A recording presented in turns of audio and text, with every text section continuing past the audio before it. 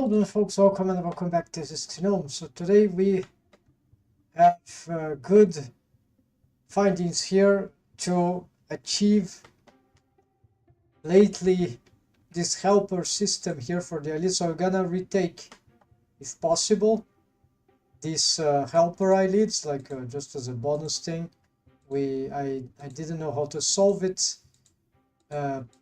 ideally before. Now I have a more solid setup, which I believe won't be broken all the time. It might still miss one or another feature, but it's good enough for the deforms as a helper bones. Then we're gonna also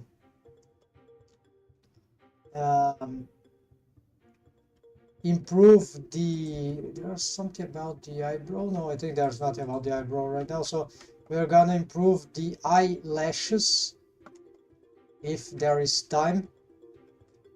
I need to remake their automation and perhaps do something about the mesh, which was not deforming well enough. Maybe changing the bones of the eyelash to some bendy bone splines.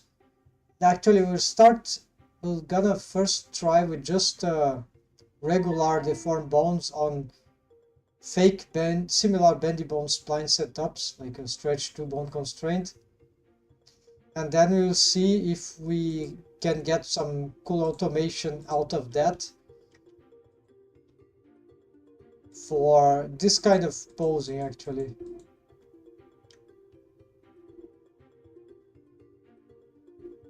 we're gonna try that, and then we gonna make the bendy bones and see if that improves anyhow.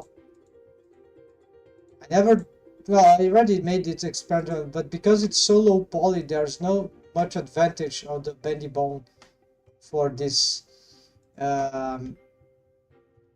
So currently I have a problem with this mesh here, and probably what I need is another bone to represent this part.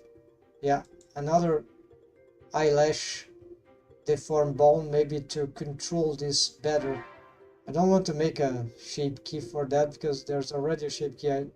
I believe because I've stacked everything into then this part, which is it's an anomaly, is particularly harder to get it deformed the way we want. Yeah, it's like the skinning method, it's not helping it during the deforms in spite of the shape key. So it deforms too in sync with the rest. So that suggests to me that the way I stacked it might be convenient for certain aspects of the eyelash, but not for this kind of extremity. Here the extremity is too small to matter, but here it is particularly relevant. And here we kind of have a similar problem, but it's less accentuated because it's less exaggerated. But the problem persists. Yeah, so let's start with what we are doing before yesterday. So I had this automation. We came up with this automation. So when we go this up, okay, there's another automation here. All right, so that this won't affect, but this, which is, so there's a imaginary vertical line. We're gonna investigate these parents here, mid out, just to make sure they are the good position.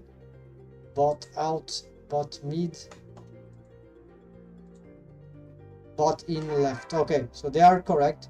So their parents is correct, is a mechanism bone somewhere, exactly in the position of this. So we're gonna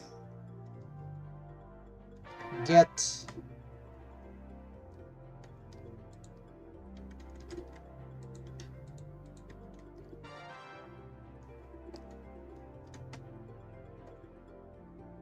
We need well, yeah, I want to have this dumped track, although right now maybe it's a bit too strong.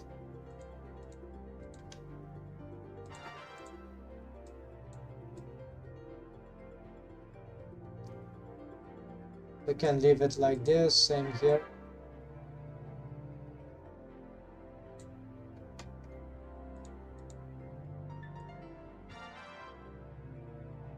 This is just a bonus, it's really not necessary to have this, especially not in the, but it's a pattern, so it's slightly helpful.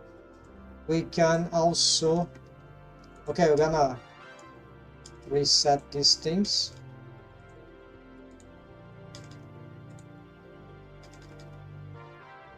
Then we're gonna, yeah, I've repositioned those things, but they might be a bit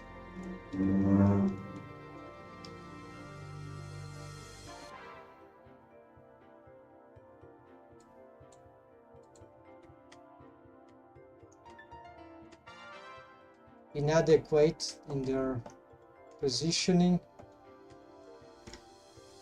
I think we can sort of snap them.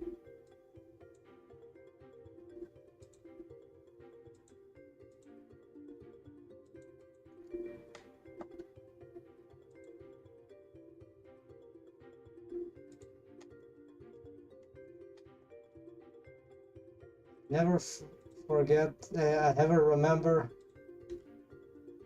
Okay, this snaps without aligning, right? If it aligns, well, this also. Okay, so maybe we can use this. So we're gonna do this, then we're gonna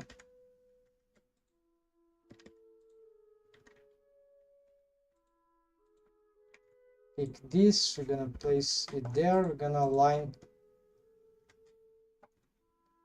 this bendy bone to here, we're gonna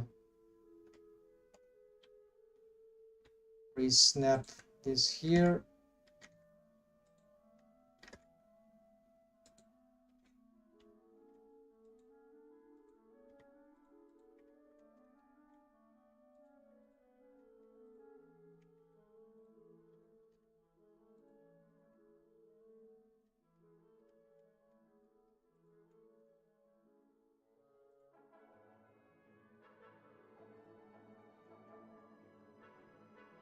Just in case that I didn't align, let's try it again.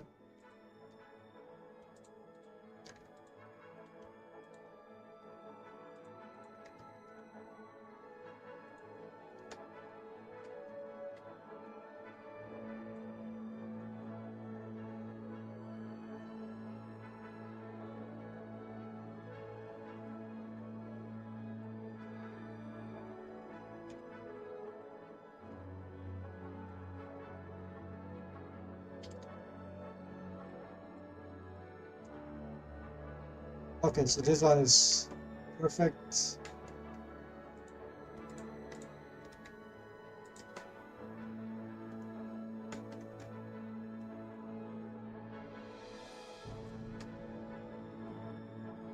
Yeah, so I'm trying to get it closer to this loop here. Yeah, makes sense. Here we have lesser loops.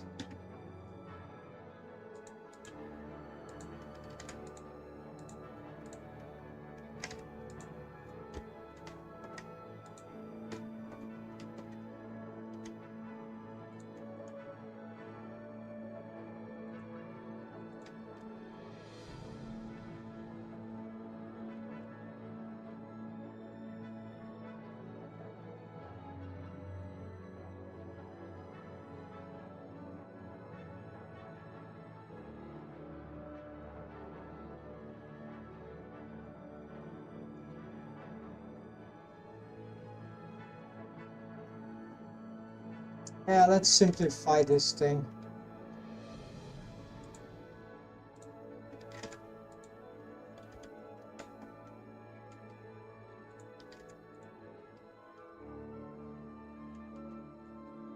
We are gonna change the mode of these things.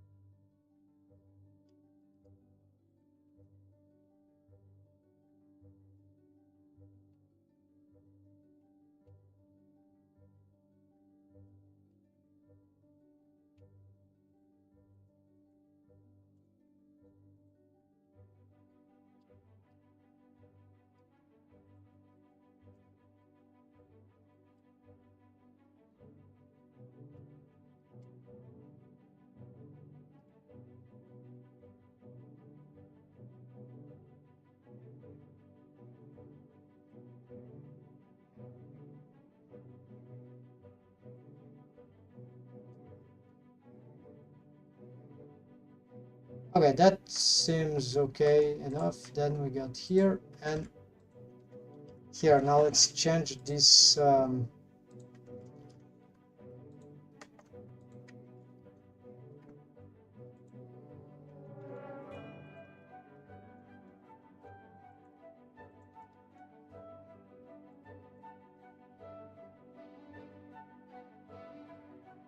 let's change this system here of the bendy bones. Start handle tangent. Yeah, this is correct. And absolute to the end. Yeah, this is right. Tangent.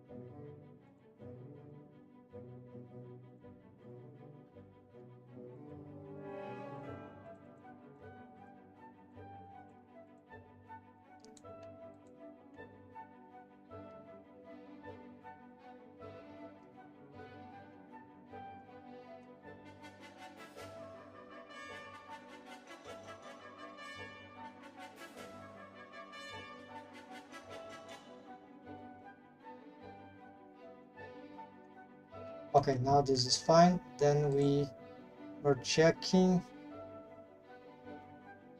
tangent absolute, tangent absolute, tangent absolute, and tangent absolute. Okay, this is all correct. So we're gonna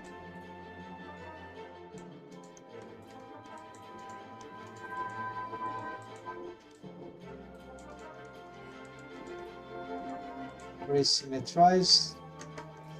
Now, yes, we can reset this.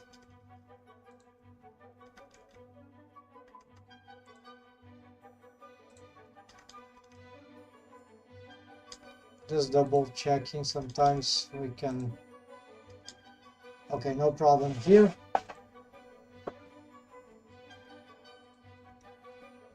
Now, this is not the bone to automate this. The bone to automate is in the control rig, the tweaker rig actually.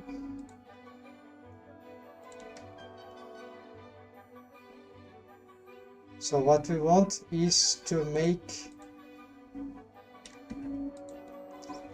yeah, so maybe I'll need more automators for this.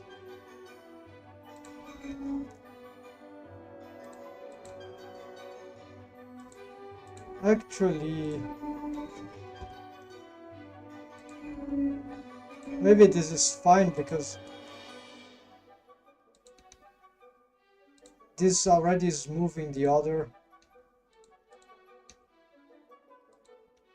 So we have some sort of synchronization. This is just not having any automation like this one, although it should, but we're gonna make, okay, we're gonna start with this. Let's see what it does.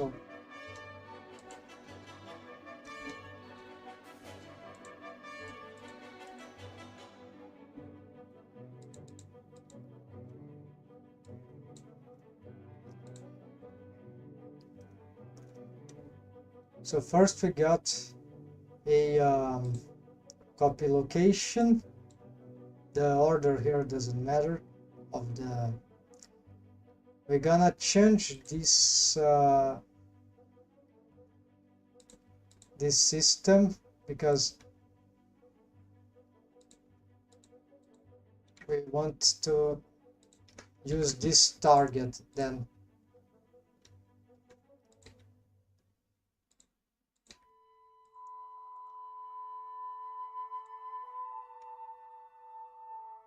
With less influence maybe.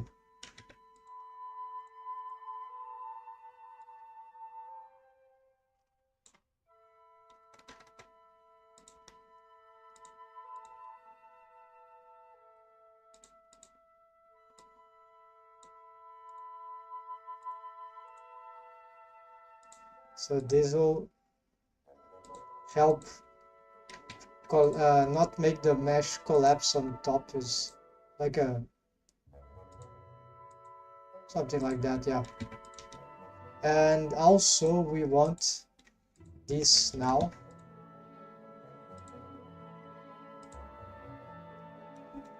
So that makes that this also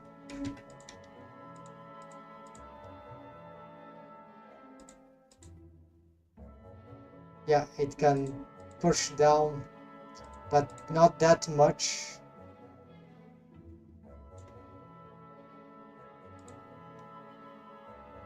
Yeah, very subtle. Otherwise this can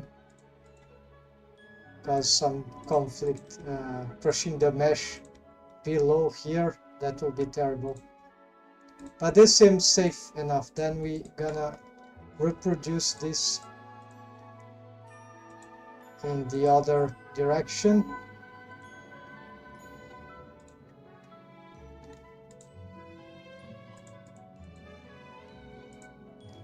But changing the target. And I think that would be sufficient.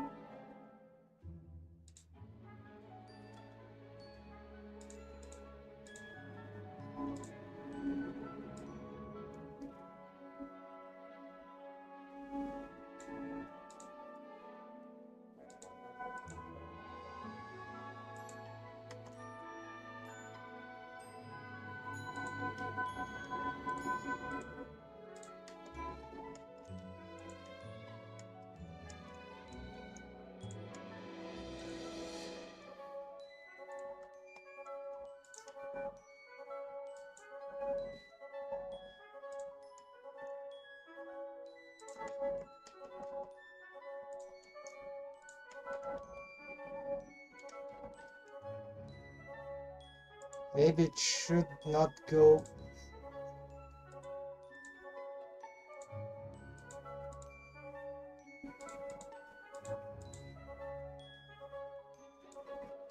Yeah, so I would prefer that there would be a system that would use the distance, that will calculate the distance, but I think this is the problem. Is this distance calculation is a passive thing. This is, let's say, something more active thing. Like, I mean, the calculation, this is moving by these two bones because each of them is active. I'm moving, posing them manually or indirectly, doesn't matter, it will still occur, and because they transfer their transforms through bone constraints. So you see that it still moves. All these helpers, they are moving because they are being carried by a cascade of bone constraints from bone to bone. It's cascading. There's no parent relation between them. But the problem here is that it's still not the distance, right? So it's less precise because at some point, if depending on the poles, right? So I cannot just say, okay, if you have this distance, the bone goes there, right? So it will be the ideal. There is a distance thing from the driver, but it's very bad to calculate in this setup because I tried twice, right? Because of the driver, I don't know how to set these spaces. It has some limitations. Local space with owner orientation, I don't know how to make it with the driver. So it fails miserably. Apparently it's not very versatile and it's super annoying to set up anyways. So while here with bone constraints, it's even funnier.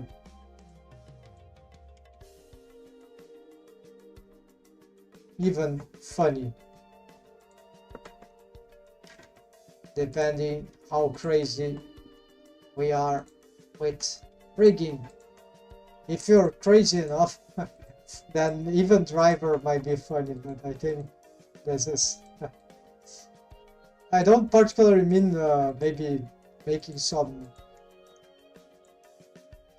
Maybe drivers are good for certain mechanisms, yeah, that you need to use some maths, but some more... in this way it can be funny even to me, but for the kind of this purpose here where it's not very funny, okay? And it's very, very limited and annoying to set up. So here we got this thing right, I think, for this side. I think this is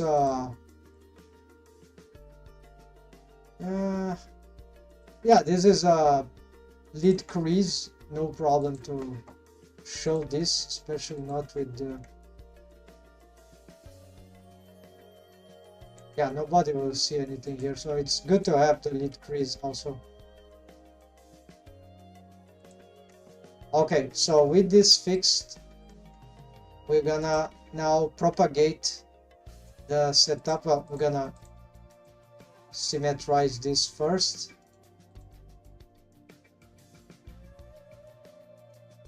And now we're gonna propagate the setup to here.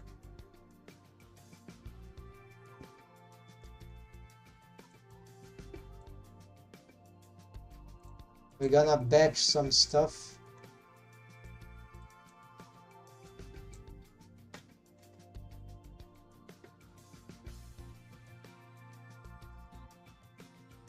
It's very simple. So we're gonna change the targets. No, the target changed, so there's no batching here possible. It's bone per bone. Yeah, at least we're gonna make that in a sequence. That will make it slightly more efficient.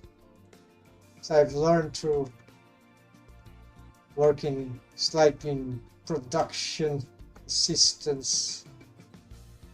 I learned some tricks to repetitive tasks that you start to get creative in how to do things fast. I think everyone does that, but you do even more that when we can do even more that when we are studying precisely on that matter, using methodology theoretically and then trying to apply that in practice. Yeah, so here we got now this bone. Yeah, now the time for this target.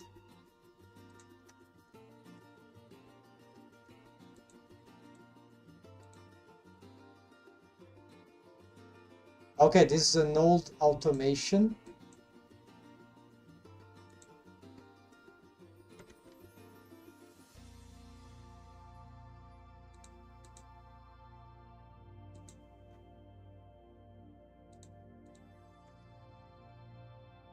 There we go. So now we're gonna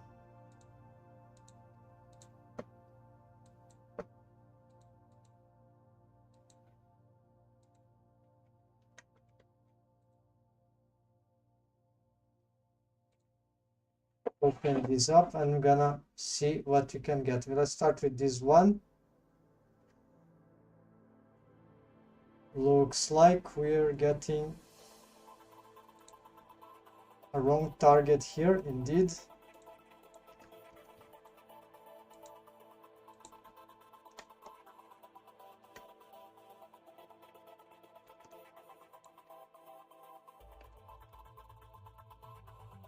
All right, so this will gonna have a stronger influence.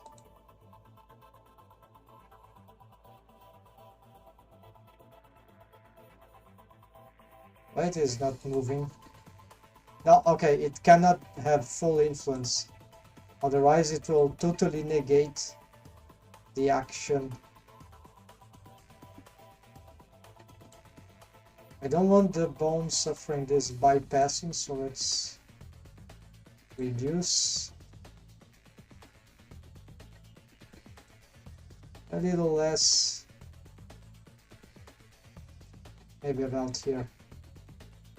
Because in some expression, maybe we want even to go more. Okay, and here we need some... Yeah, so this we want to reduce very slightly. So it's the first time I do this particular setup.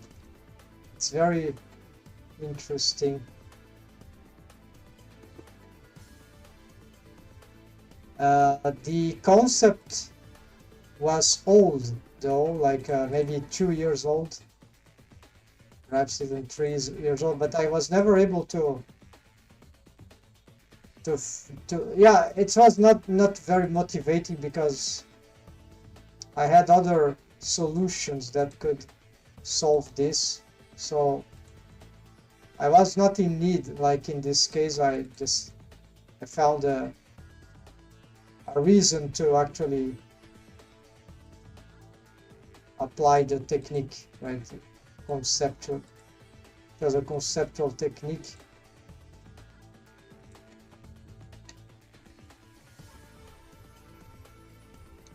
I know, maybe it can have just slightly more influence here.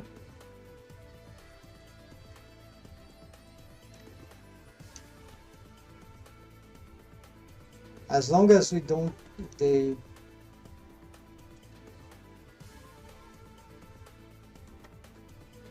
yeah, I think this is fine, but let's reduce just in case, something like that. Okay.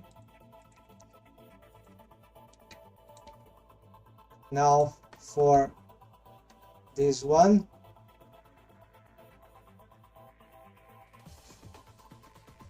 sounds good.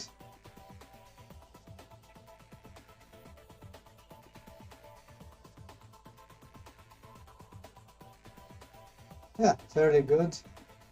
And then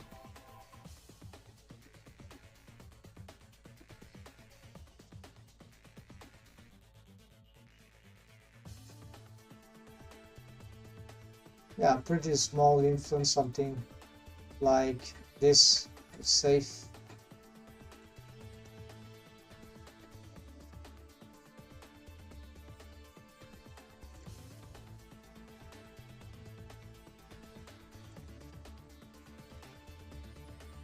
Yeah, looks safe enough. If not, yeah, we can always tweak, but it's there are some thresholds. It's safe enough, I think, regarding the character design. As for this one,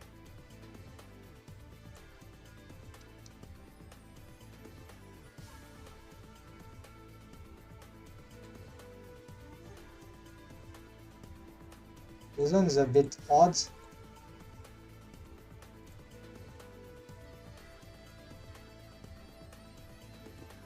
It's build up, starts too close, right?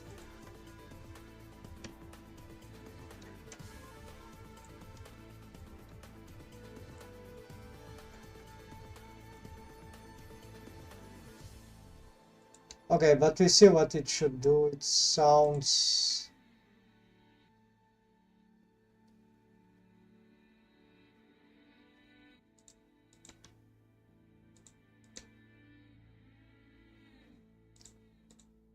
maybe it's a bit too strong.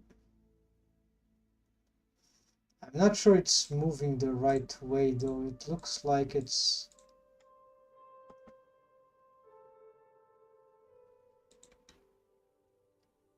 No, it is correct, okay.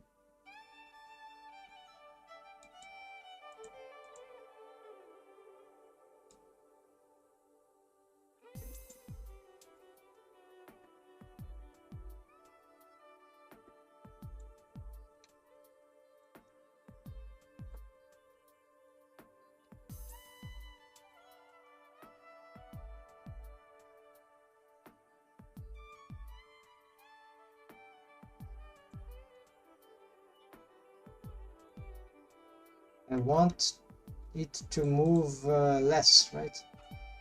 It just doesn't...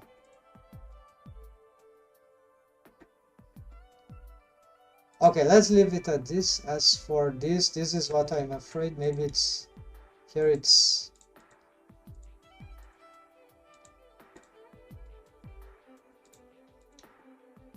yeah, so this one should be critically reduced. A very, very subtle thing.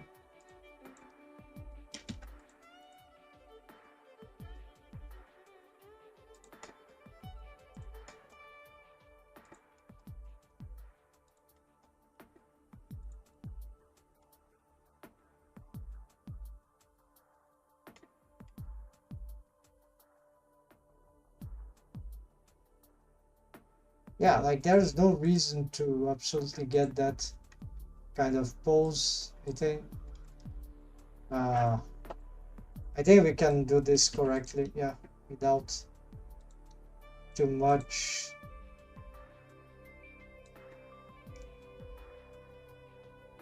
Okay, let's just reduce this to Oblivion, almost, and that will probably compensate. The other thing that I could do here maybe would be to... yeah, but I'm trying to following the mesh, so there's... yeah, that should be it. So enough testing here. Let's get this symmetrized.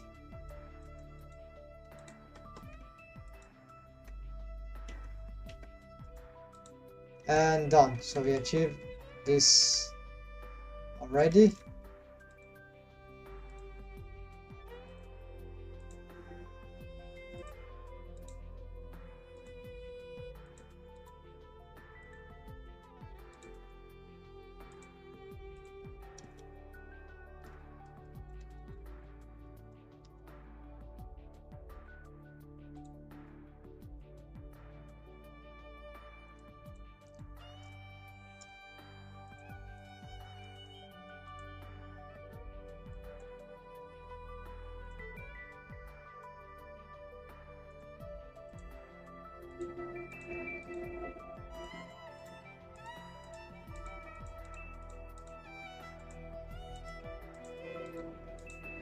I need to take care about the eyelashes. Let's take off here. Okay, no need to remove. We fixed that. Revise lower arcades artifact related. Okay, so I have a hypothesis now of why. Then we return to the eyelash, but this is a bit more urgent. Yeah, both things are very important, but this one is more clumsy, I think.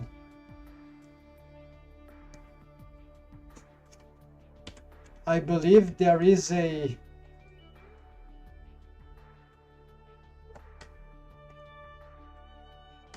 yeah, so I believe that we need to make a backup here.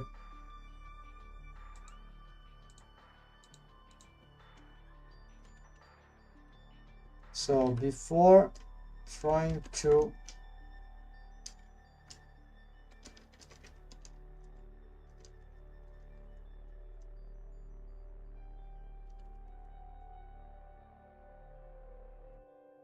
solving chin jaw issues or mouth free, yeah, skinning are, yeah.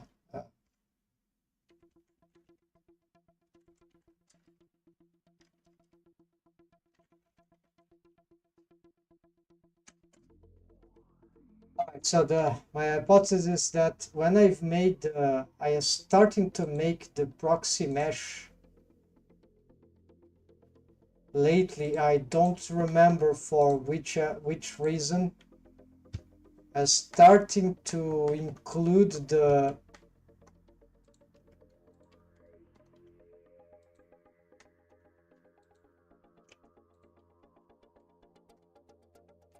back of the under the chin.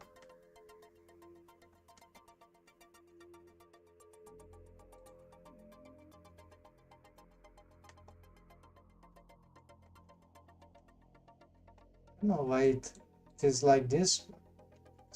Looks like a glitch. The puff cheeks is, oh yeah, it's because of this. Okay. So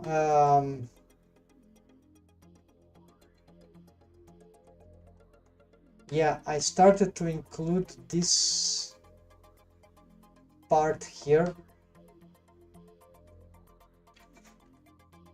and maybe this is what is causing, because then there are some waves that because this is not the whole face, so maybe some bones are moving the mesh here, and then this is causing some bad incomplete interaction, or the shrink wrap interaction anyways.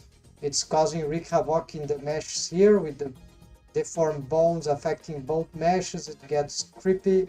This mesh here gets distorted. Also, there's more subdivisions here.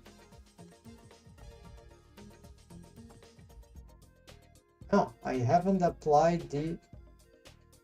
Yeah, so even there's another problem is that I haven't applied the...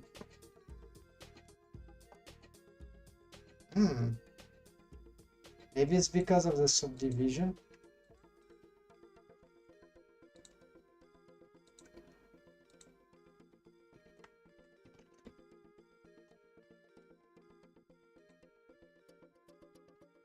What's happening? Why it's not... Okay, simplify, of course. Oh, not even now. It's like I don't see the...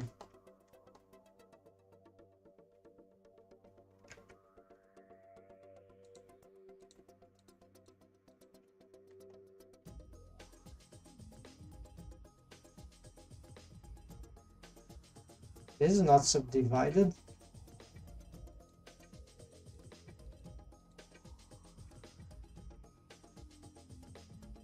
Oh, no, optimal display. Okay, here. Okay. This is inverted.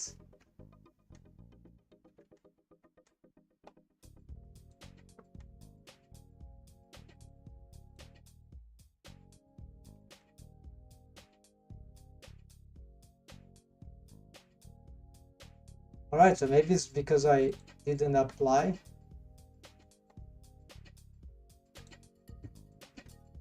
We'll have to check now and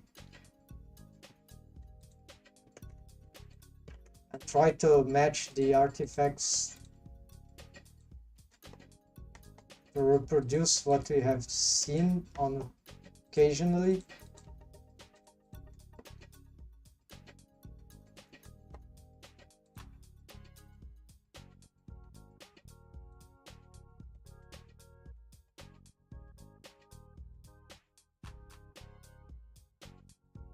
It happens often when we, yeah.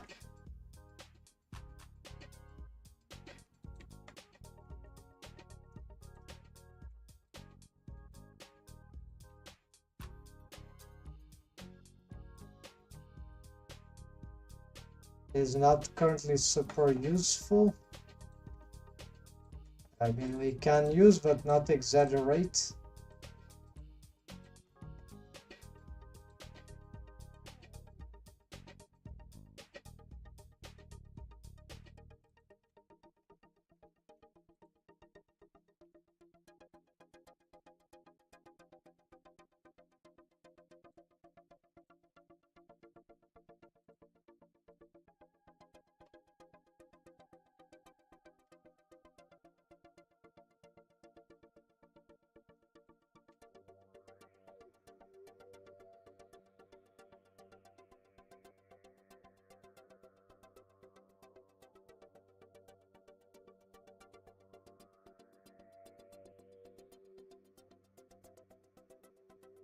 This is crushing the mesh. Yeah, so does this happen even without the shrink wrap bit?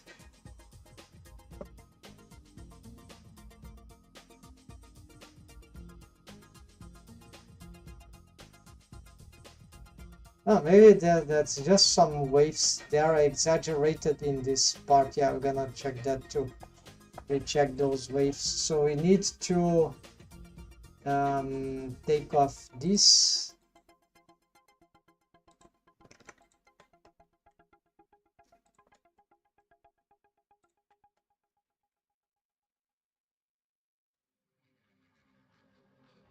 Okay, so doing this doesn't, yeah, it destroys a little the mesh here and there, but not so much.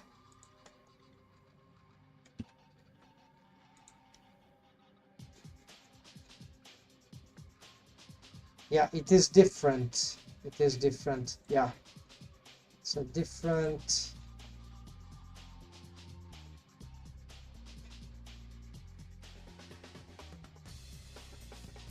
thing. Okay, it's okay. It's enough inside. I'm gonna remove all this.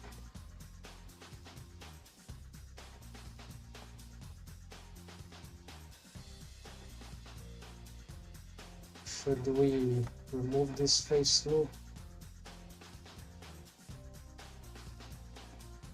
Now we're gonna maintain this.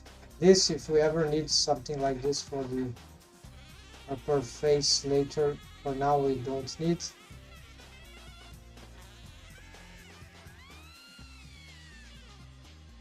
By just removing this, no, this still doesn't. Let's see if there's anything better regarding. Actually, we also need to re-enable this. Yeah.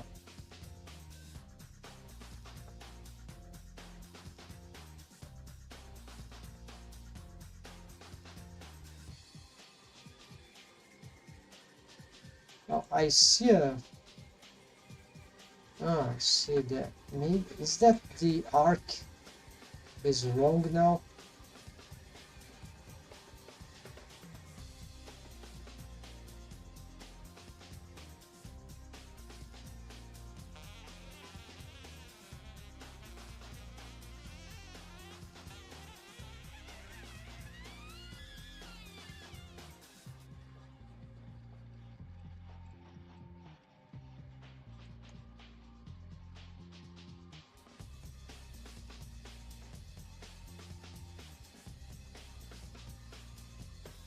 Hmm. Interesting. So, okay, we're gonna ignore the arcades. They are being distorted by this. They are not causing the distortions.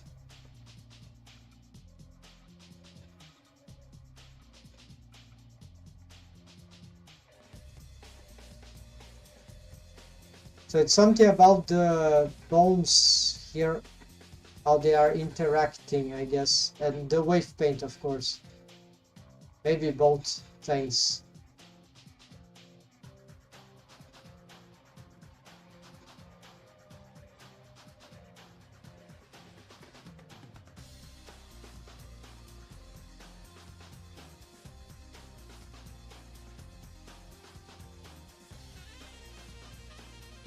Yes.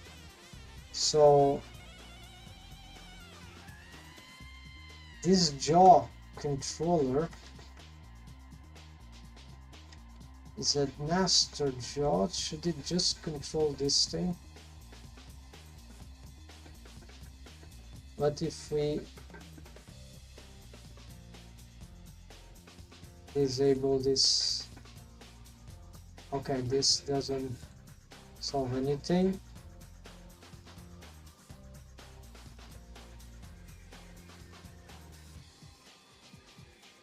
Well, we don't see here, we need to see the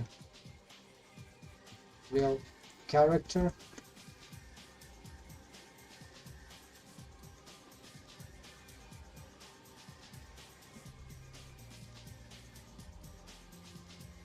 Yeah, okay, it's good that the mouth move with the jaw. Okay, that's acceptable.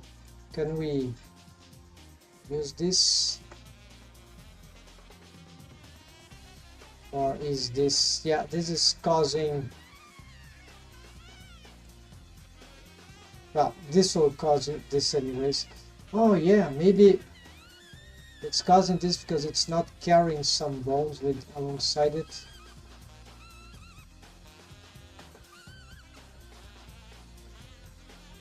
These bones are lagging behind. Deaf head. While they should, I'm not even using them, but they are deformed bones, yeah. Control lips left.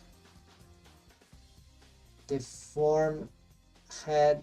Yeah, no, certainly this is wrong. Okay, I see what's happening. So you're gonna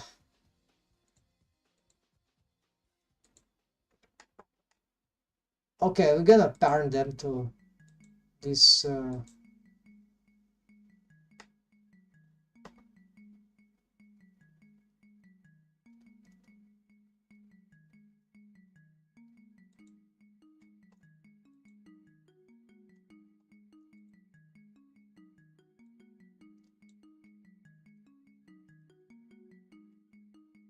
okay, that's apparently helps fixing a little problem.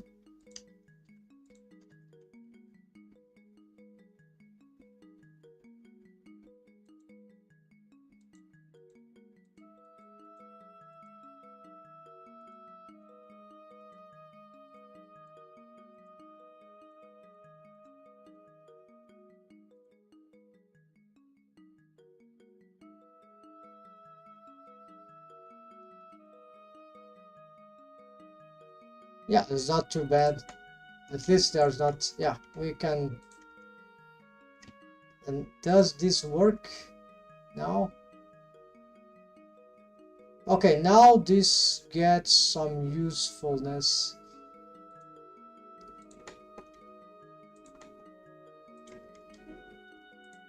But the fact that we cannot rotate,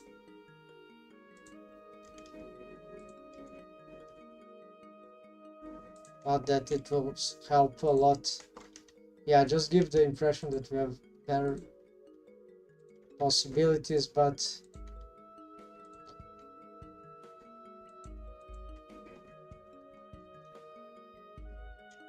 yeah, it's not very adequate anyways.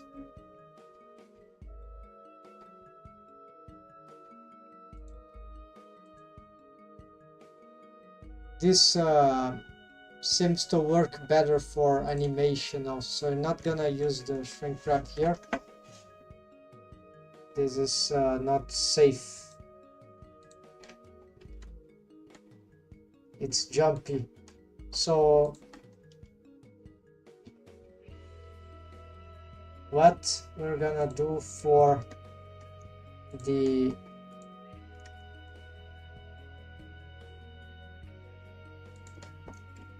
yeah, so you need to address these things. So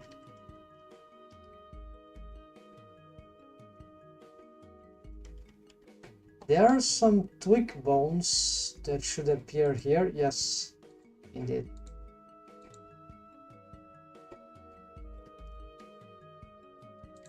Tweaker bones. Okay, so these are the bones that might have problems right now.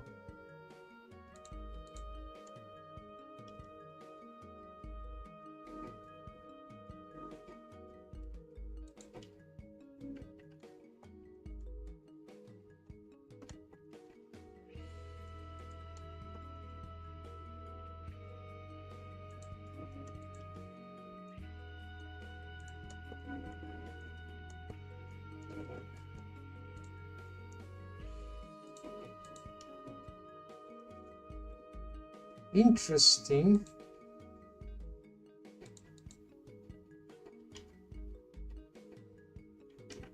This bone should follow some structure here.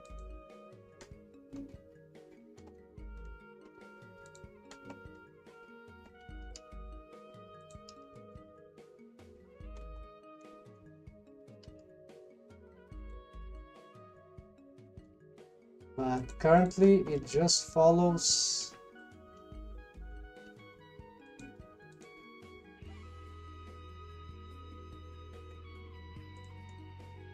parent 2, okay.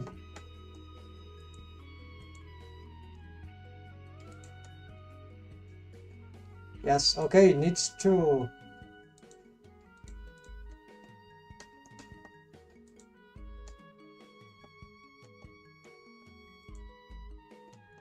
okay, there's a pattern. They are usually parent to the mechanism head. So show this. Okay, let's keep this. And let's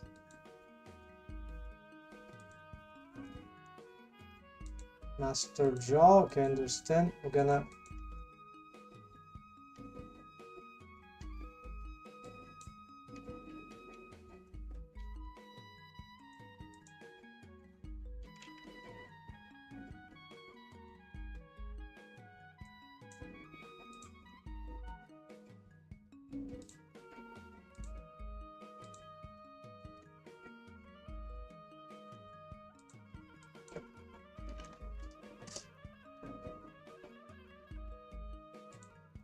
fake parenting bone constraint.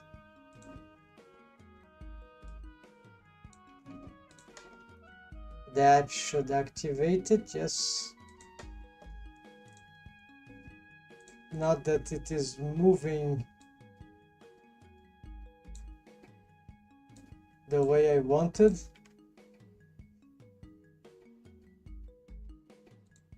Sound a bit stiff. I don't understand why it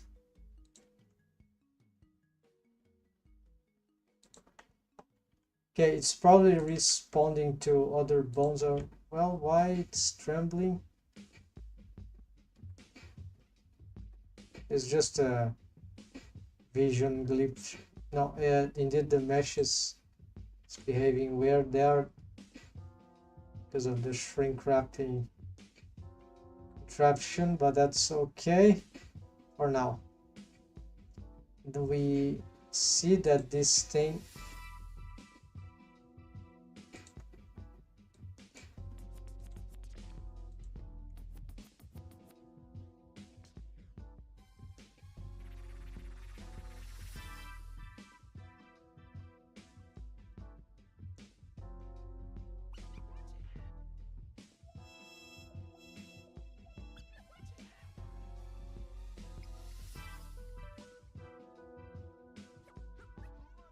okay, so we understand. I see. So why this is because of its parent. Yeah, this parent is not good.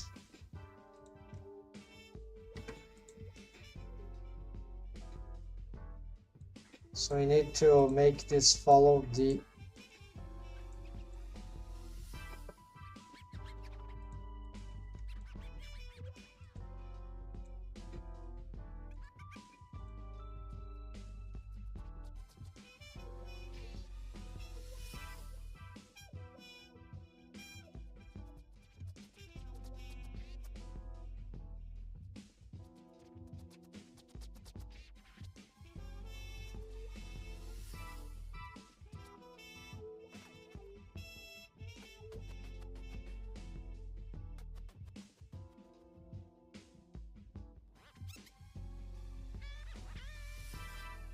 yeah, trick chin, but not with this target, not with this self, but with this target.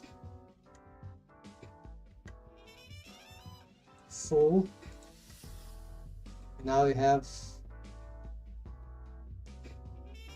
okay, but this of course didn't solve the problem.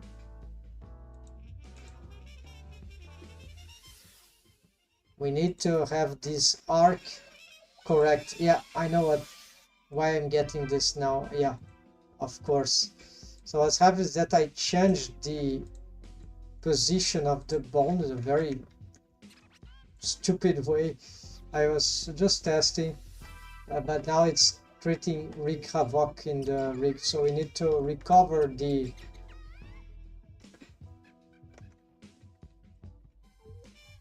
at least I was careful enough to, so it was just to keep that position there so that anytime I could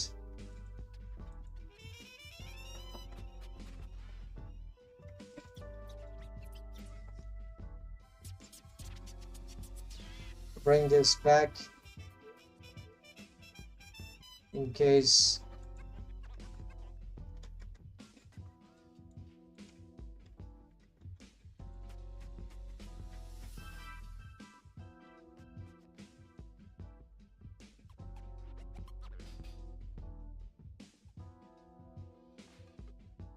not sure about the orientation of these bones. This is pointing down.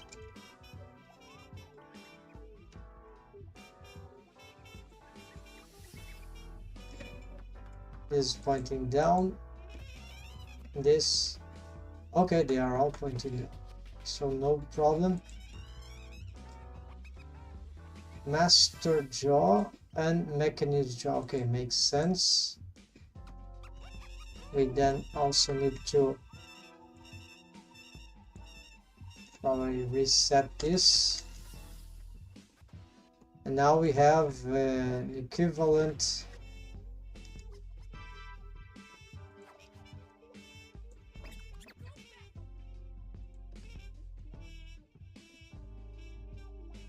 well, this doesn't solve the problem.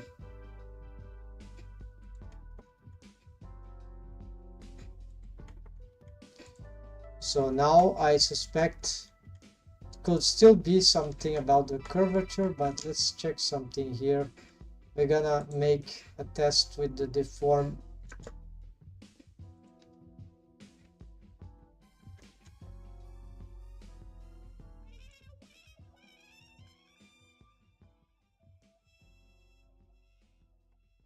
Okay, this controls the mesh under the jaw.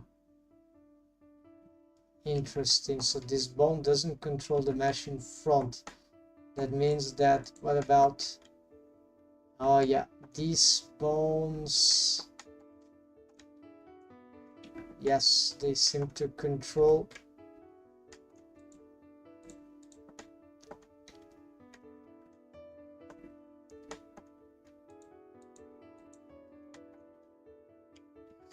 Wait, why? This position sounds super weird. The rest position of this of these bones, yeah, this makes no sense.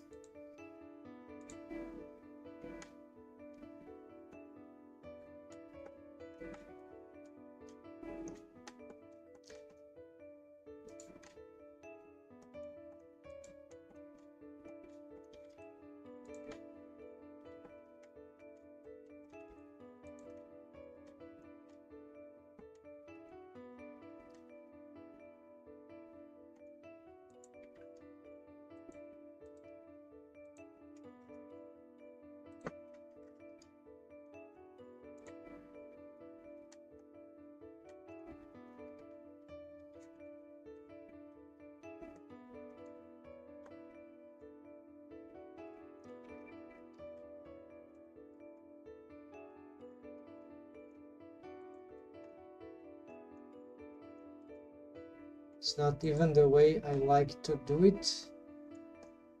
Anyways, wait.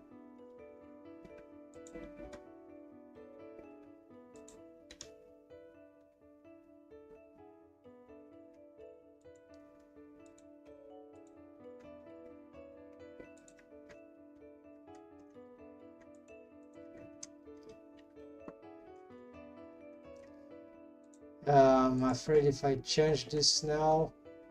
No, it's a parenting relation, that's fine. Reset.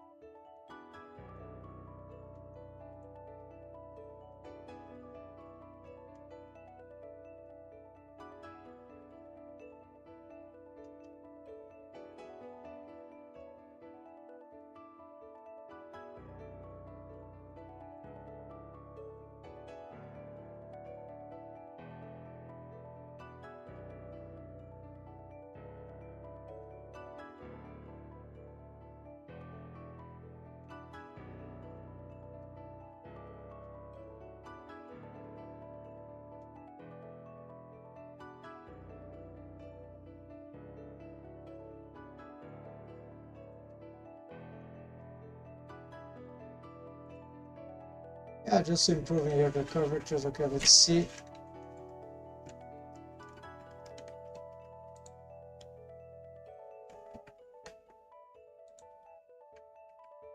Okay, I need also to reset this, reset this.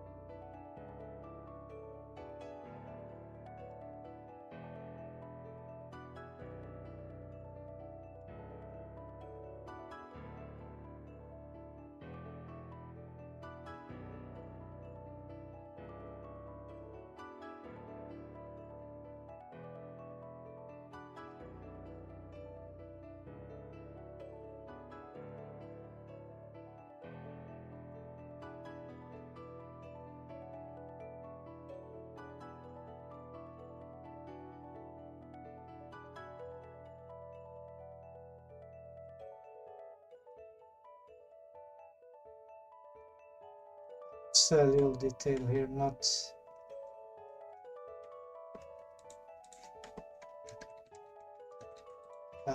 Yeah, I need to reset something, I guess.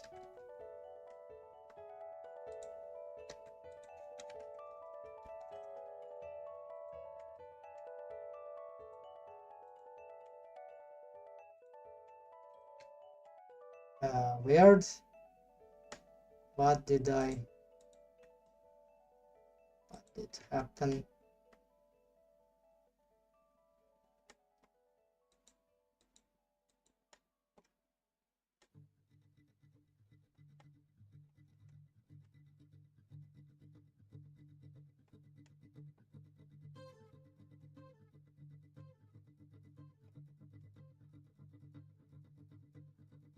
These bones are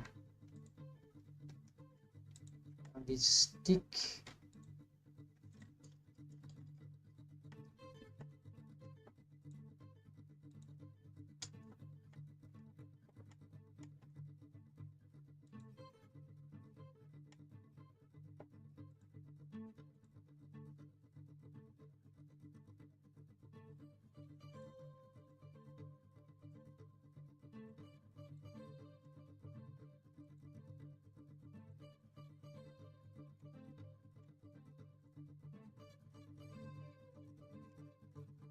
Okay, something obviously went wrong when I changed it. I think I lost a parent. Yeah, just a parent. Toon head, right?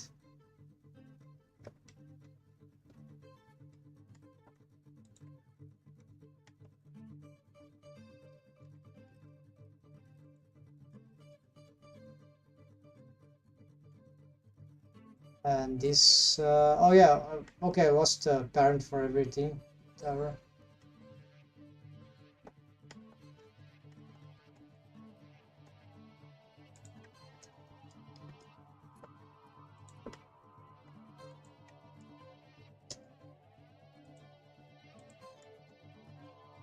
Not everything, just for certain bones.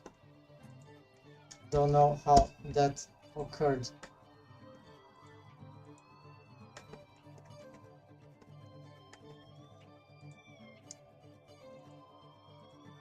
These small adjustments are a bit dangerous. I could lose some resulting automations.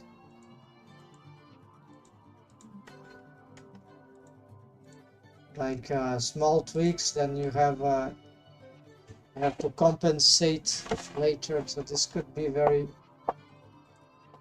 bad. But we'll find out. I think that will not affect too much. It'd still be usable. Unless it's critical, I would care about that later. Like a bonus thing. You can't also keep improving these things forever because they never get. It's never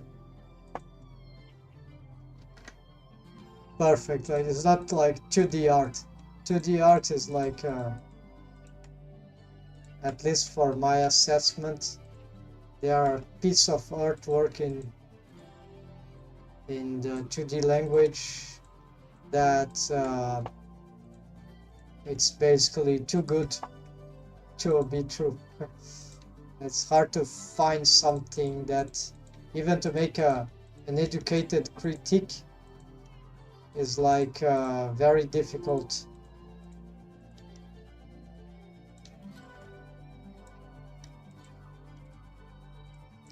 And the more you see problems, the more in a masterpiece, the more you see those problems, they're actually the solution to the artwork themselves. So they bring even the bad things in the art, they bring the unknown, they bring an interest, special ways. So that is the difference between. I think it's harder, at least for me, to look at this in 3D, because when you look in 3D, what we see is not an artistic mistake, it's a technical mistake. The skinning artifact, because of the skinning method, so it's like a clipping of the mesh, is this kind of stuff. These don't exist in 2D art or in analogic art. Yeah, we could make an analogy to that, but this is it's not the same thing. Like, so it's very easy to make it ugly in 3D because of these technical problems. So this is what. Okay, so here now we're gonna, maybe AI one day will be able to fix those things, like errors. It will recognize error, technical errors, and find the easiest way to solve them, like for the artists. And that will be the next generation of AI for Blender or CG. Yeah, we need something like that. Anyways, the Blender talk, they have Blender talk. No, I don't know where they talked about they have now a plan for some vision of AI for Blender, how it can help the artist to make stuff. The artists, everyone, right? Everyone that who uses Blender. All right, so I need to take note of something here that I've just remembered. Improve the polling of the mouth, lips.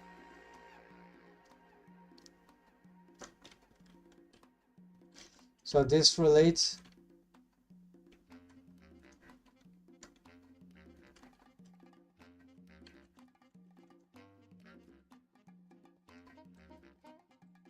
This relates to the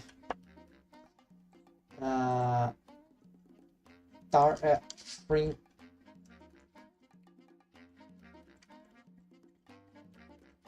Yeah, so this relates to this, and but that might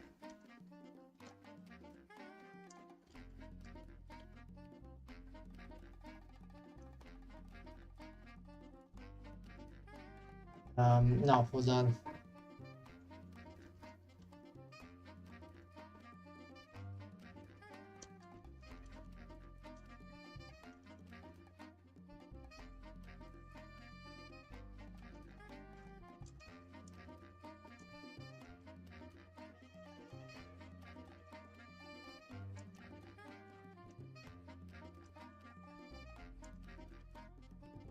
So basically changing the extension to which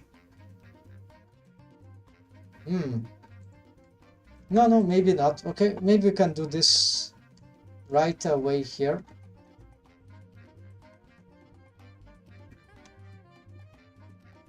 Because the problem is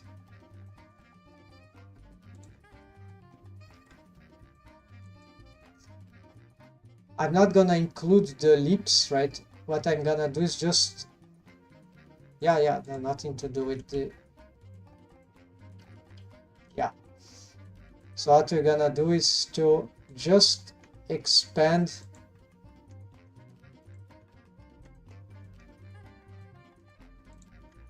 this region, right? Change the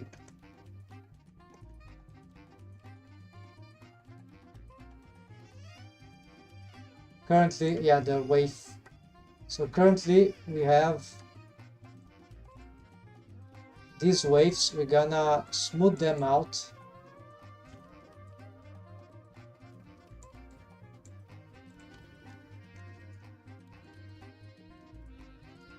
Maybe this is too little. Let's try this.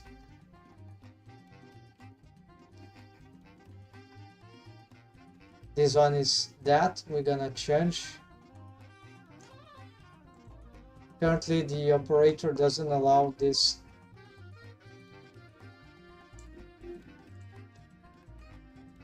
To make this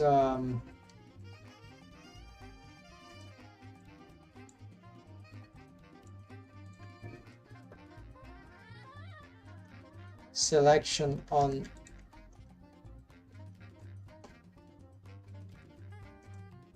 so here we're gonna use this the last one. So let's see what that does in terms of the yeah. So this is yeah, it's an exaggeration, but the cool thing is that as long as this doesn't disrupt the shapes that we can, doesn't seem like it's too disastrous, right? Because the mesh is still shrink wrapping, right?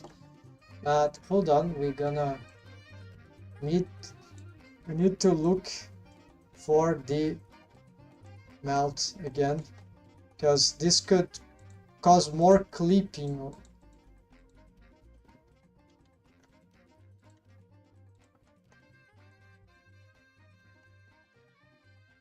But now I don't see much clipping because the shrink wrapping is outside, right? This is just pulling, yeah, so it's not indeed, so no problem. Okay, so we got this. This I can pick now as a note to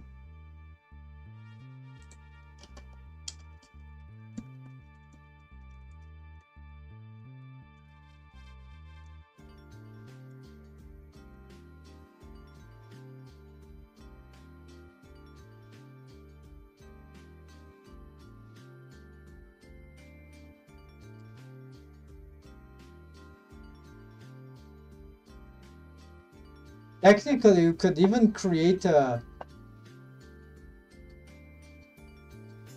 modifier driven modifier for changing this dynamically, this vertex group. I got a note here, but it's a bit crazy.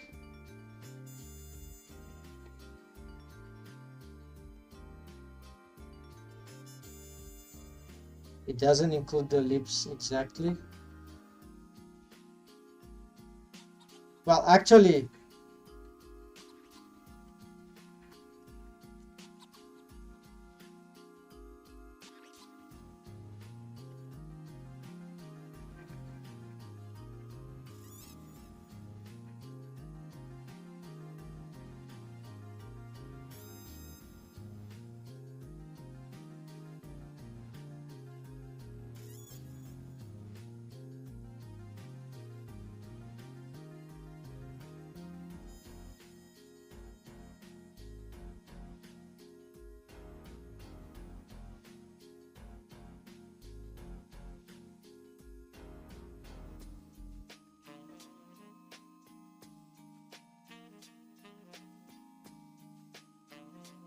yeah.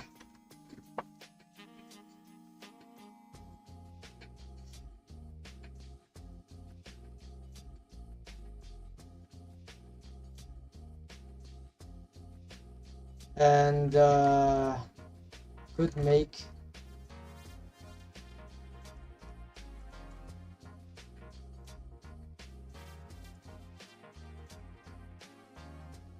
mix wave paint mix modifier. Yeah, this will be like a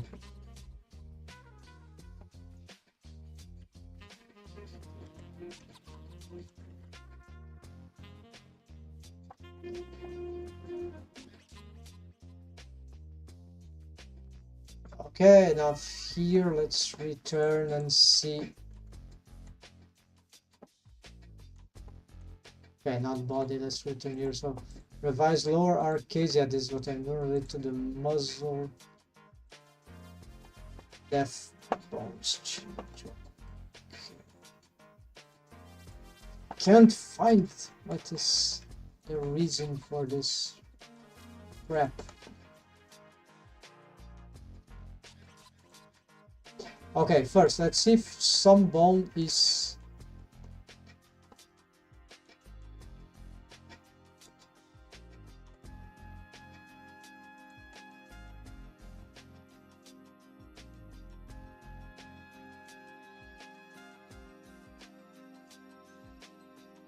what is actually moving.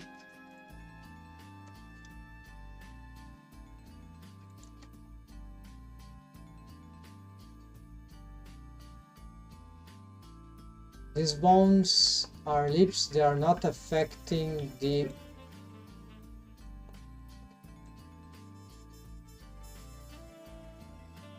unless they are shrink wrapped.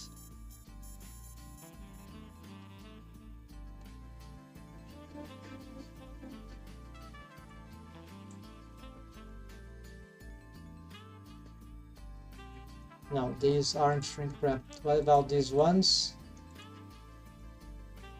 Because I did kept a few shrink wrapped.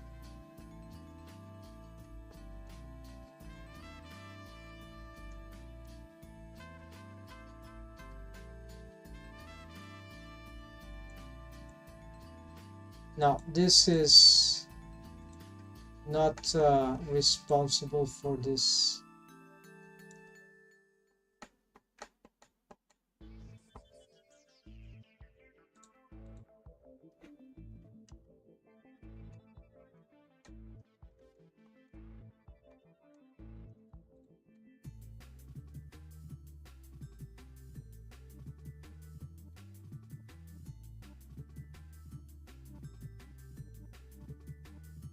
The way the bone moves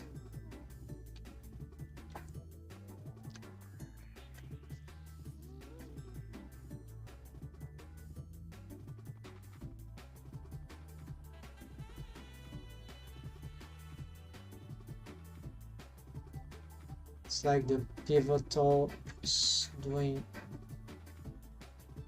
something that shouldn't.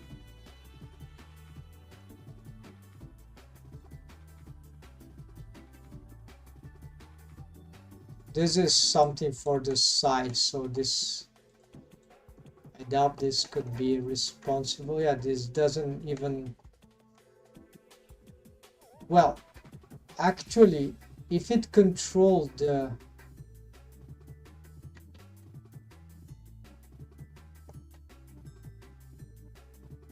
yeah, it does control the,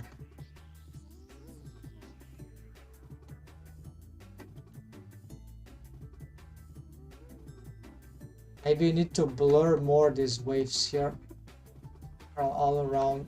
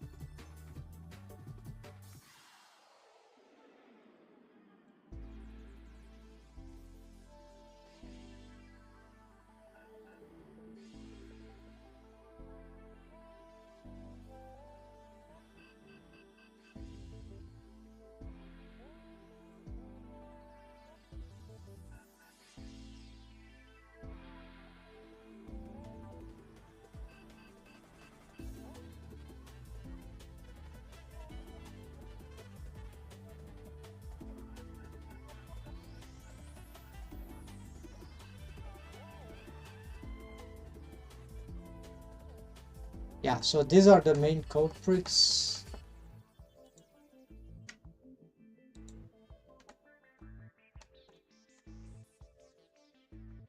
This jawbone could contain some waves, right? What is this thing?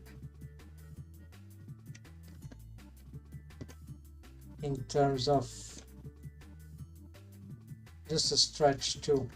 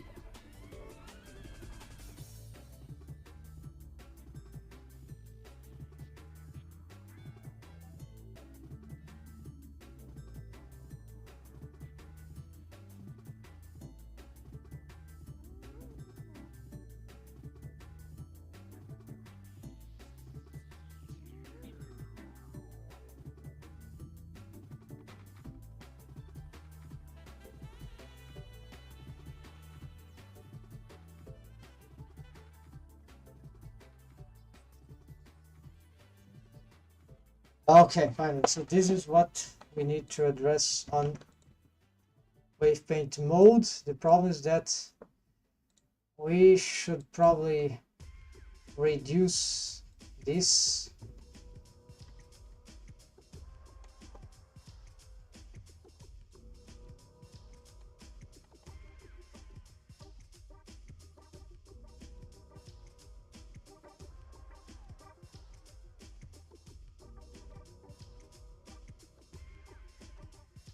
I tried to separate the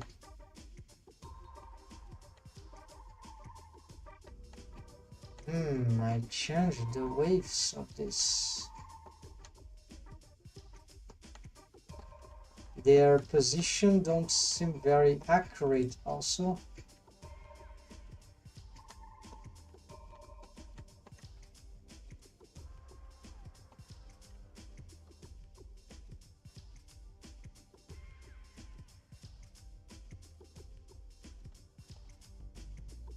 They should probably benefit from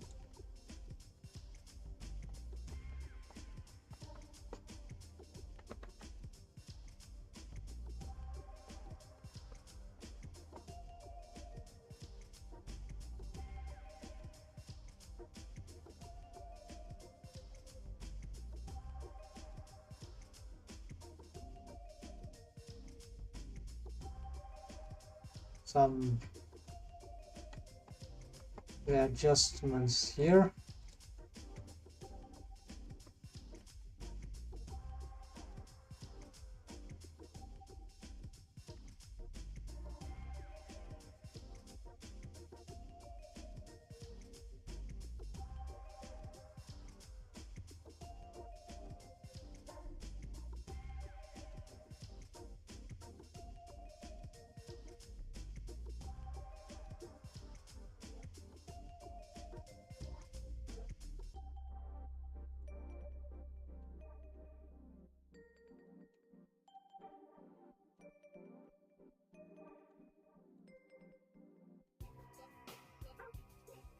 Okay, something like that.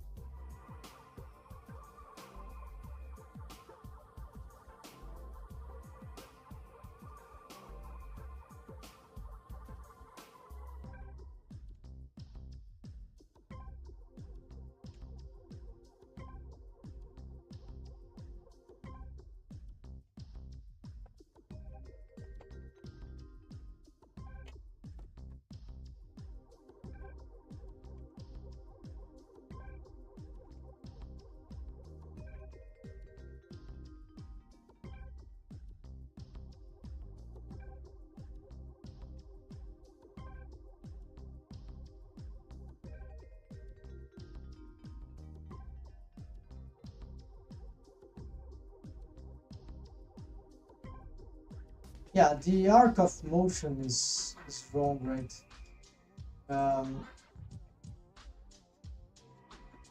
Maybe that happened after some character design changes.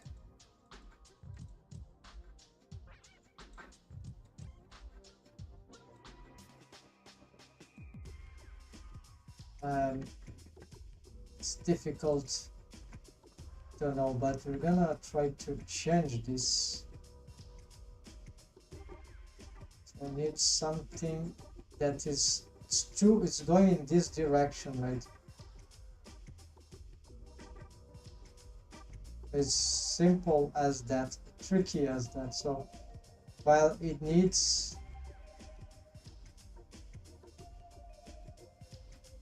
to be way more inclined so that we can make this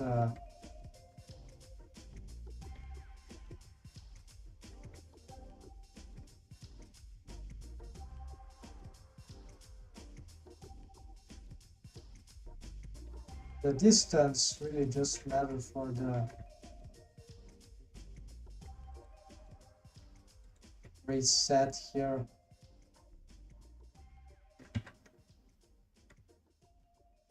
Maybe something like here.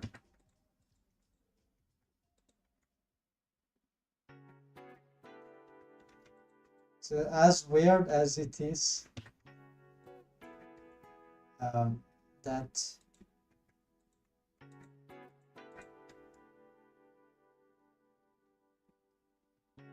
yeah, then you have the problem of the jaw. So it does not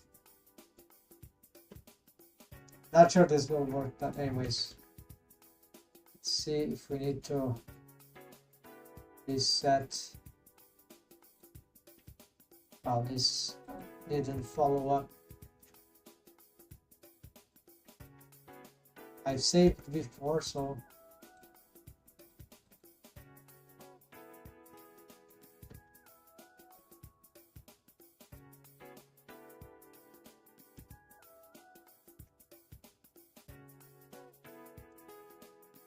this was unchanged. Okay, at least that we don't have to.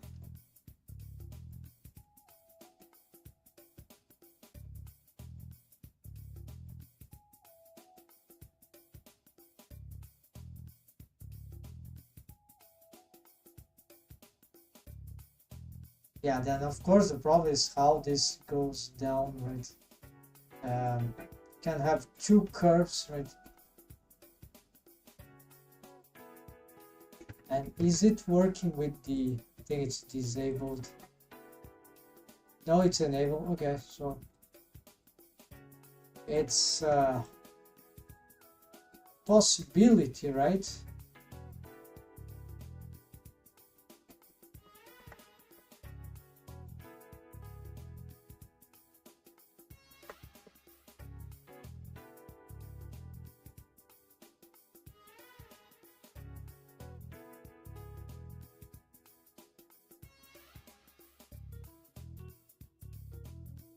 For the side, it starts to break for some reason, but no, I think it's just exaggerated.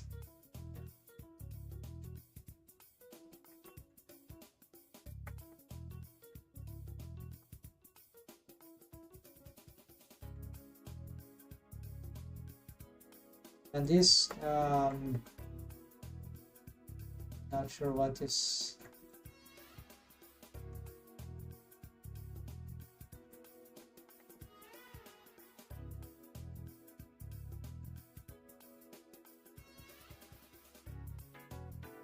Probably the shrink wrapping or just subdivision.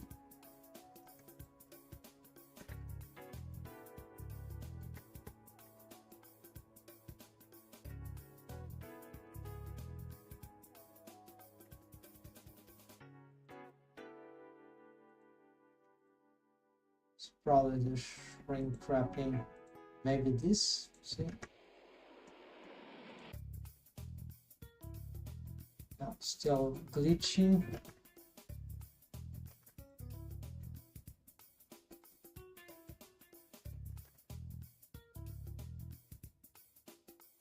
Looks like the mesh is very close there, distorted, very, it's almost pinching, so that eventually will need to refresh also.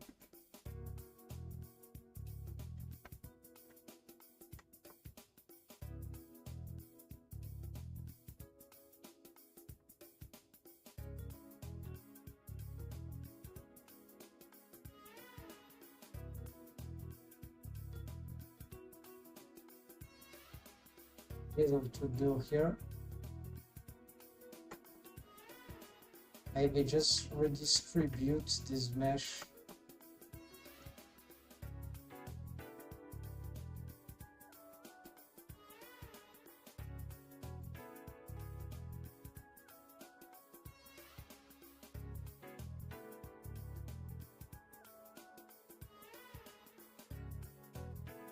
Yeah, because I have some quite big face in this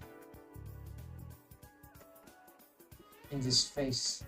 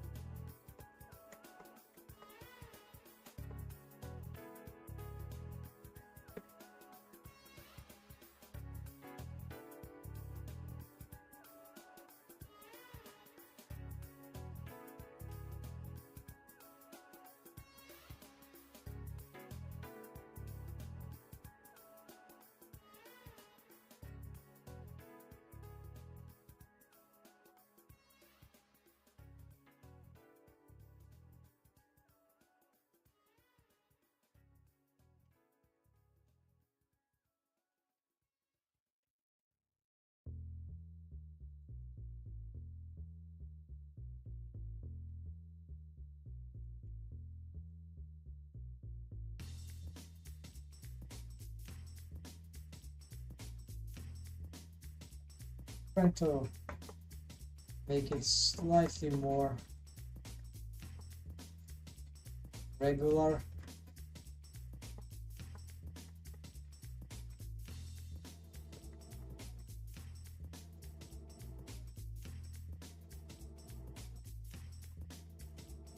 With the subdivision surface modifier, this should be fine. But now we'll have to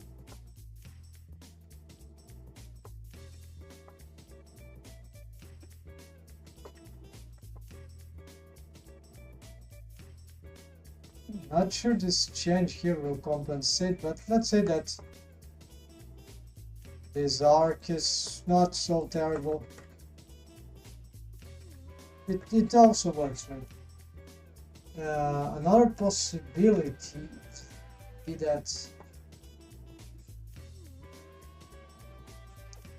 the chin is too retracted, so this could be a character design mistake also, because it's very hard to get this part right.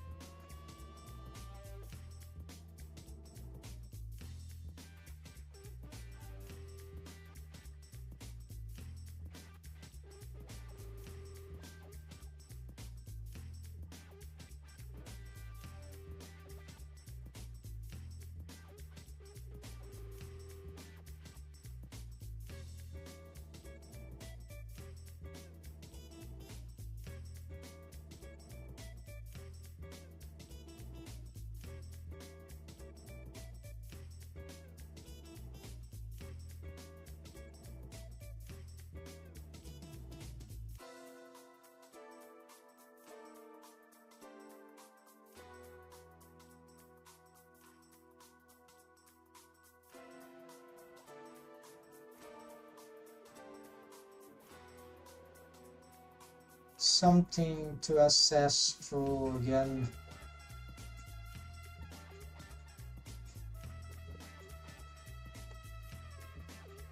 Not sure it is worth noting even, but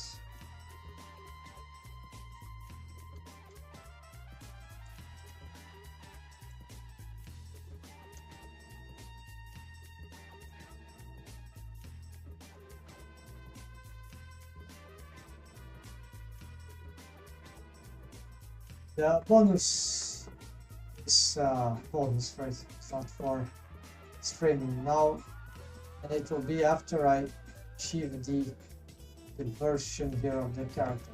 It's phone. Okay, so I believe this chin motion is usable, even though I'd prefer something that yeah,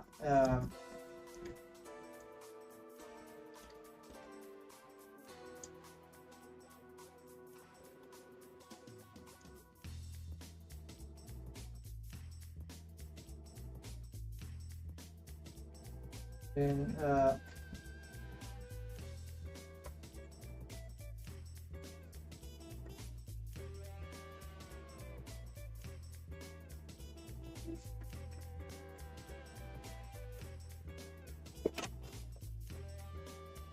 yeah, actually it is the same thing. It's related.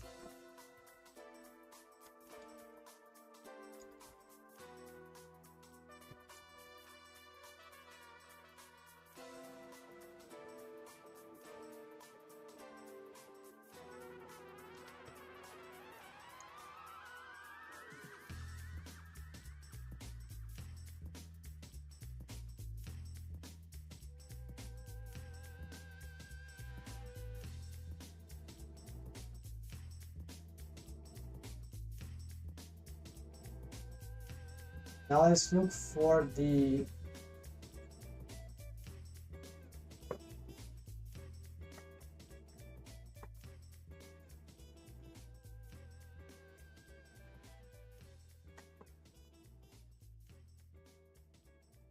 let's go back to the eyes.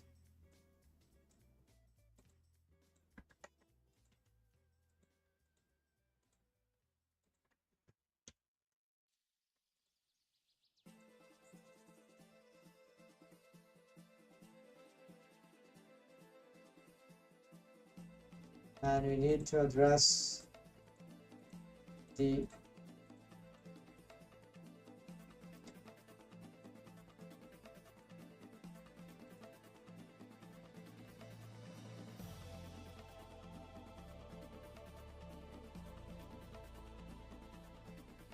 eyelashes, and so there are a few questions. Oh no, we need to refresh this, right? I'm not going to do this now because I'm sure something will break in the code. There's still a few things that are annoying that I need to take care of, otherwise it will take a while, waste time. So oh yeah, this is simple. Revise. Okay, I sort of revised that, but now we need to these tweak bones, and yeah, all this is related to arcs. Maybe we can do this, and eyelashes,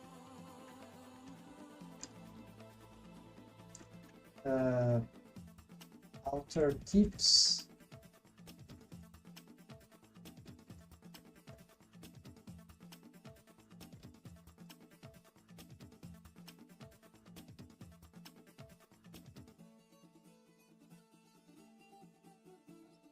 lashes, automation.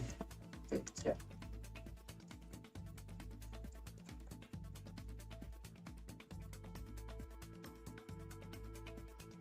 We don't need this. Just checking here. Central forehead, main song, file. Okay, there are some things which relates to the file here.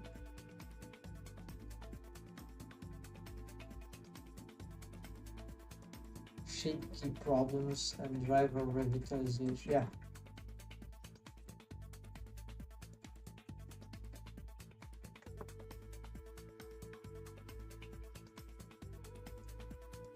We better get the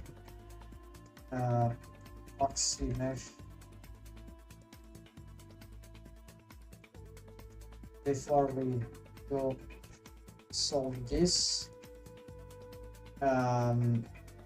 Very close to, yeah, all this is the bizarre thing here. The most bizarre thing, the biggest problem here is that I don't know what is causing this. It's for sure.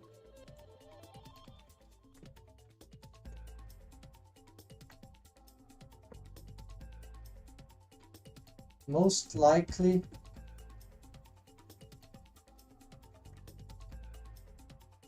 is because the shape key for the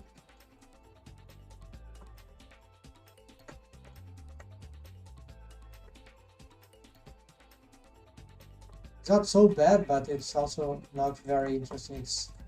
It's quite off from the character design. So I usually didn't have this problem. Now the past I did so many simple approach to this mesh.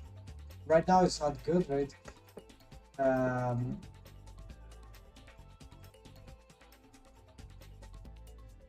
I'm aware maybe this locking will cause wreak havoc, so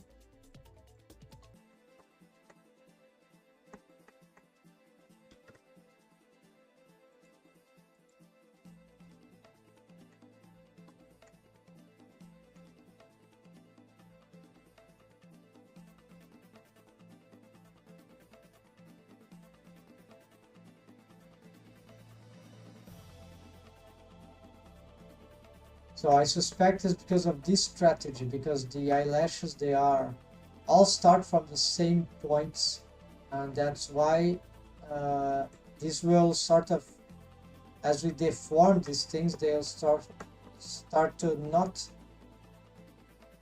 they'll try to not match what we have here. Another thing that I wanted is through the shape key is to reduce fairly the size of the eyelashes from the shape key, so that we would have more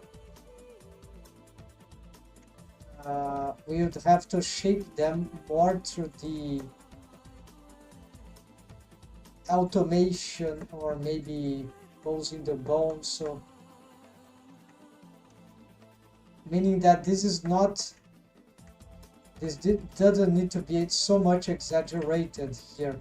And yeah, this is slightly experimental, but I think this is interesting to test because I've been revamping this in good ways recently by implementing this method of anatomic eyelashes. It indeed favors a lot a more regular automation, but now because precisely of this different setup, it implies that different approach. It also seems to imply that this part, the exaggerated part, will be also more regular, like it's trying to stick to the basal thing, and this is not very, it's not what I wanted.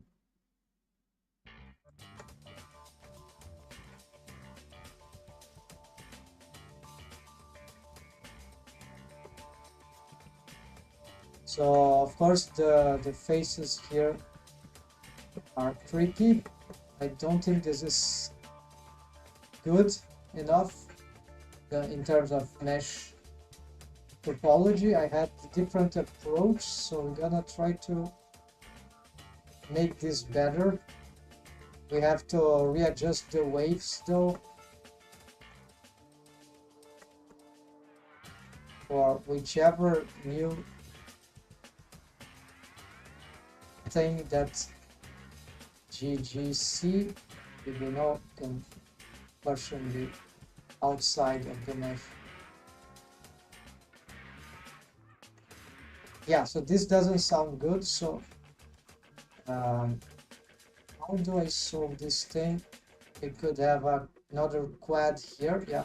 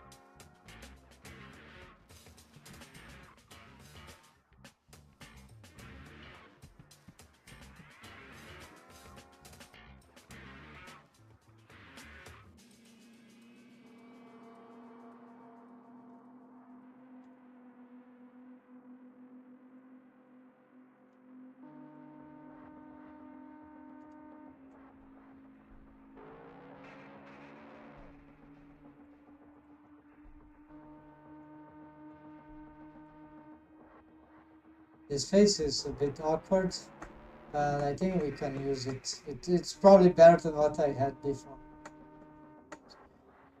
It's a bit destructive here for the good cause. It's not so difficult, right? There's many things that we can achieve here. And it will work in many ways, right? But there are indeed smarter ways. It really depends on what we really are looking for.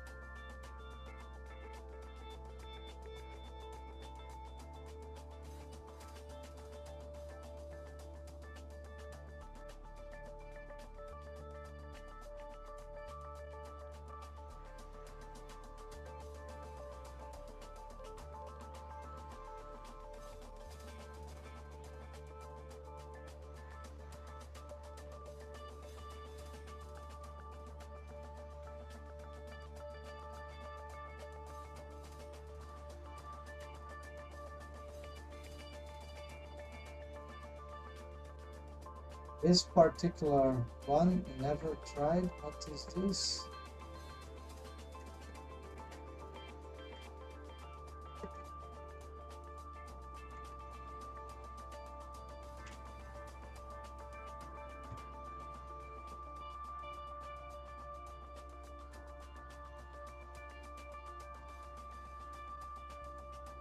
I have no idea what is this.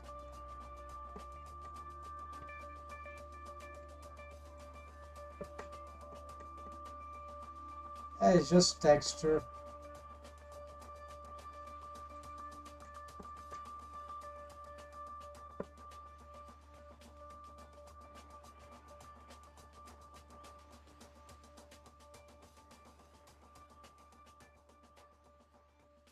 Probably just a texture artifact because it's removed that. Yeah, it's totally UV stuff.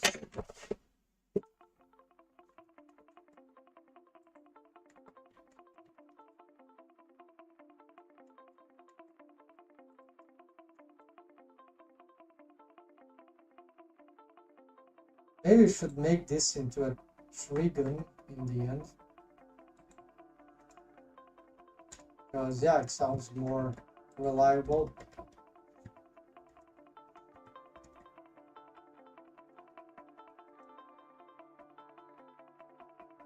Like much better, right? I believe it's not the kind of thing that will, it's not the kind of triangle that will cause wreak havoc. It's not even a joint. Yeah, joint here, right? But not the kind of complex joint. It's not even a tube.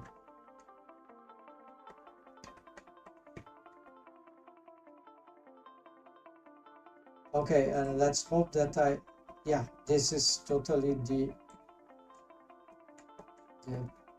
eyelash geometry, not the shape key geometry, not the some garbage bases.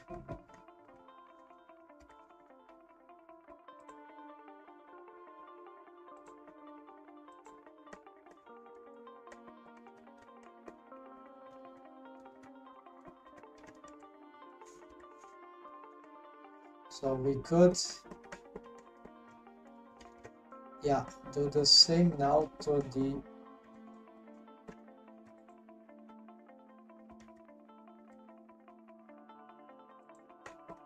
so work to reduce first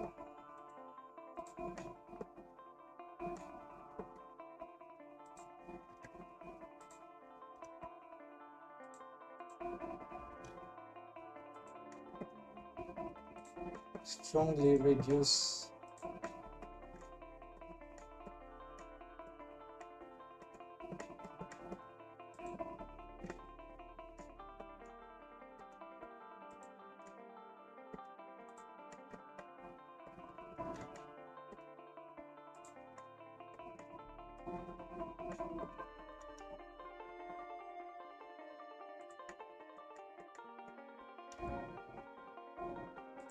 the size, right? Try to remember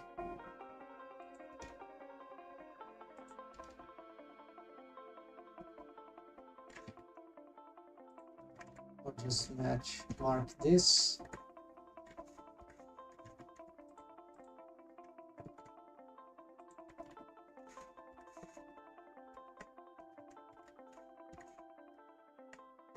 I don't know what this has happened. It's like a creepy.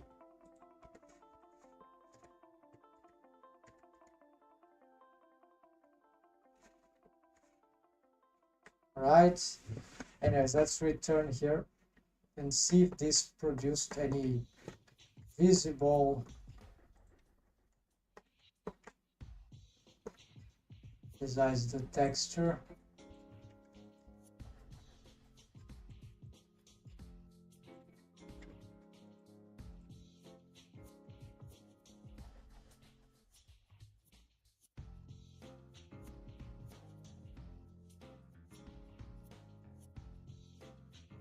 Yeah, so this is waves, most likely. We need to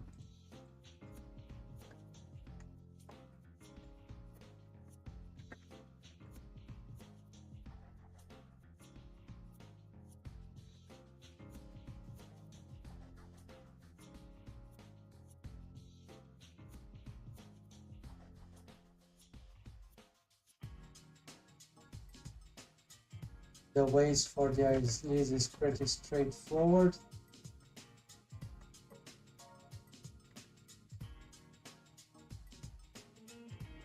Now is actually there's more complications to it because there's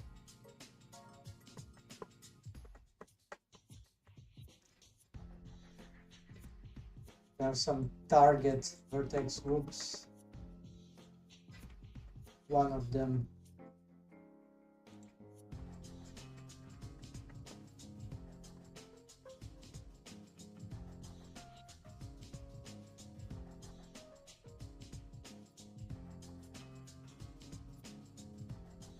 okay, we extruded, right? So it's there. So this will not be the problem. This is ready to wave paint.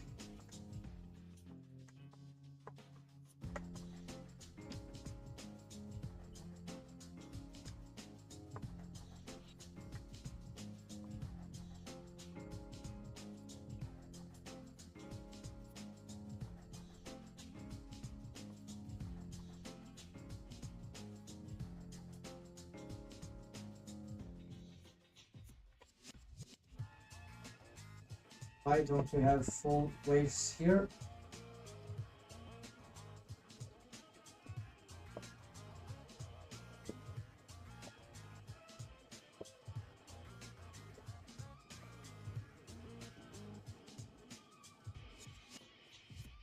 So the bone has difficulty in extending.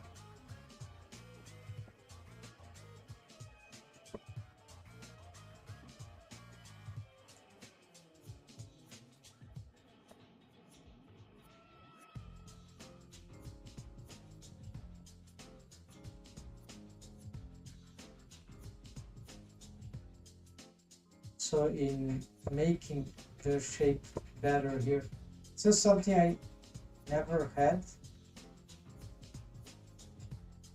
and probably it's the technique of the shape key, right? So it's not helping when we start deforming. So I need like a tip helper in order to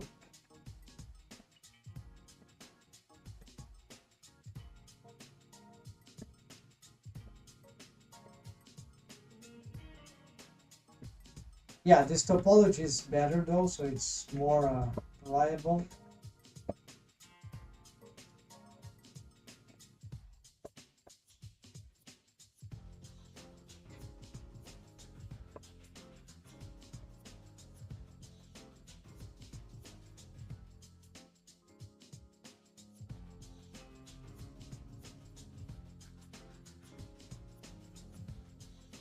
But yeah, it's still very wrong.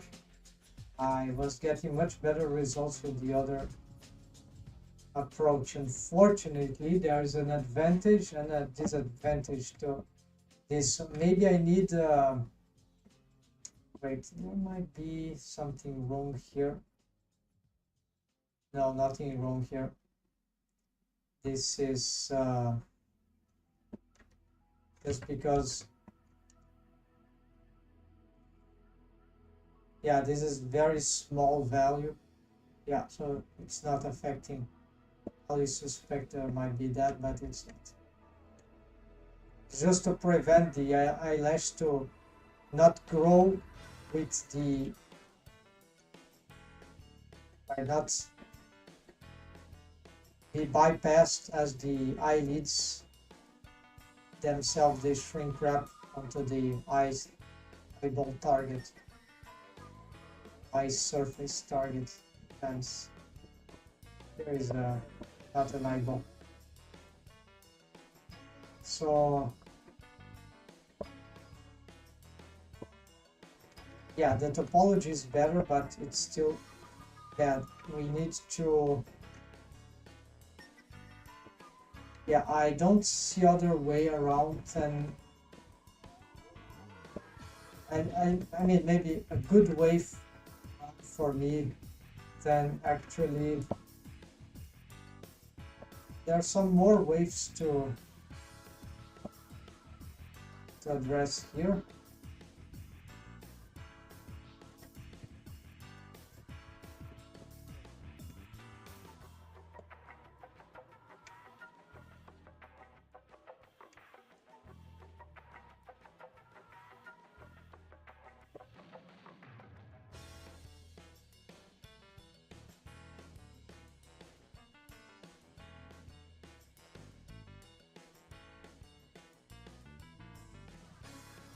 I think it's clear that it's not the topology that will solve anything. It can make things easier, but it's not the culprit here. We might need a helper tip on this, and this is not good news because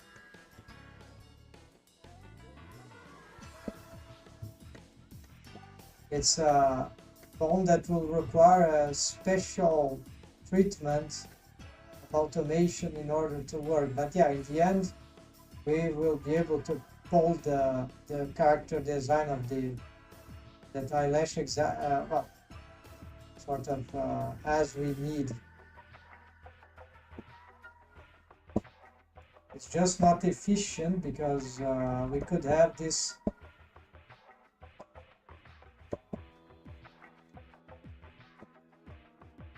given to us. Wait. Yeah, and pulling the bone here also does not work because it's not exactly a helper bone. It cannot redistribute this geometry proper alone. So it's like we need this bone as a base for all this, and then we start to use another bone to shape these vertices. But that bone will follow the position. It just has its own waves. It will be just following this as it's a child of this one, and then it will just but we're gonna also do something else here that I had in mind. We're gonna yeah, I'm about to make this change, this experiment. Let's do it now after I just resolve this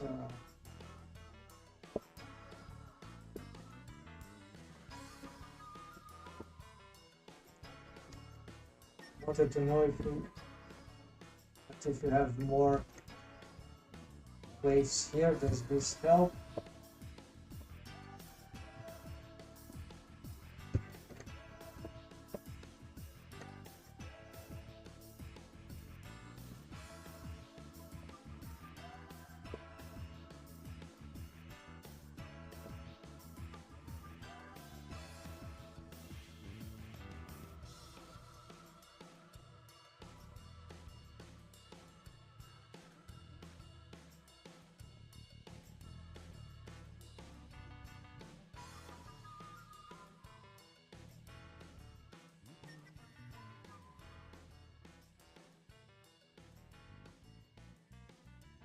Okay, as for the first bone, it really doesn't matter here.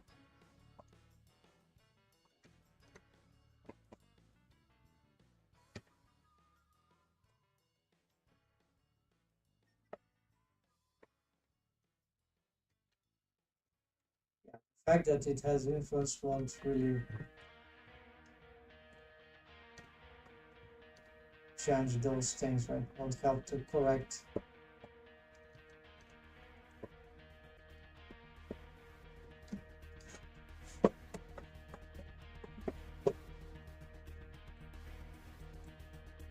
Okay, so we're gonna make the, instead of doing this as bendy bones,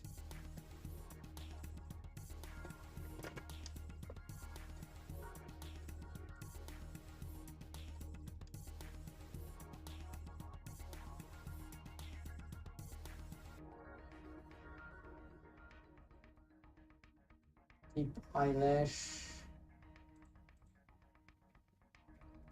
Deep eyelash top. Yes. So this is a tweaker bone indeed. Yeah.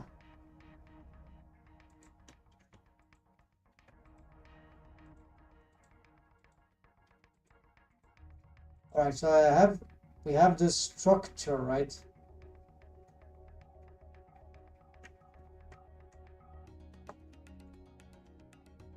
All right. We have the. How do I adjust this with the least impact? We are gonna change. Yeah, I already know. We're gonna first make all these non-deformed bones.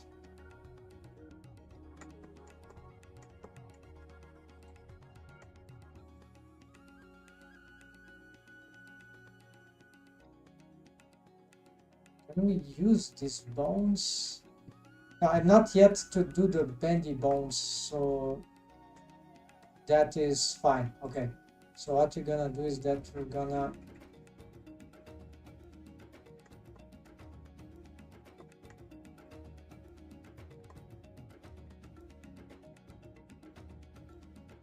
need a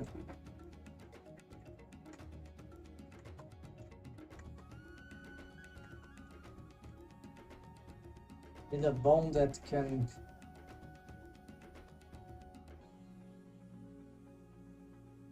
yeah. Oh, okay, the mechanism, of course.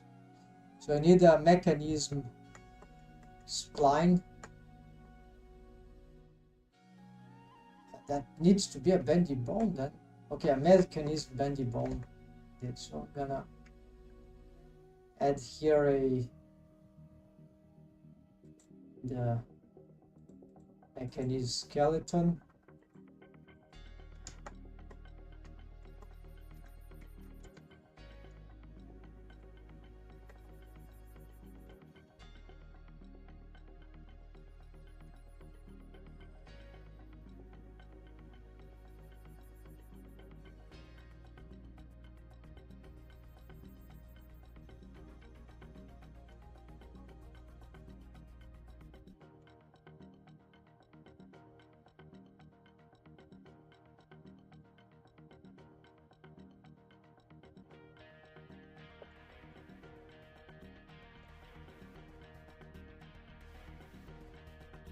No, not there, but there, top.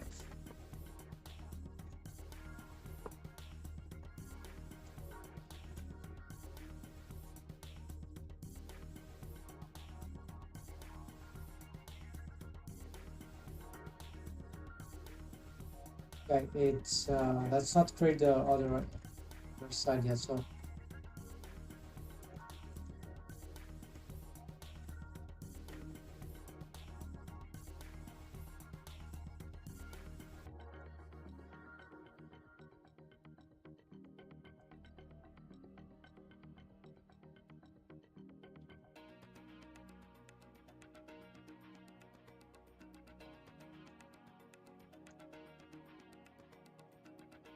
bone eyelash top. Okay.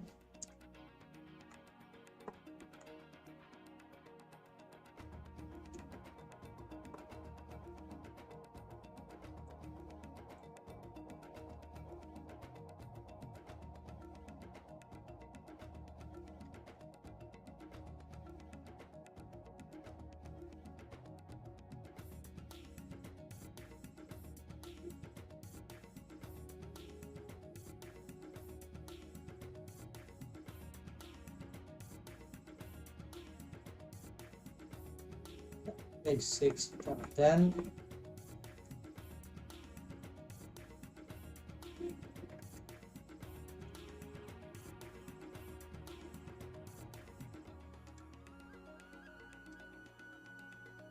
first we'll need then the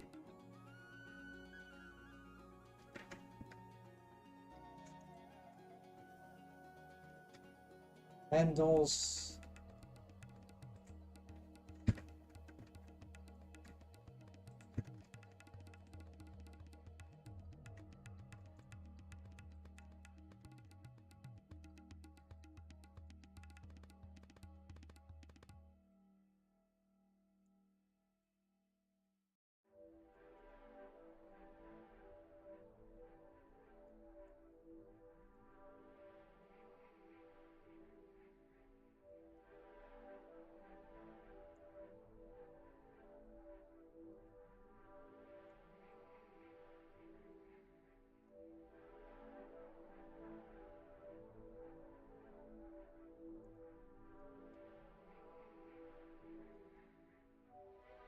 Hasn't seen it correctly. Yeah, 0.003. This is fine.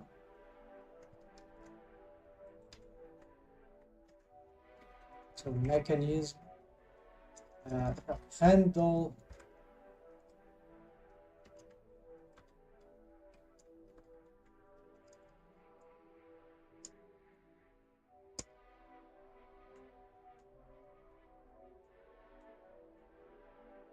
Well, actually,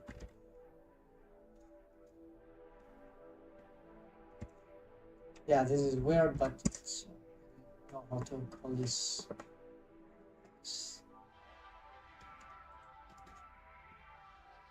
And we place it here, and that should be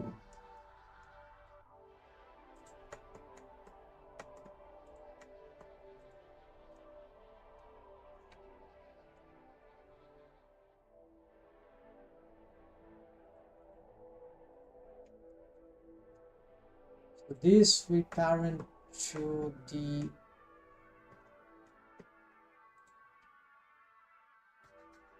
tip stop it. Yeah.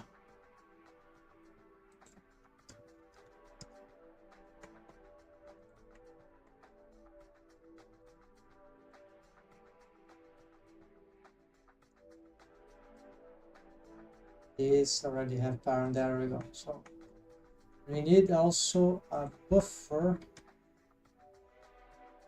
Now it's mechanism handle.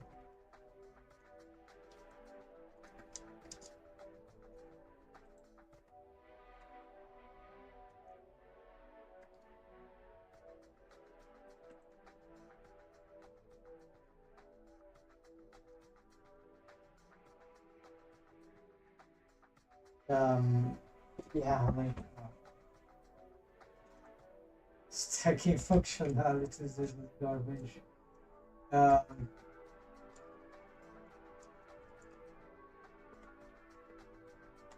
Need to know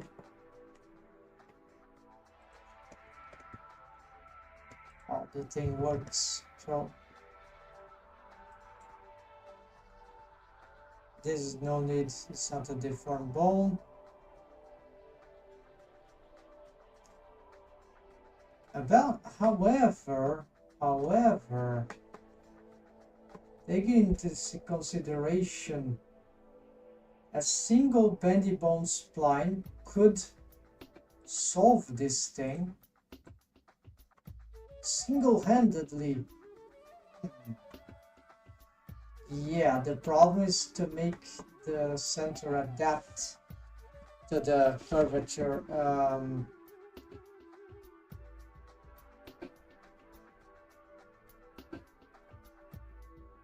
Yeah, we might miss a control in the central area, but we can still try some stuff here. So we're gonna go absolute, and we can reuse this just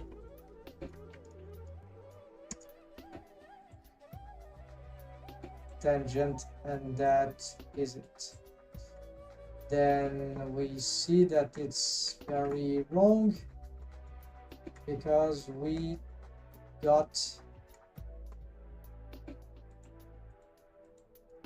need a stretch to, of course.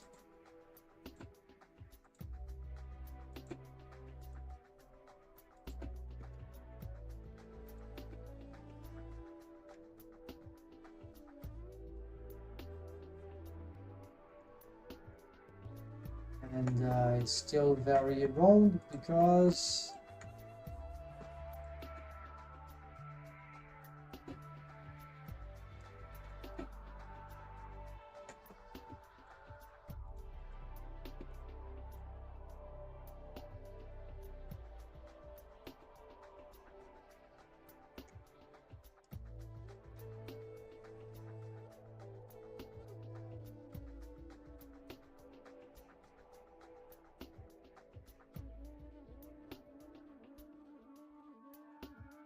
the position of this doesn't really matter. Okay, now I got here.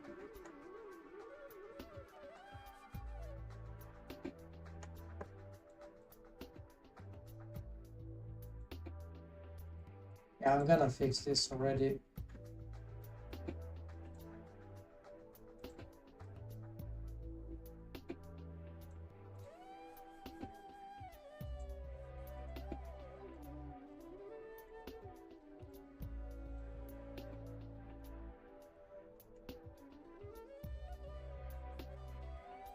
Yeah, currently we got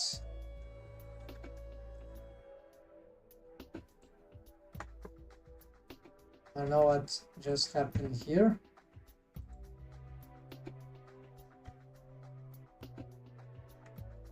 Apparently I was inside the bone.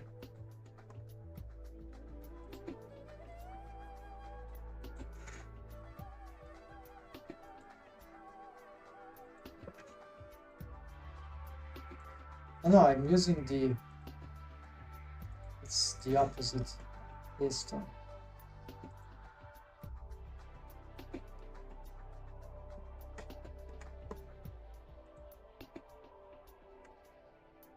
Okay, something creepy is happening. Oh yeah, of course, I parented, not parenting here.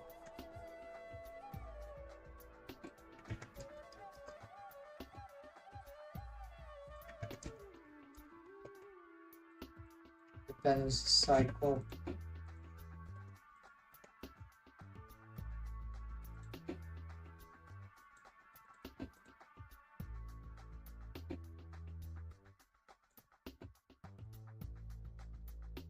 Still not so quite.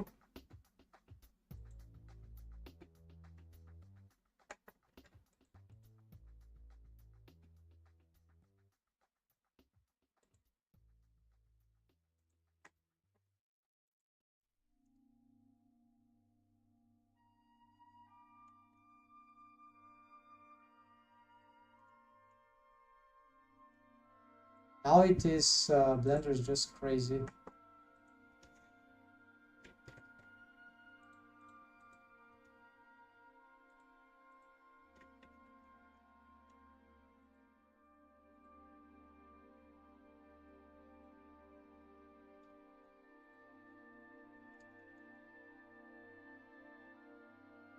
And something here is not making it.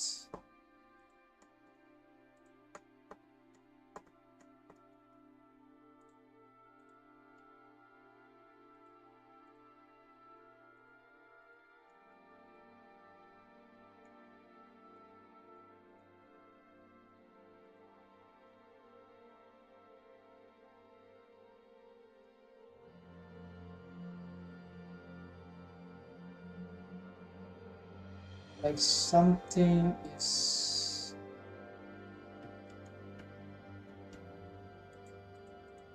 stretched to. Oh, okay, here. This is the reason.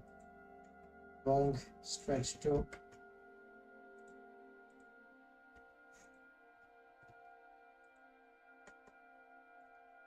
Now things are. Now I can work with this.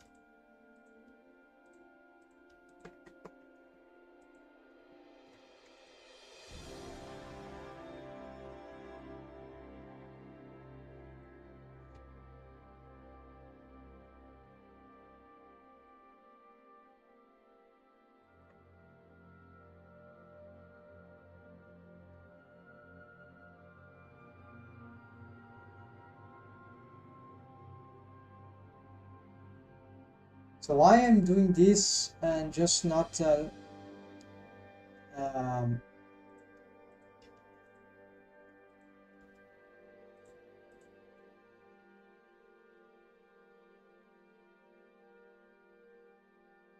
so we could have a different setup for this automation, like we could have this automate, maybe we can spare the, because if we make strong dump a track, now you see that is not sufficient, right? Somehow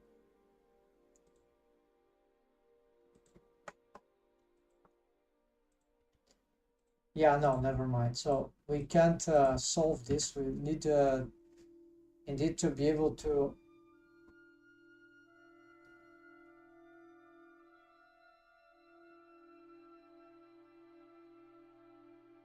Yeah, I'm thinking that this automation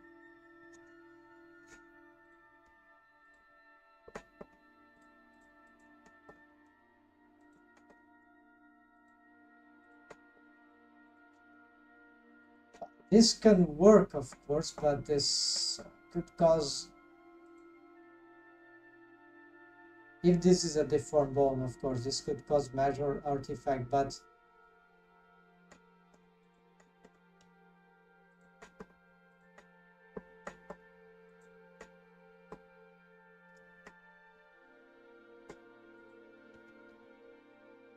so the problem is that this thing doesn't adapt to this position. Yeah, we see it's not good. So a lot of problems with that that we'll have to solve with more stupid techniques trying to automate this. Really, no, it's not this thing we use in order to make it adapt, but not the mechanism itself. So it's a shame it can't. So this like works as a wrong structure, right? And as a wrong structure, it's not as useful, right? So in order to fix this, we are actually gonna revert those things into, let's use this for now. We're gonna revert these things into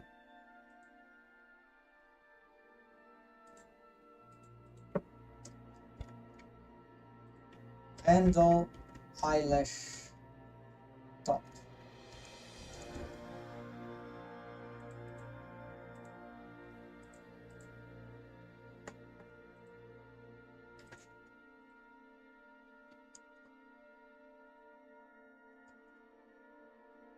So we'll have, I believe,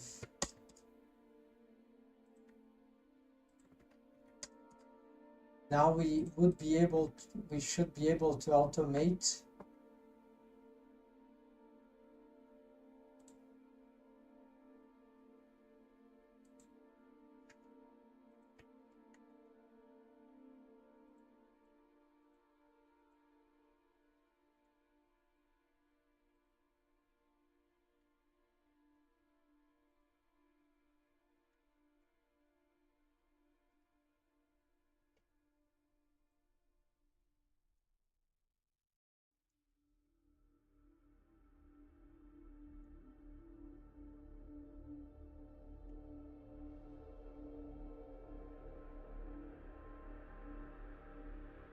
the bone structure.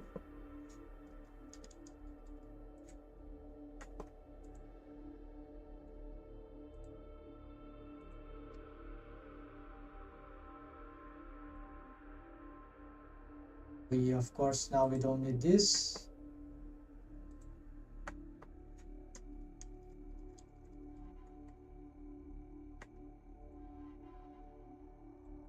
For some reason we need to, yeah, reset from here. There we go.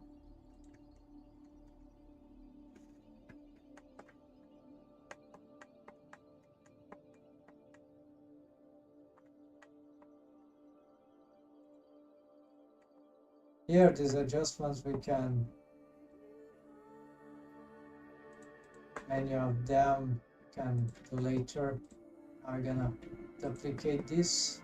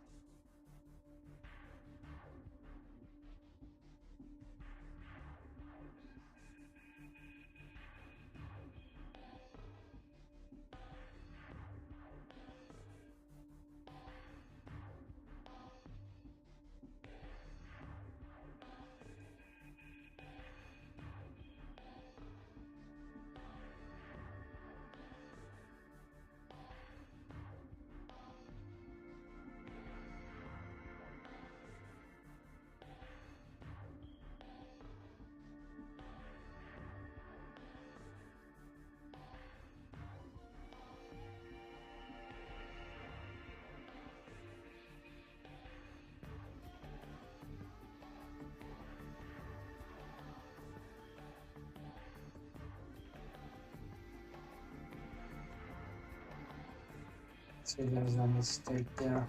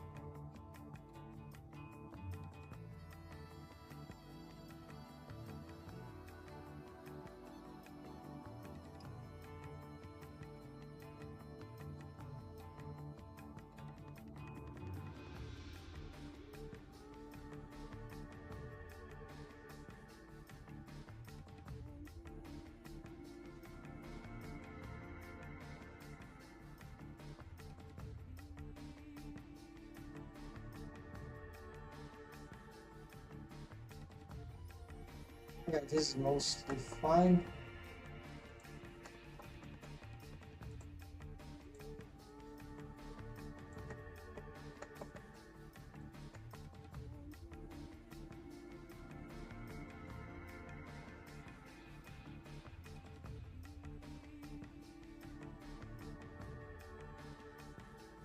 It is reverted.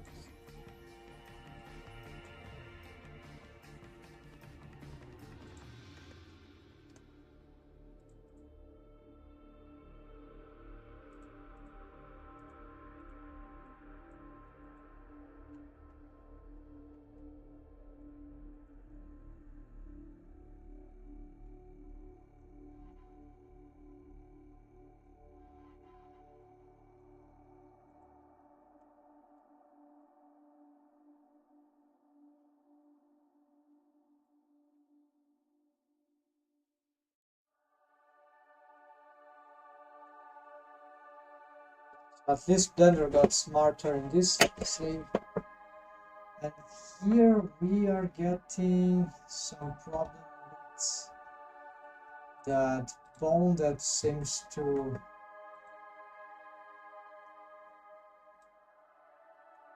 vanish.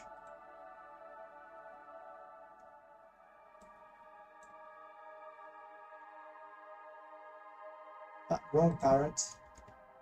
Oh. Candle, okay, no, it's not the parent. This shouldn't be affecting it.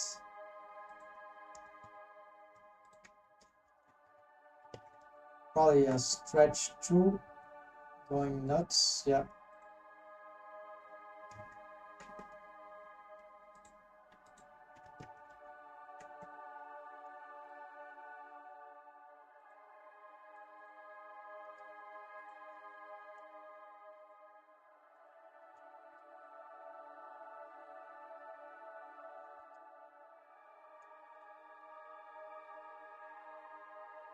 Okay, so we got this system.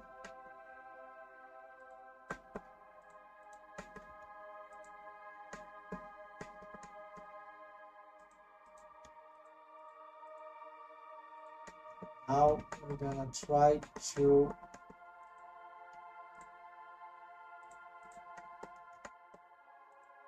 see the wave paint of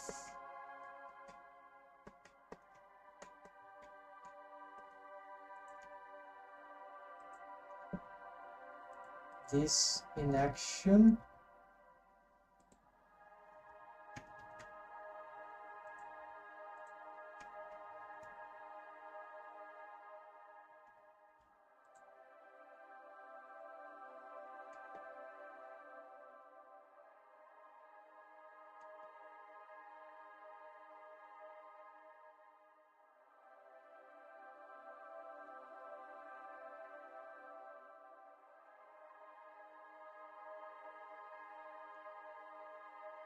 This we're gonna turn off this.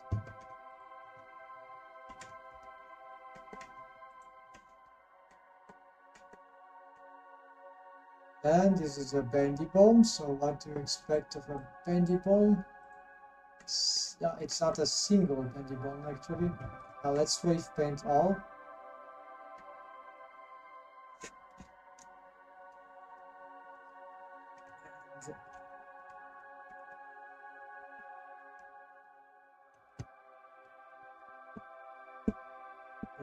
Take off these waves. Take this.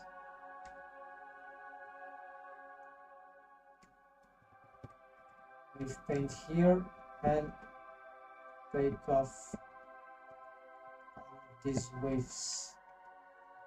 Maybe here in the middle we give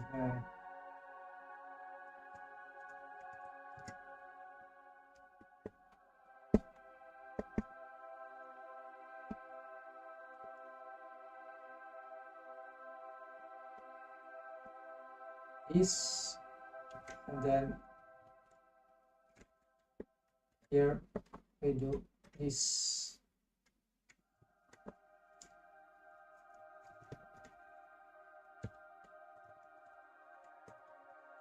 The results are not very good. Something is messed up. Probably we are. Oh yeah, we've painted both.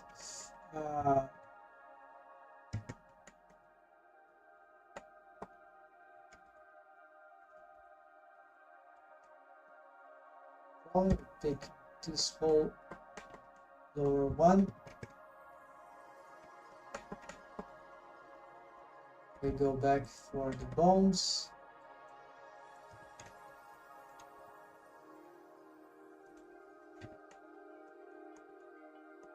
The mesh is hidden, no more. So what? Okay, we still have problems with that. This is another topic. It's more about the shape cable. But here, the interesting part here is that you see the wave painting is got suddenly much better, right? So this is the, like, wave paint is much simpler this way. So bendy bone spline for eyelashes, yeah. So there's an artist, a Blender, that made a tutorial, not exactly a tutorial, a demo, a presentation of his approach to eyelashes. Very also similar issue, an interesting character design problem. Big stylized eyelash, right, for and CG character, and then well, he was the insight from that is that he was trying to make the eyelash with bendy bones splines, and okay, we can, and apparently this is even better. I have never tried because I was thinking on these automations, but with the bendy bone spline we can also have the same automation, right? So I can beyond this. So it's very good because, yeah, the spline skinning here makes the life a bit easier. So I see two bendy bone splines due to in order to have this splitting here. This is still does not solve the automation, but then we can tweak and automate, right? So this bone should have this, but this is just an additive, so you can still pose on top of that. So I'm stacking. So here is very, very interesting because this proves to me to be I look at the curvature that the bendy bone splines they do, right? Just because we are moving. So this is spline skinning on its best, right? It even looks that this part sort of fixes itself, but it's due to spline skinning. But no, this is not exactly this. but it seems to facilitate. So I think this is rewarding enough to keep. So I think we're gonna say goodbye to these bones here, because I've been using this for a very long time, but before I get rid of them,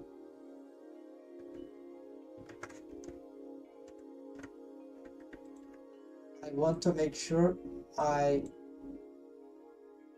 grab the, yeah, we don't need that, yeah, because we can't actually remove the waste from wave paint mode. They will regenerate, maybe because they are deformed bones and they have names. I'm not sure exactly if we can, but so we go here.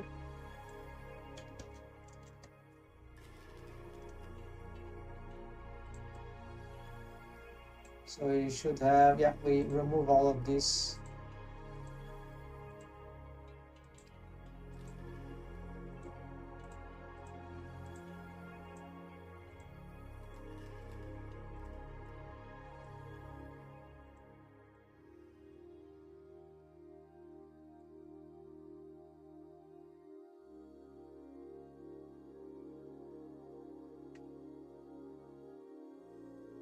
The name that I gave to this was bone eyelash top, yeah.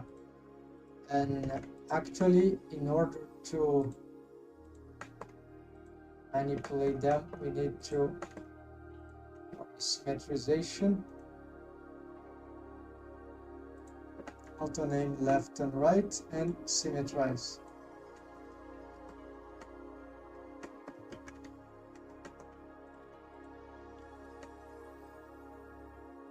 The waves are incorrect, so this is because they didn't have the chance to generate. Now I think they did. It's weird, right? But it's like this. Okay, now this is correct. So now we can get this. These bones, they don't have bone constraint. So they are, I have two of them here. Oh, they are stacking. Okay, so we don't need, they are not the ones, they are just the deformed bones, so not holding the fundamental automation. I would not want to lose these automations. They are missing one. So all these eyelashes, we can delete this. And now we're gonna, yeah, it makes the rig maybe sound a bit more complicated, but it's not, it's just a bendy bone spline, right? An extra one. We have stacking them a lot. So just a new one, something that is actually pretty valuable. So it's spline skinning, like take care of these curves. Not very good for curves on joints, right? Which is requires more anatomical stuff, but like tubes, all this kind of stuff, right? That needs a smoother curvature, and see how good this becomes, right? So okay. There's another proposition which I haven't tried, but it would be stacking. I'll try it right now, right? It would mean stacking the anatomic eyelash on top of each other.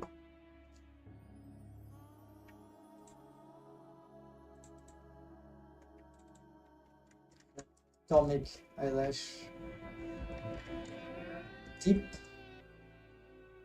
tips, right? And how does this thing work? Well, from this one, which is nothing, we're gonna just exaggerate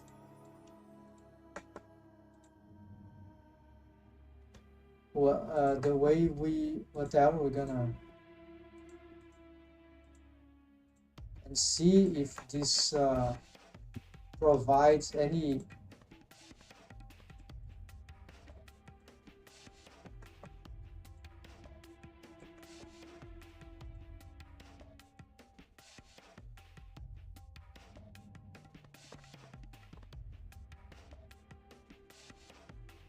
quality to the. So if this works, then we might indeed keep this and don't care about making a helper bone to accommodate these tips. It's going nuts, but okay, let's see.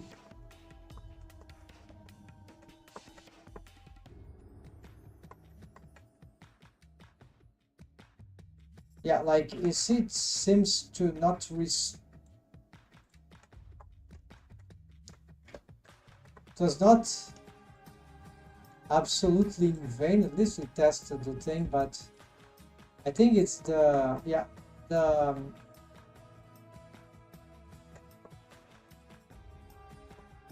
it's being forced, right? The shape key cannot, because it cannot bypass the skinning algorithm. It does bypass, so it sort of ignores it, and then it gets deformed as the So I think we can't use this technique here. This is not. We use this, the first one, but which is good for the automation, but it's not good for the tips. When you have this kind of anatomy that is a bit too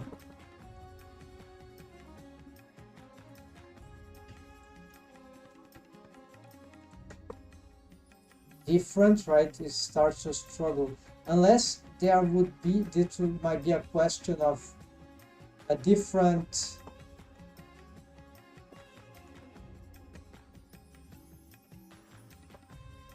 mesh topology that could make that thing adapt better, but maybe let's try.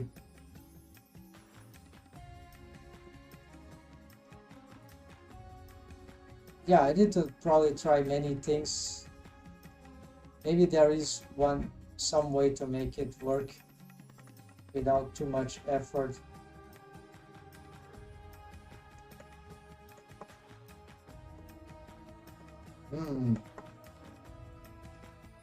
So apparently this worked. So, or maybe not. Let's try again.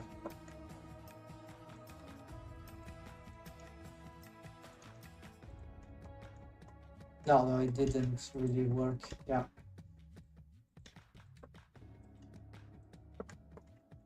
Almost seems right, but no, when you look closely enough, see that it really wants to. This one particularly gets pushed away very strongly from the basement, in spite of this.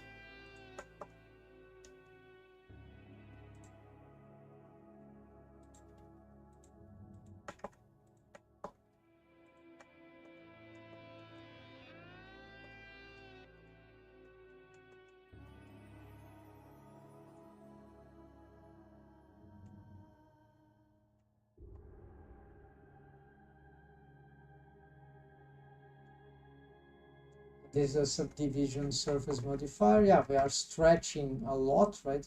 When we don't stretch too much, it still seems like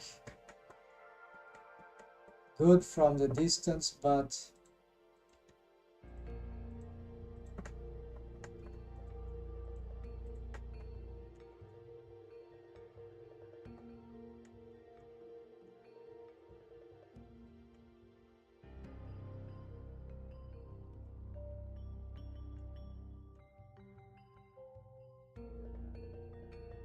Let me see what could solve this kind of thing in terms of mesh topology.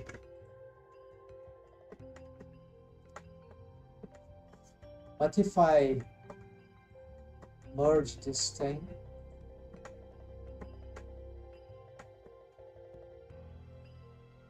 Or dissolve this?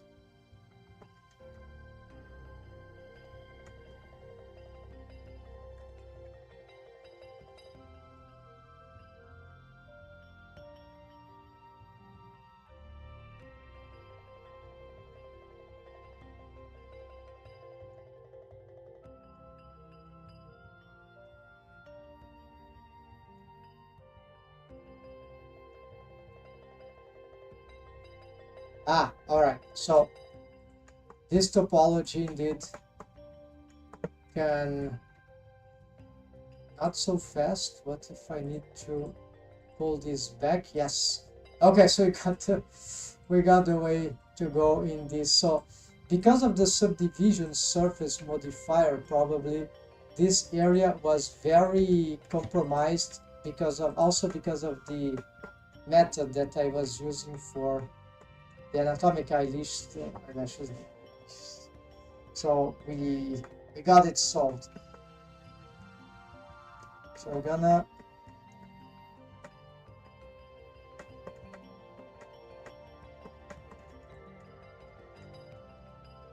okay, this is an end gone, but who cares?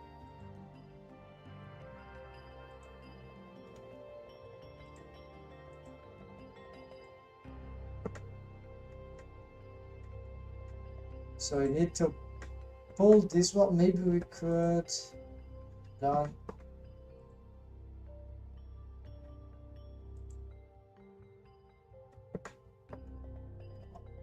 Let's make a weird thing here. Just checking. Will that cause the same problem?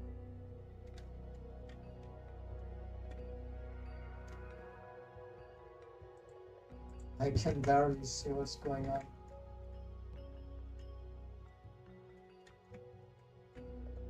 It's too hard to manipulate this.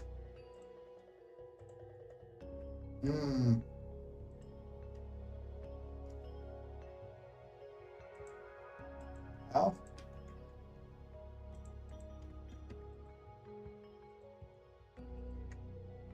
yeah, this is very good. Even, yeah, you see how the tip starts to get weird, but essentially we can maintain this.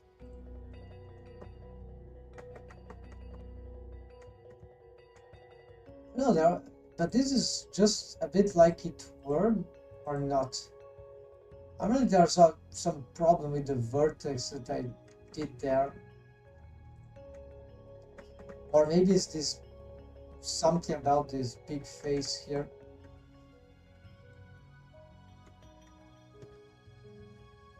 Let's do more crazy stuff. What if we, okay, one by,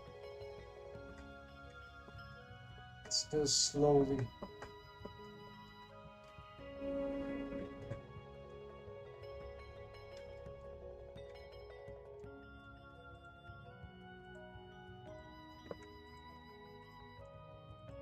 Seems to work.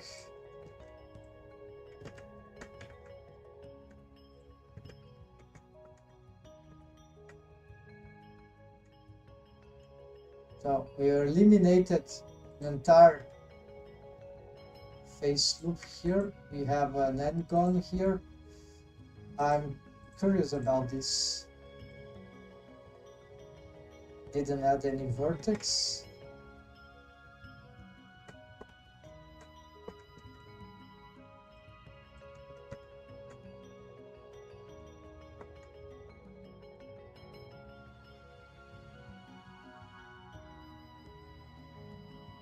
Incredibly, this, so it went from super crappy thing to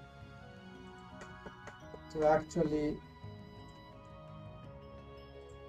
the good stuff, right? I feel like the end gun was a little better.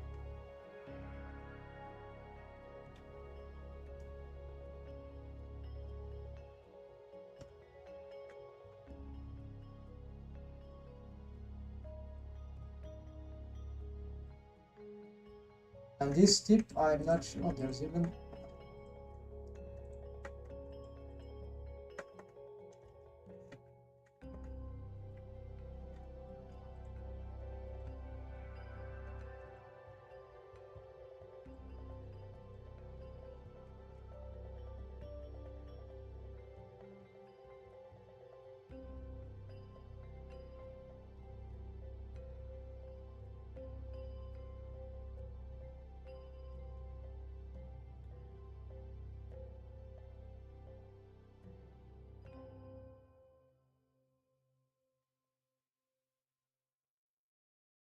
Oh, the super end gone.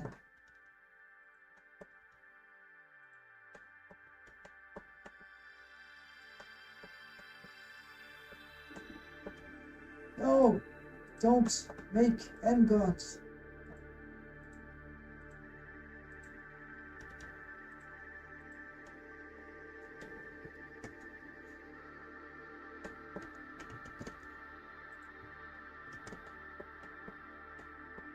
Yeah, with the end gone, there's less subdivision, right? The mesh is a bit cleaner.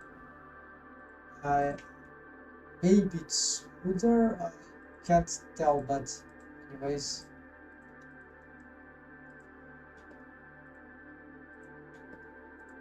It is there. I need to push this way.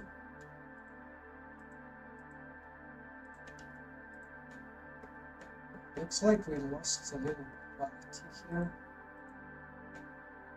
Or maybe it's as I turn that into a trigon. But really we don't need this one.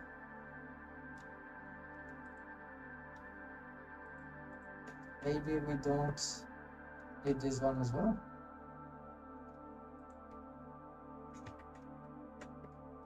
Probably need them both, or at least one of them, so we can have more shapes. This cut is dangerous because then we might recreate what I originally had.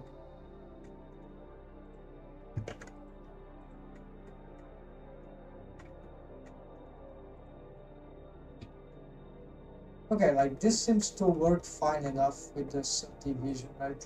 Can we pull this back? Yes. So this is quite good enough for me for now. Yeah, we got. So with this, we don't need the helper bone. Great. Now we're gonna build the setup for the lower. It will be much simpler because we just need to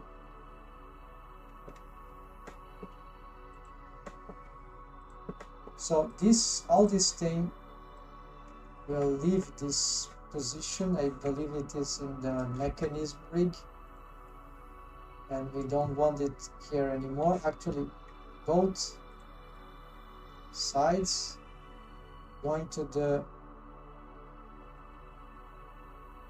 eyelashes.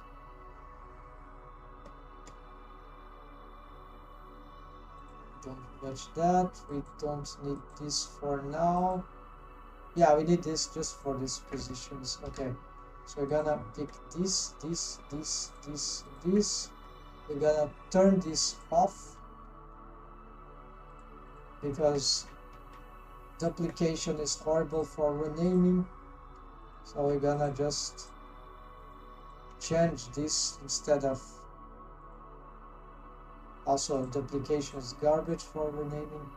So we're gonna do the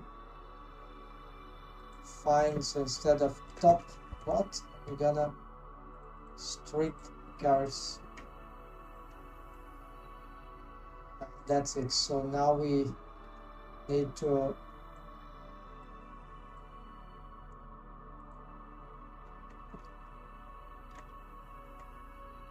no, what I'm doing. Just need to reposition this there.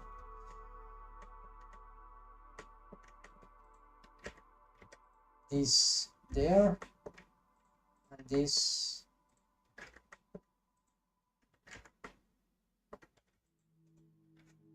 There. Now we need to adapt. We better get this now. We already created the bones. We can look just at this for now.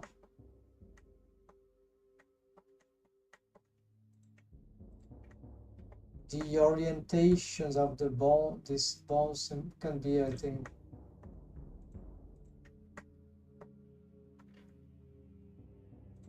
the same, right? There's really, that's very okay-ish.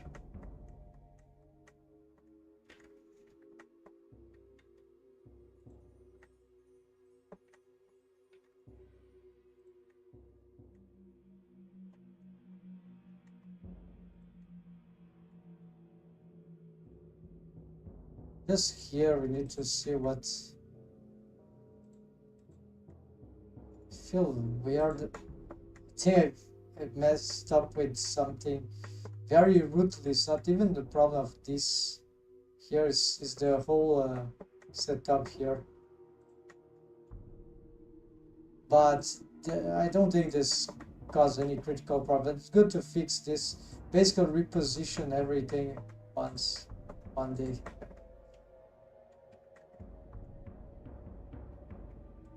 Oh yeah, this doesn't look well. These are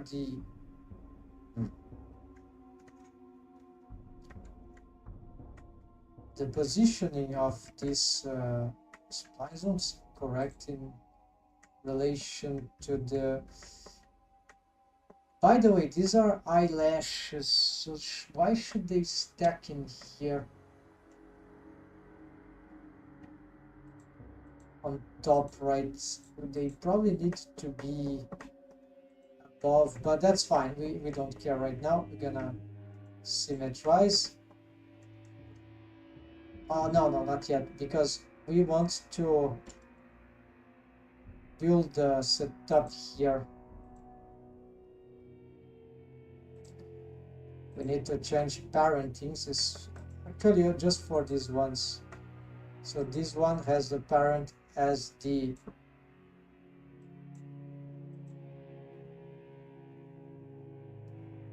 tip eyelash top. Okay, so it's here. It's actually here.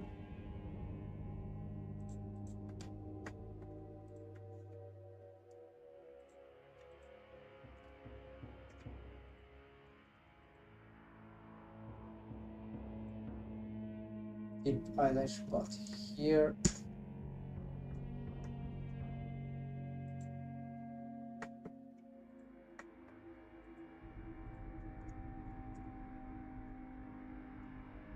I see now it's this thick bone here.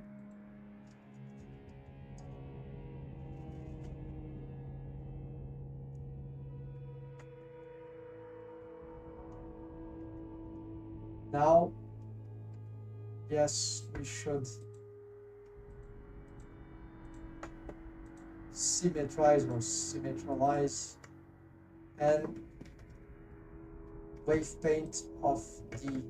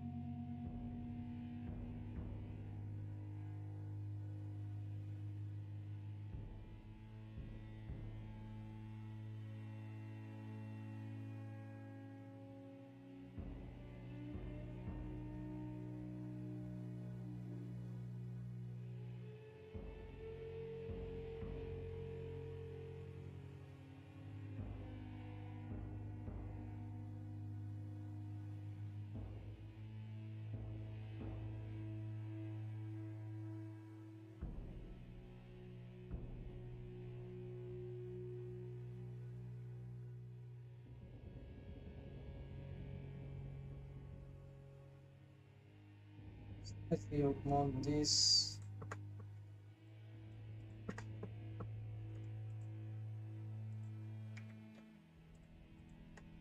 here we're gonna use the same pattern. So dissolve this, move this outside, hot,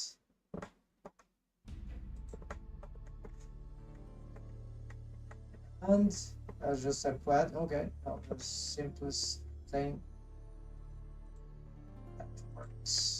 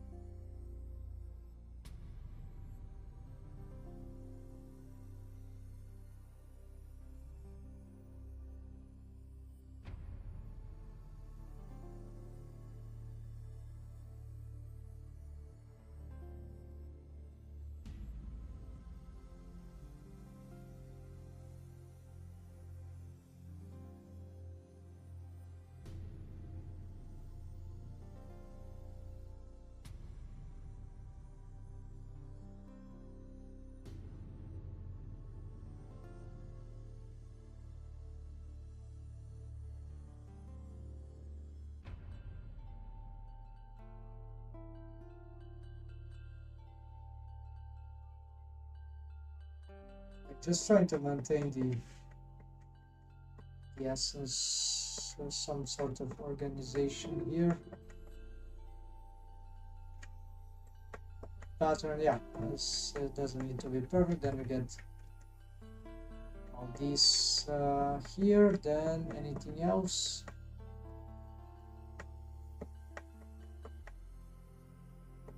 Not yet. Like this. Wait. Also, this makes the selection just one edge loop the good way, the correct technique. No, it's just because in this case I was like this revamp was very good because I simplified many aspects that work better than before. No need of the bone that I never needed, the helper. I was considering some helper, but you can low poly still solve a lot of stuff like that. I really like this new setup with the eyelash bendy bones splines, so which can receive automation. Okay, we need to look for this, making sure we are in the right bendy bone. This is very simple, and we got to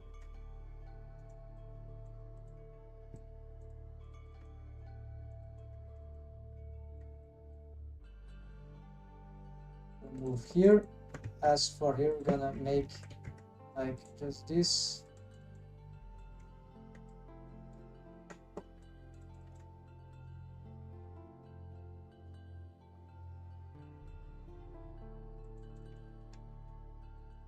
If we are allowed to paint this thing.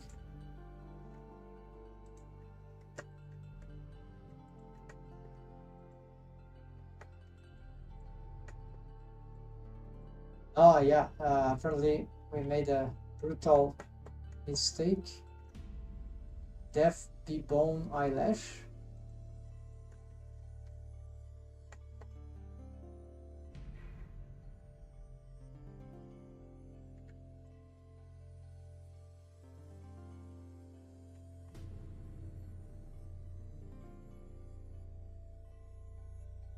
I don't get it.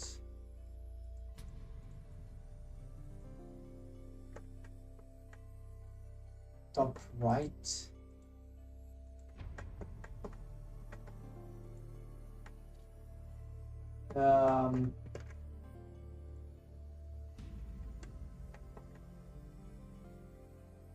Something nasty. Oh yeah, I see what happened, but well, these waves are so easy to This doesn't make sense. Let's try again.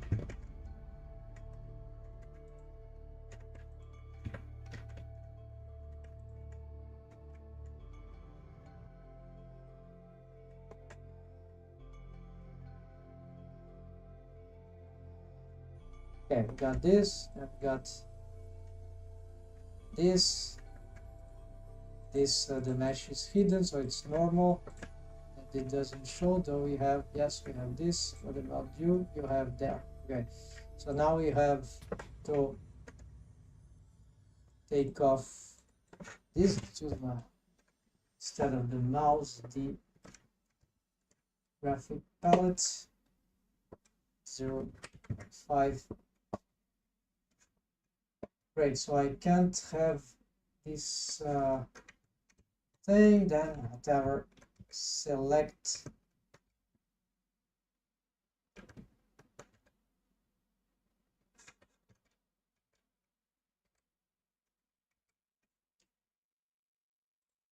this and paint. Okay, then we change for this other bone, paint just that, then select all, but no, we just want to, here we're gonna go back to the selections, we get this back here, and we can remove here, and that is it. So as for here, we already solved. So now we should have this symmetric, and now this should be working if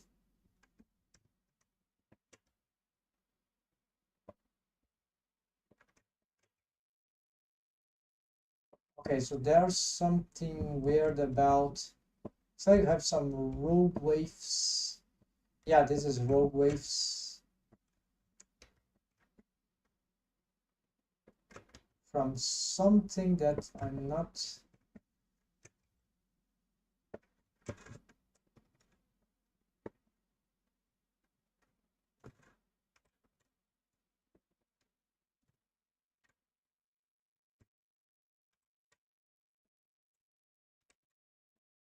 There's no contamination here. Probably eyelashes, no. Eyelash top. No, there's no eyelash top, so very weird.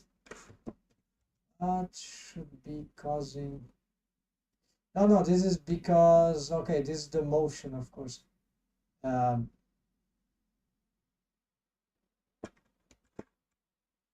is the bendy bone itself. It's too strong, right? So it causes this. So it's not a. Oh yeah, this is not good actually.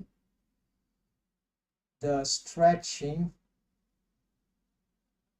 This is making. I don't remember this event. Yeah. So why it happens here, but not. Well, we don't not seeing the eyelash, of course. Let's back here. Return.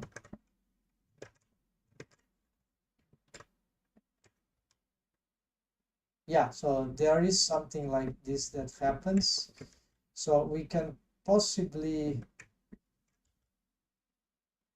prevent a little of this thing with some adjustments to the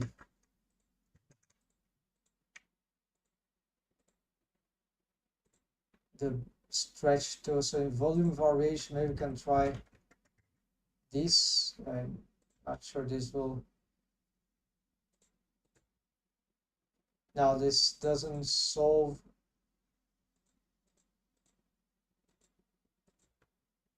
Yeah, so this is one thing that can be annoying about bendy bone splines.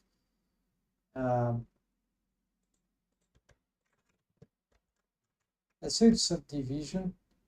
Yeah.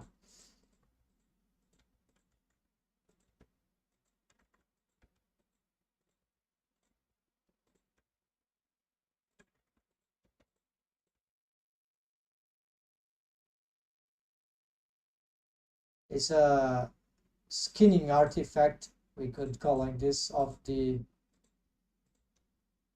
it's symmetrical scaling, right? And of course, by reducing, okay, let's try to negate this.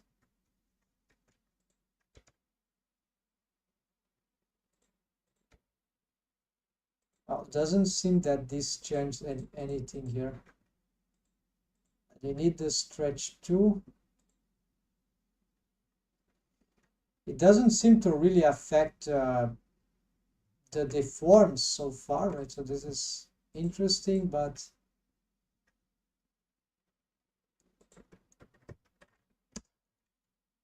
or you could try, okay, maintain volume known. We better use the tweaker here to investigate. Also, we better get the eye.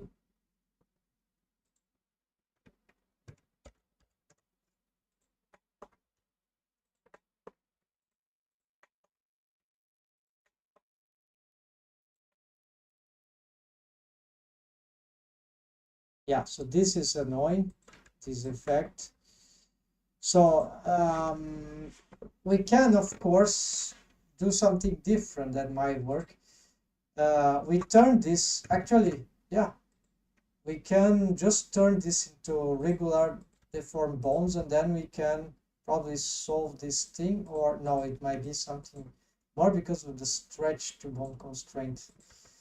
And so we could probably, let's see, I'm still considering that we might be able to disable this with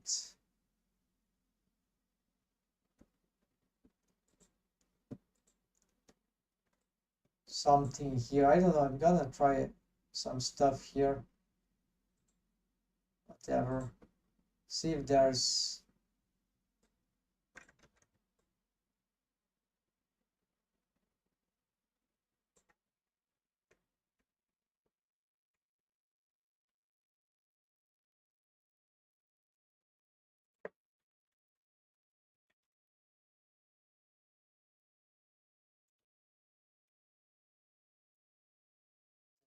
is 1. No, the maximum is okay.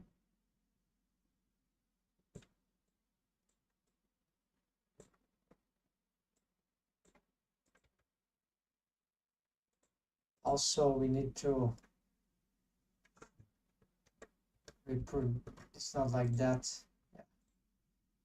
No, they are already copied, all right. So now to no avail, it's all not.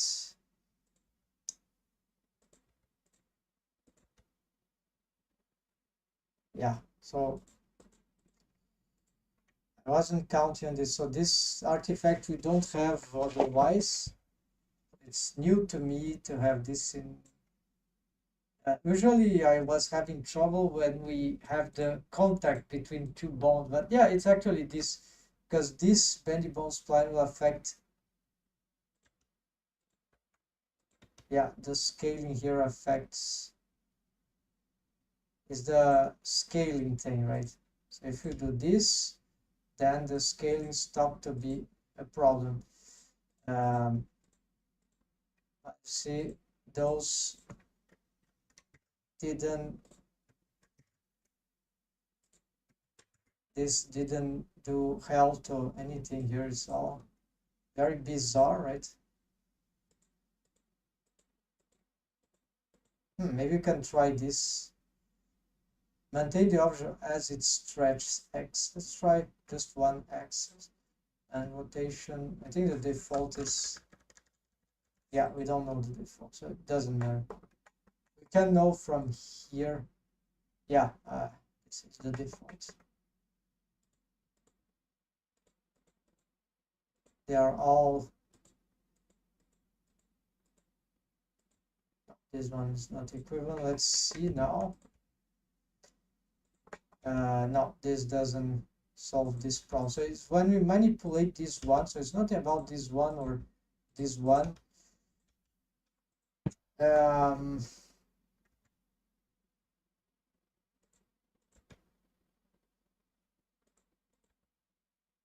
Okay, why?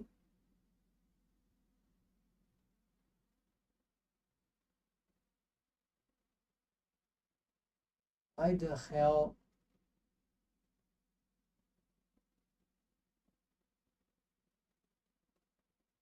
This cause, would it be some sort of parenting?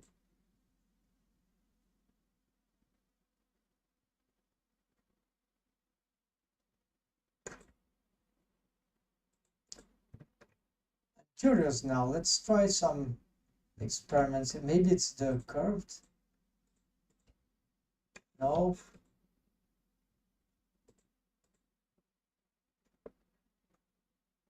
Scale easy. No. Maybe it is. Let's make automatic. Whatever. No, the maybe, yeah.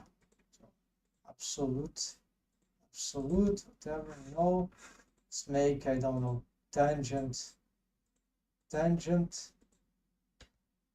No, so it's maybe it could be this. No. Because it relates to scaling, but no, it's not. This is garbage, as you can see, and it doesn't solve anything. So start tangent and absolute. Does this also affect? Here we won't see very well, but yeah, it is causing some recall on the other side. So we can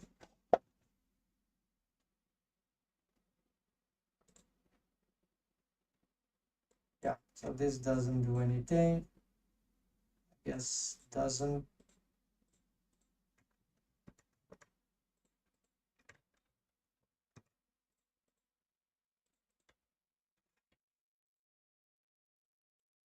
We're gonna try even removing this. I don't think this is, yeah, no. Anything relating to scale.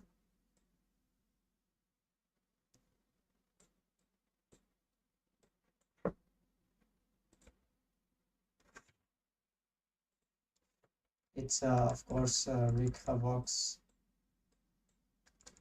Oh, this is not.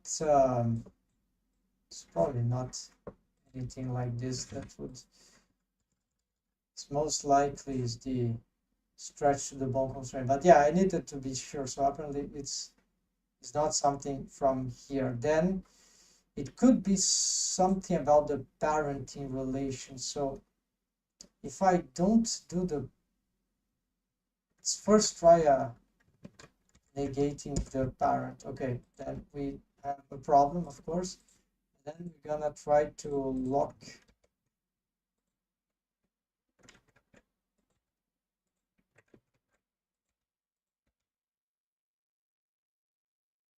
So it just has the rotation, but it doesn't have the.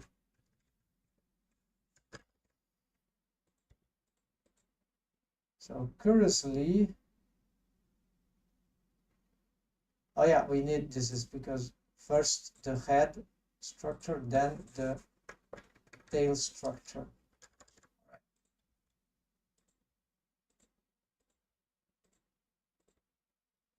No, but this doesn't solve anything. So it is, so it's not following any rotation, or actually, yeah, actually, let's say it's not the rotation that causes problem, is the location. So relocations. It's not a, most likely not a parenting relation thing.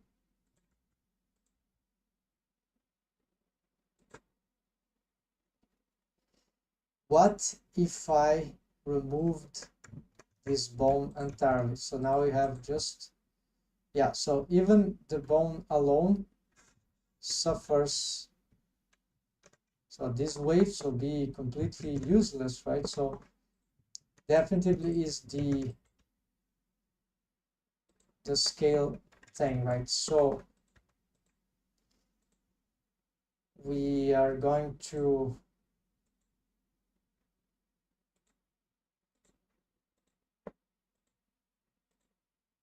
maybe there is some trick that can be done from here, but I just don't.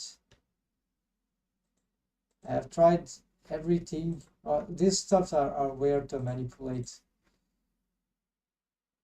by the ways.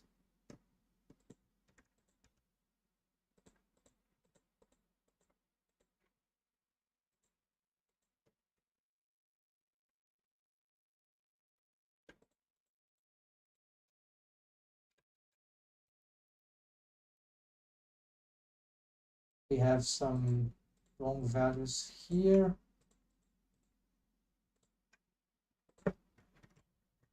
So I try to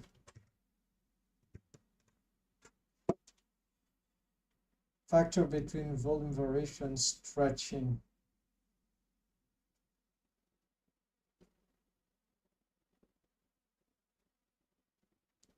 Stretching factor.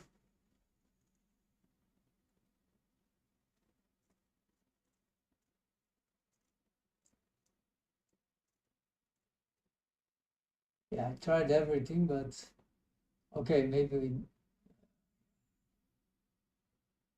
and this value which we can't reduce.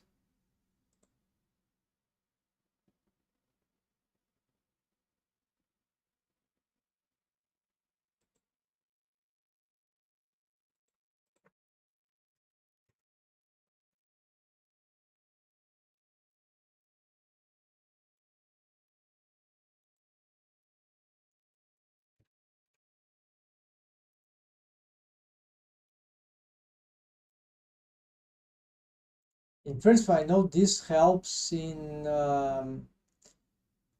it helps not with this, it helps with if we want to make this mesh not collapse crazily, then that is good thing. But here the problem is another, as you can see. I want to, because the mesh ends here, right? Well, even if it didn't end here, there will still be this problem.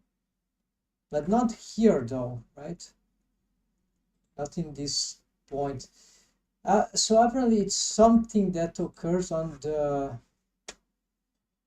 in direction of the target. In direction of the target.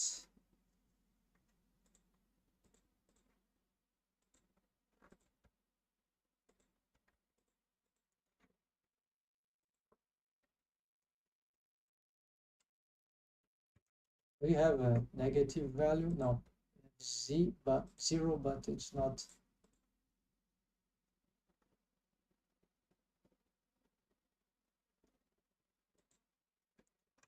Okay, anyways, let's see if we have a max. I hardly find anything useful. I have tried many times, so only I use this thing basically.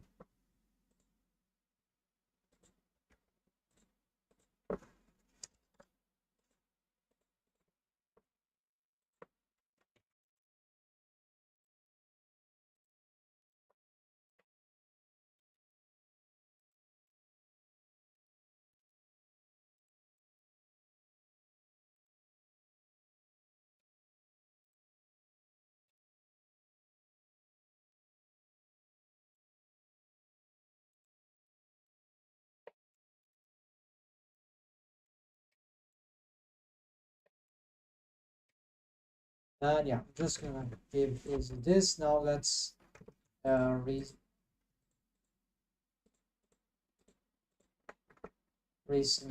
this. And the other thing that we couldn't do then is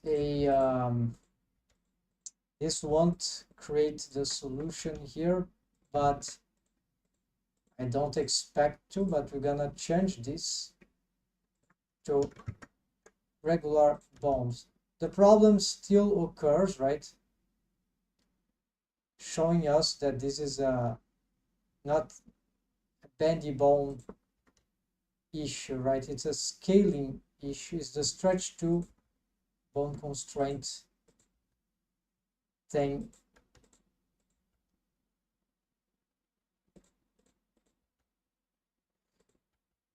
It's like I would have to, but maybe from this condition we could have a benefit here.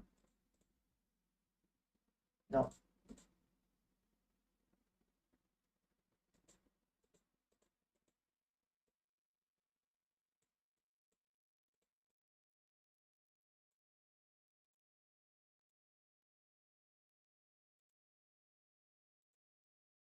So no avail. So whatever I do here, there is just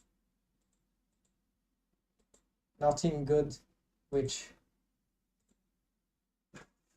seems to happen. This should be the anti-scale thing for the deforms, right? But no. So there would be another possibility, which would be to use these bones, even if bendy bones or not, as without the scale. So since we cannot negate the scale from here,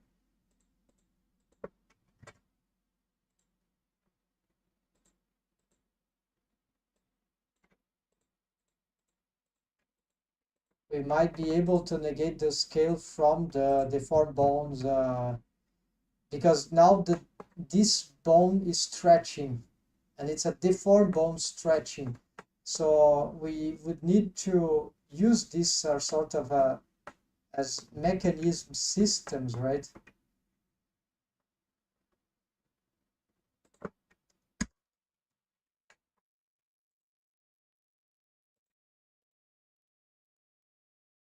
For regular deformed bones, for example, which don't stretch even though they change position. So it's an anti-stretch solution. It is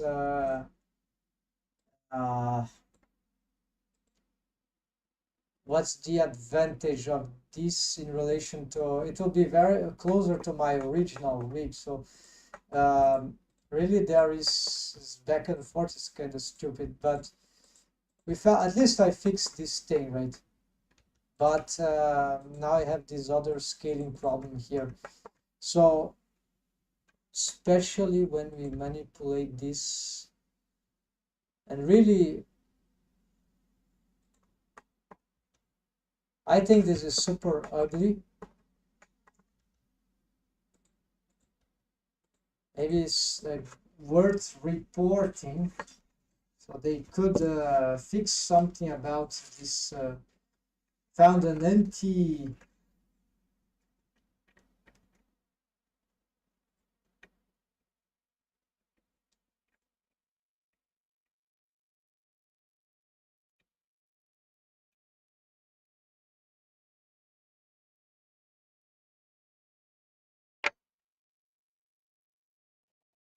a solution where we can use the stretch to bone constraint on the deformed bone without this artifact, yeah, this scaling artifact.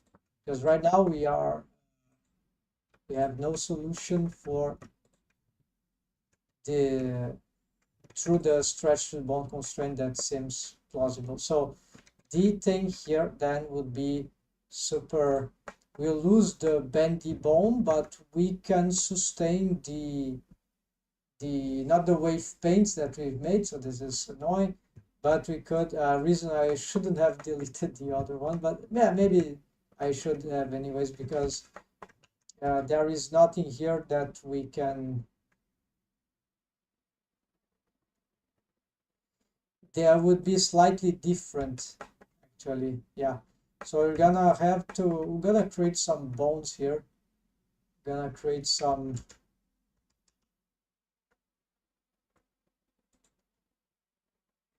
Let's get back the soundtrack.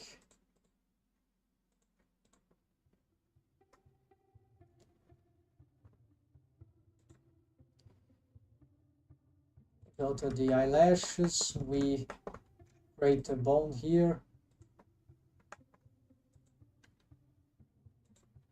We're gonna align it forward.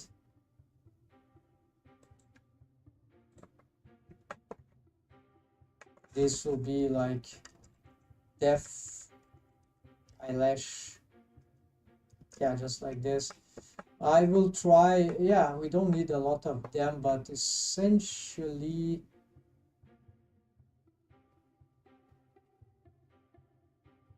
yeah, let's start with 3 of them and that's it. Let's see if I'm correct, and let's see if that works.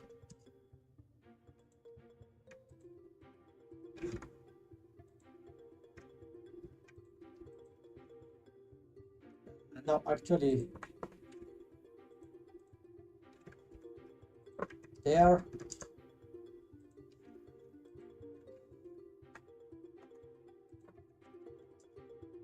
These bones, they are deformed bones, yes. So we got the only thing that we need to care about this.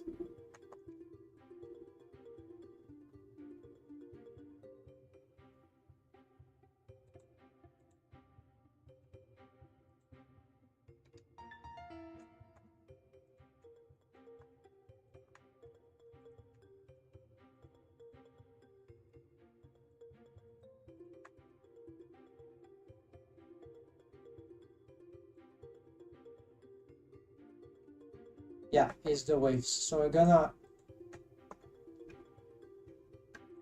disable, or maybe we don't disable yet. I'm choosing auto normalize, so we can totally do this. We're gonna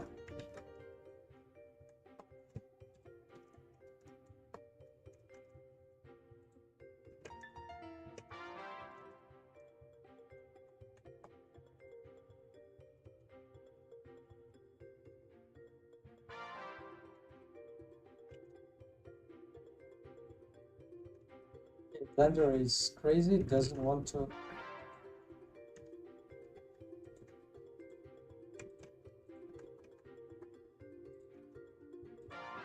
It wants to go to this rudimentary wave paint mode. Alright, so we got this, and we can use this to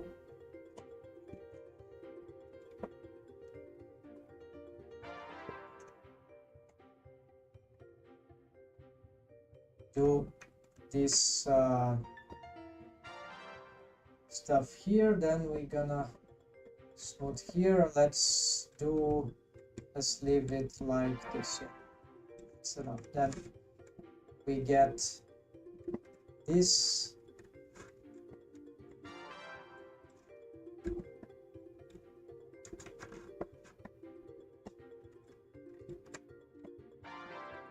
Nothing new here except that my geometry is a little better now. It's more low poly, more easy to do, and I've recovered many functionalities which were lost. It is still very positive, and we are about to conclude this as well. So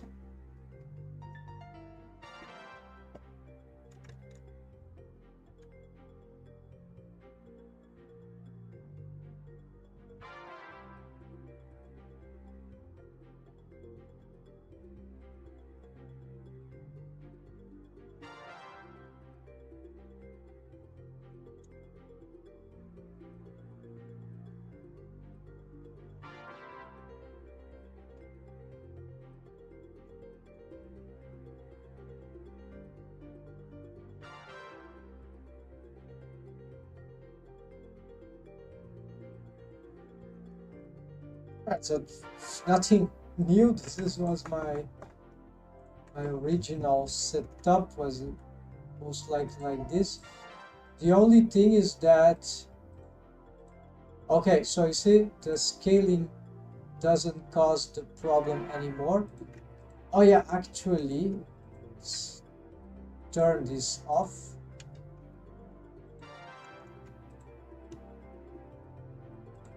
This thing doesn't go nuts.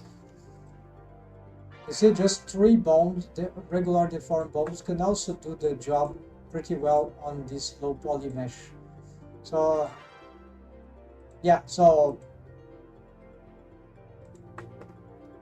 I shouldn't have removed the original eyelash deformed bones yet. Okay, too easy to wave paint this, right?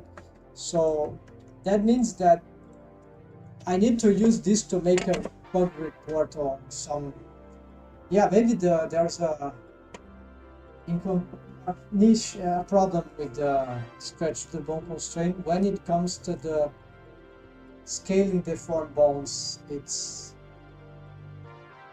doesn't seem to respect or it would need some functionality that would bypass that problem. So we are left with, I'm gonna keep this setup, and I don't even need to make some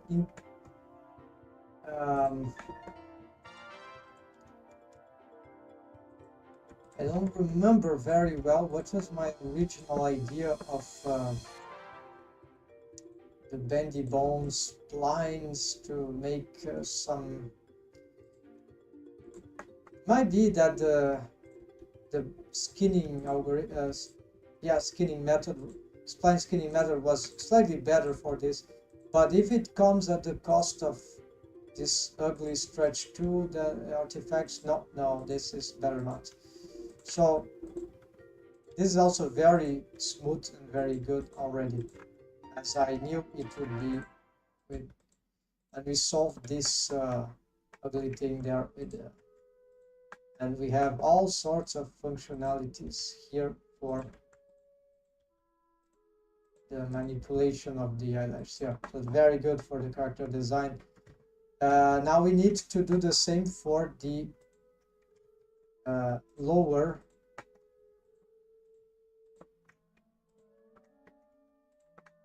So we're gonna make sure already that, yeah, we can use this as, maintain this as octahedrals. We're gonna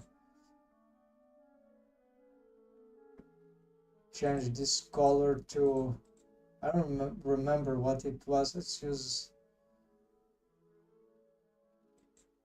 yeah, this tower. Then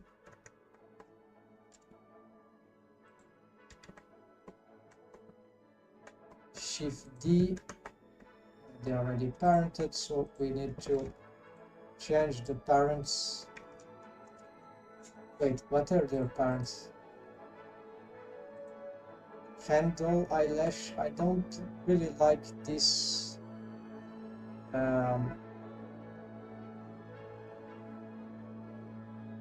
right now because they have a different setup now. Is there anything I could place? Yeah, no, definitely. Probably I'm gonna delete the bendy bones. We're gonna go for the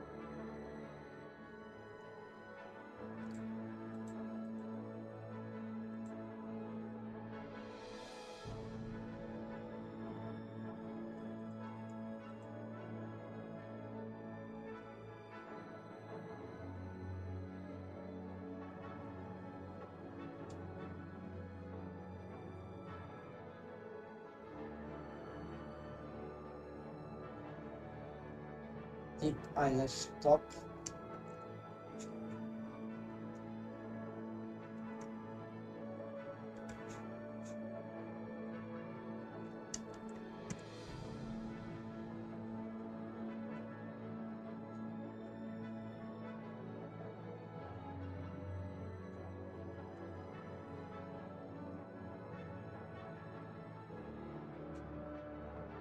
It's getting, yeah, this is getting a bit confusing.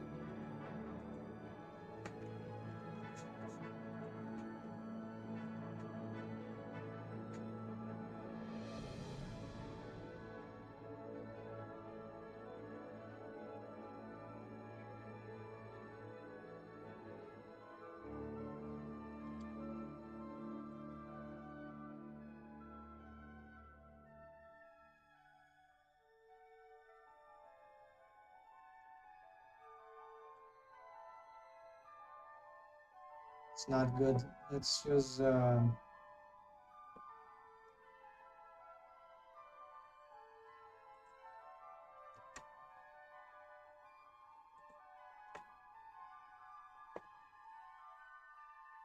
they could get almost lost like this, but yeah, let's keep like this. Now then, parent to tip.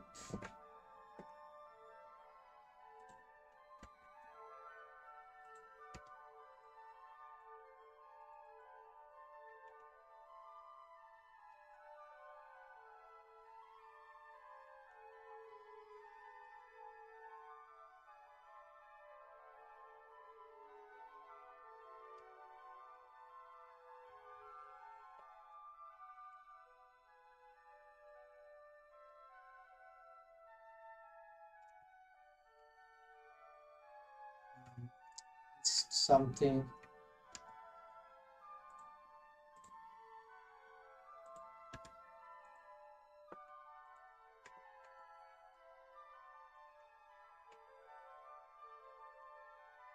so bones are horrible to grab like this.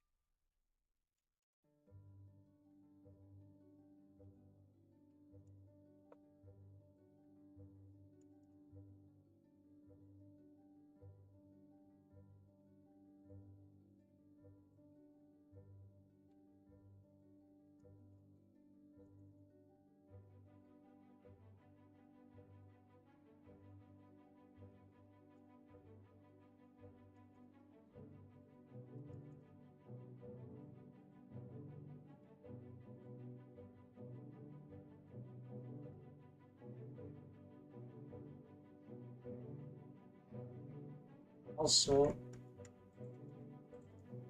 Shift H, Y for now. Here, now we can parent here. Double checking is planted there.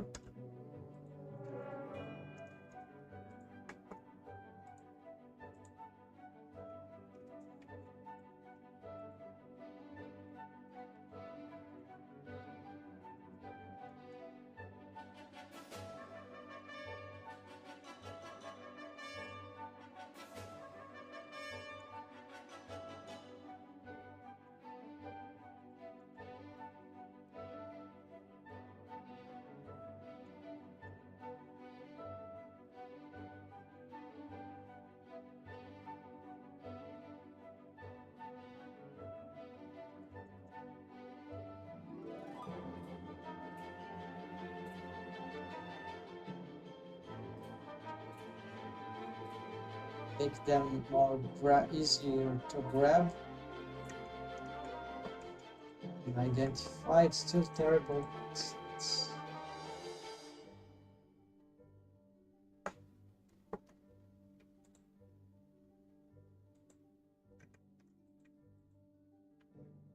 We're gonna get them all and symmetrize. Ah, I need to rename first.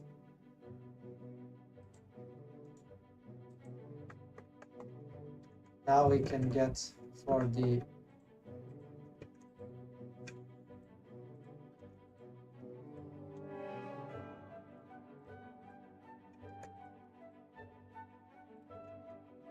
sure nothing is deformed. Now we can get here for the bottom. It's this one.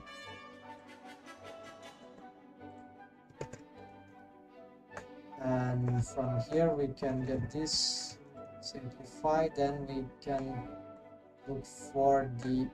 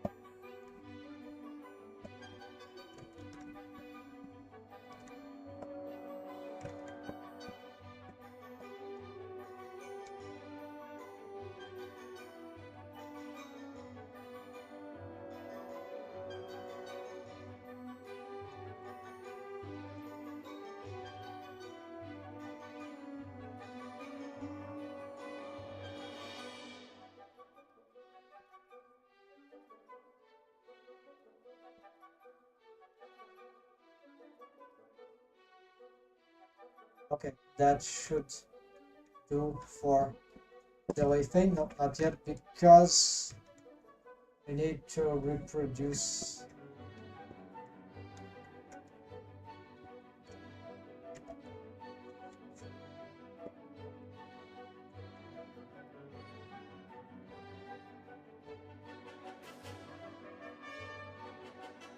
Looks to be fun. Now we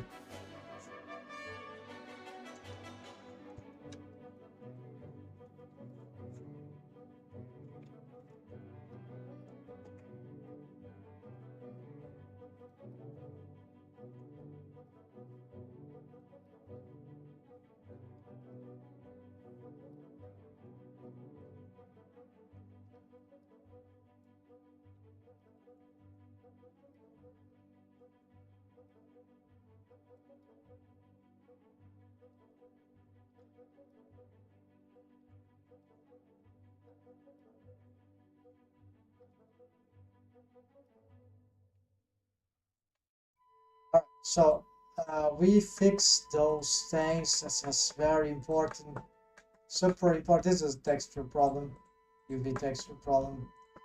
That I have a list of these to fix. They are not very small, but it will be enjoyable as long as I have the disposition after I fix some of this maddening stuff here.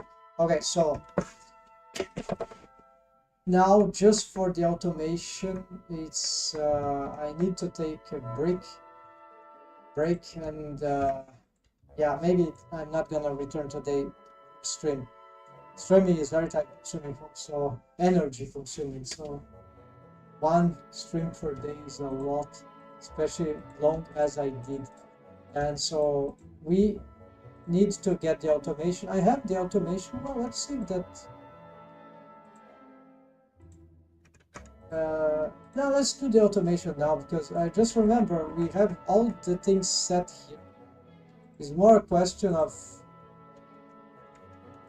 maybe they already are working. No, they are not really working. Okay, so this is the automation, but I think I've already set the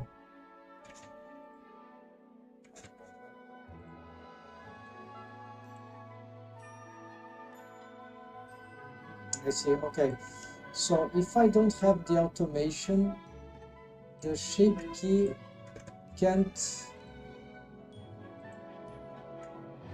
or can on its own, can it solve the main design here?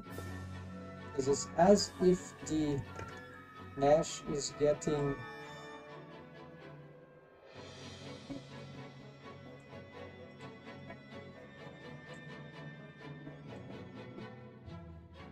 as this is not doing the correct effect.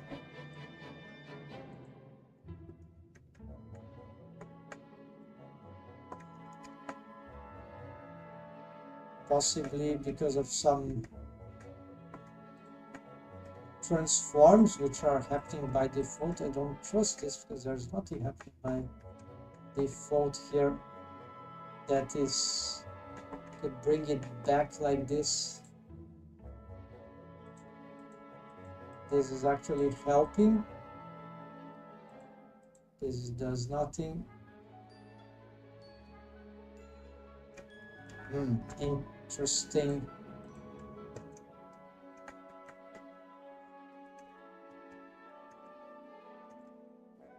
These bones are not really moving. Yeah, there's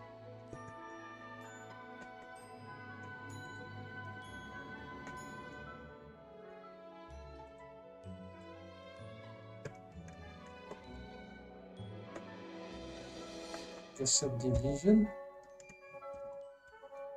Okay, we may have to test.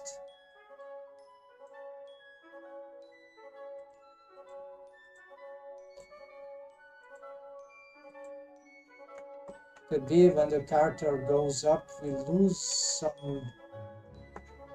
Doesn't make sense to me. So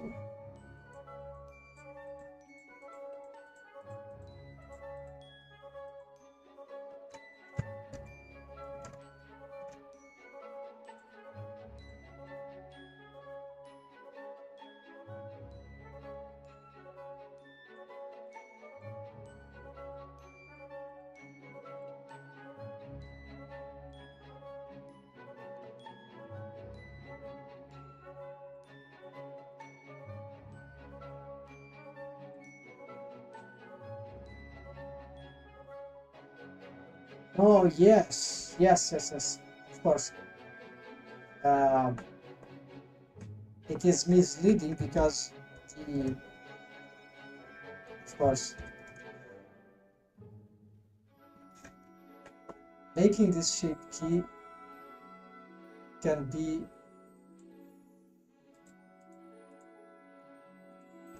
misleading because this is the mesh before the transforms, or now this is with the transforms. That means that, yeah, if I want to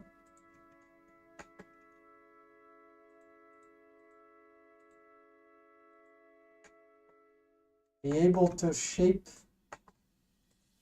the character design on the anatomic eyelashes shape key, I would need to make them from this perspective here.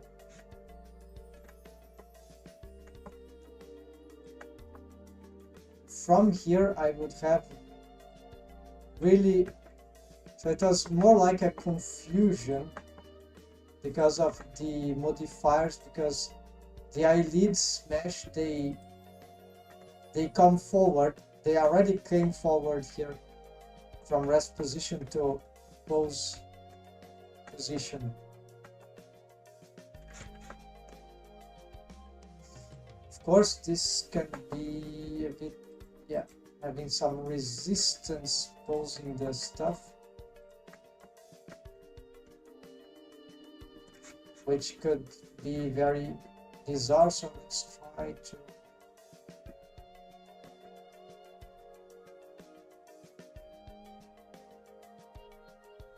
not everything here is necessary actually.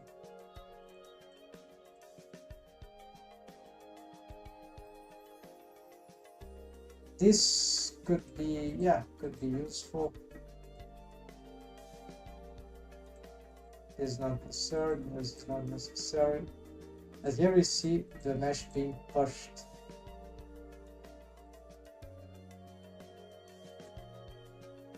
Here also we can see. So we need to make the eyelashes a little more pushed forward in order to see them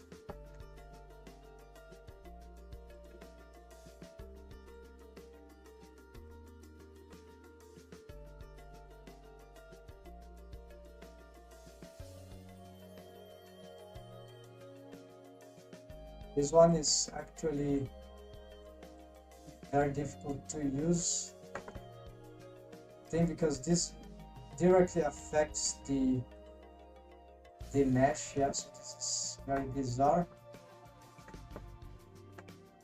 Let's try to ignore it. It's just a protection in case a vertex gets too close to the eyelash, then to the eyeball, then it gets pushed away. So that means that we don't really need to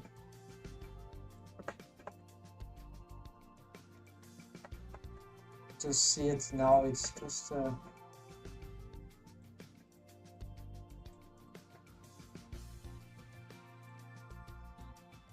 yeah, so essentially we can just use this.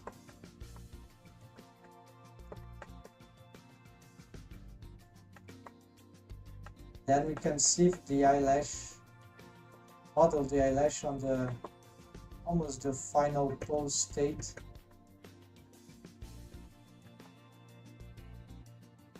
Also careful of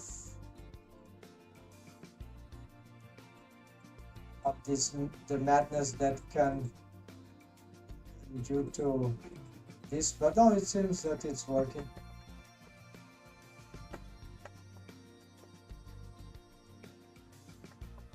There are various situations involving this kind of workflow.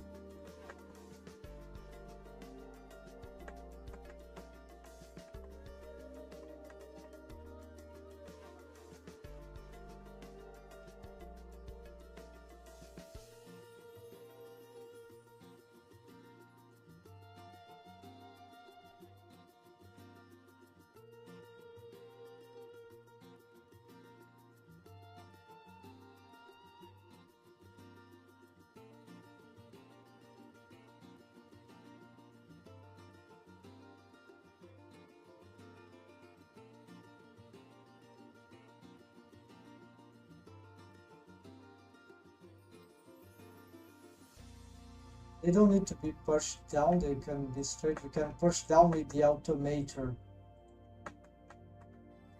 Some transformation bond constraint. Okay, so let's see now that we have the possibility of now you have a good eyelashes and atomic shape key, I believe, and let's see what it does from the automation. Yeah, it does very well. We just need to make sure that so we can control it either with this. We'll push the eyelash but not the eyelash. No, the eyelashes but not the eyelids because of the different shrink wrapping approach. And here we can in spite of we can tweak separatedly if we are not satisfied with whichever automation we get. So yeah, it will be a bit difficult to handle all this. The idea is to have the automation not do too much work with this new approach. Originally I didn't have tweakers, but as I've been learning more about the context of 3D animation, rigging, 3D animation, and rigging as well, rigging and animation, and seeing propositions, there are some riggers, you know, they propose that, okay, the animator, maybe it's the animator that asked for that because the riggers are always terrible because of the skinny algorithm, of course. How hard it is to match natural deformers, right? Like skinning on any even simple stupid character. So then the animators ask, okay, you can fix these stupid artifacts when the leg bends, or you have an acrobatic character. So why don't you give me this bone this helper bone for me to manipulate. So the animator can pick a bone, like, I don't know, something. So when he poses or she poses, the animator can also pose the deforms in a more savvy way, a bit like the bendy stretch and squash bones of Rigify Adon, like how they call this, the tweaker, full tweaker limbs, right? And so this is a bit like this. So if we're not satisfied with some automation of the character design, so this is more like artistic, and not the idea is not to correct anything here, though if there is something to correct, yes, we can use them. But the idea is to have the automation do just a minimal helpful thing and handy thing, and then notably when this goes up, when this goes down, it relaxes like this. So it's a wavy motion. But now we have the possibility of also tweaking this in spite of the automation. So the very critical situation, if really are not satisfied with the automation, can just turn off in principle, I believe for this character design, they would be good, but there could be indeed situations, right? You never know which kind of necessary expression you might need during an animation process in 3D. Okay, so why I'm testing those things? Yeah, I was just talking and checking the quality or the non-quality of things. Oh yeah, there is the shape key for the bottom. Yeah, so the method worked for the. We need to redo this for the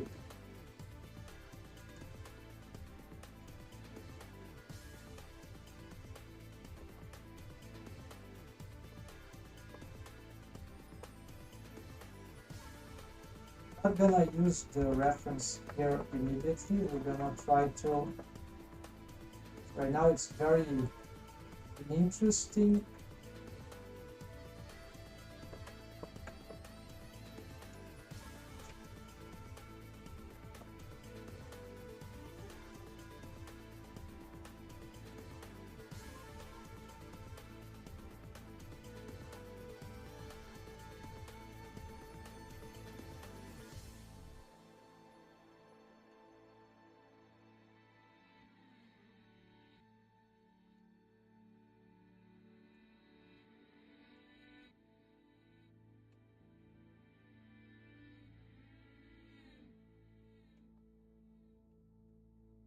yeah, now we can just pick all this and smooth out a little and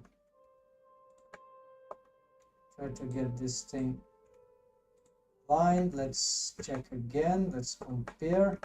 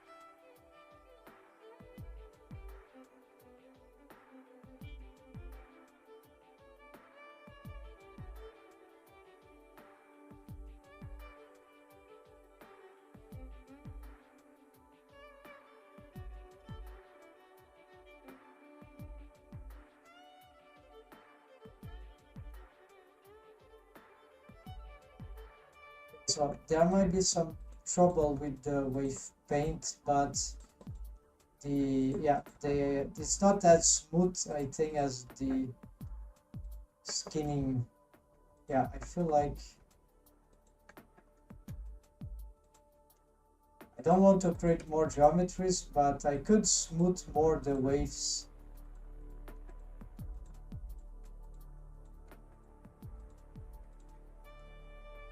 It's already subdivided, but this is a bit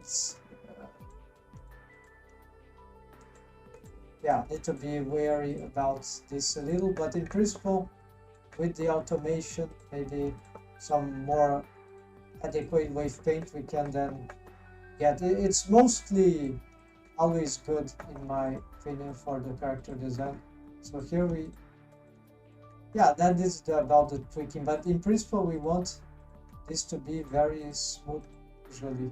So I'd say here like about at least about 70% it's fine. It could be much worse, but it's doing a good job.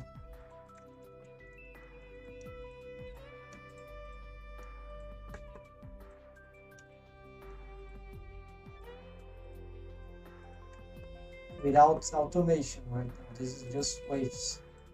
So with the automation, expect that.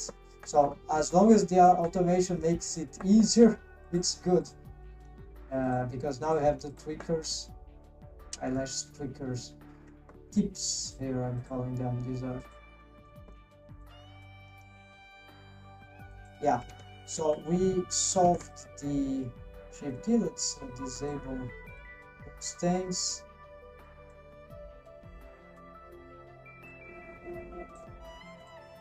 Let's look for here what we can have. So fix, okay, this is super important. The tip was getting crazy. Eyelash automation update. Okay, this is the next thing. Just as retake there, because we changed, I think, the rest position and then never touch that again. Fresh proxy. We do have to do something about eyelash here. No, I think I already removed that. Yeah.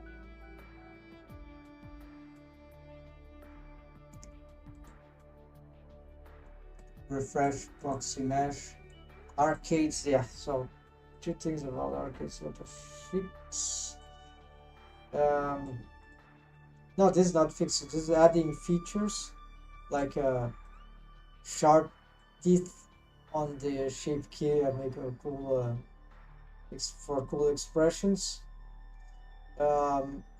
Maybe I need, yeah, we need I need to see the outline of this teeth. That will be good, right? Some sort of outline might be stupid, right? But let's try outline modifier. It's not outline, it's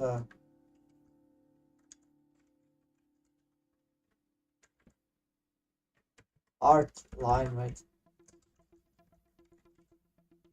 Or teeth, this is very important because if we are trying to meet, and I am sort of trying to get inspiration from 2D characters, design, right, expressions, there is something about the shapes of the teeth and how they show, right, is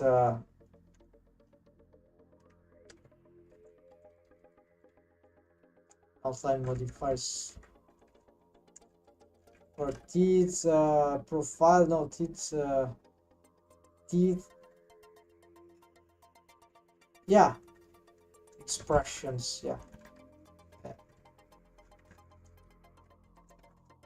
Never done this. I have line art with grease pencil, but I never spotted anything on the teeth, and so that's why. So there's a sequence here too.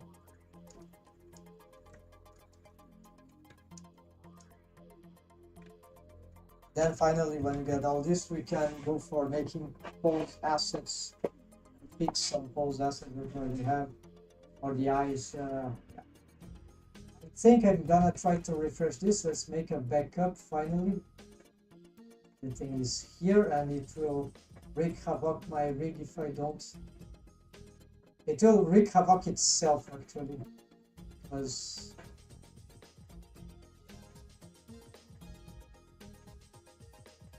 gonna make another backup here.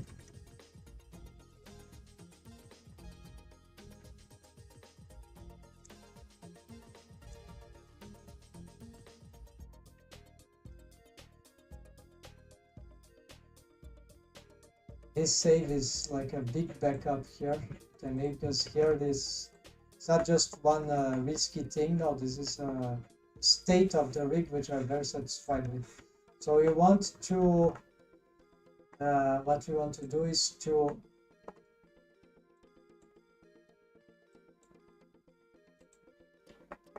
go for the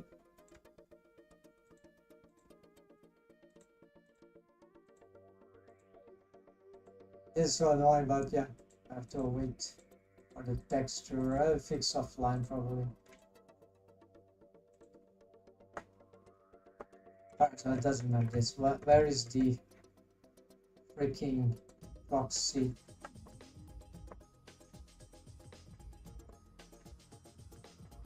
Okay, what we need to do in order to use this? Conditions, be on object mode. No, we don't need to be on. Okay, at least be on object mode, fine. Proxy measure must not be excluded from view layers.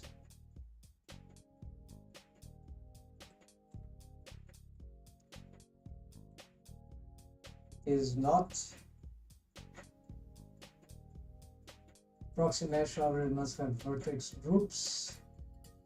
Thus, although I think I've already solved this. I was about to remove the vertex group from the. That will be a another big tragedy. That's why the backup. I didn't complete that. I didn't look well enough. Okay, let's.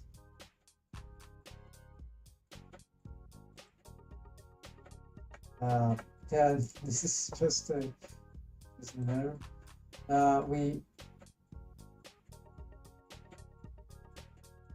Does it really need to have vertex group? Remember to fill mount hole if manually duplicate apply subdivision surface modifier. Oh yeah, this should be disabled.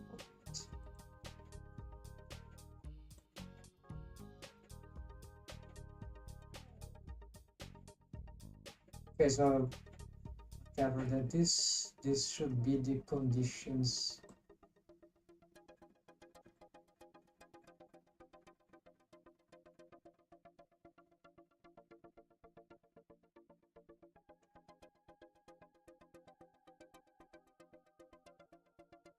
Alright, let's try to do this. There's something about shape keys, right? The proxy mesh, of course. It will unlock, but I don't know what will happen with the driver. And this is what I was always having problems with. Really, it's here, it's about to be our mistake. Okay.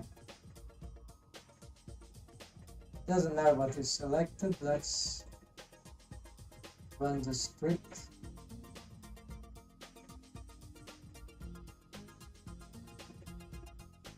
Okay, it refreshed and looks like that the driver is a goner.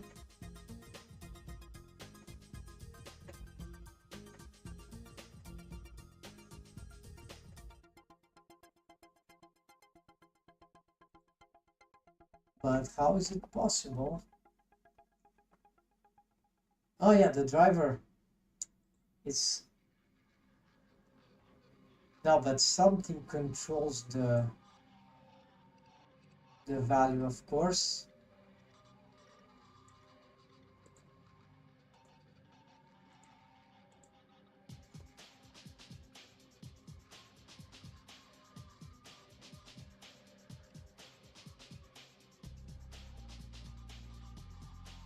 It could control it here. Don't understand.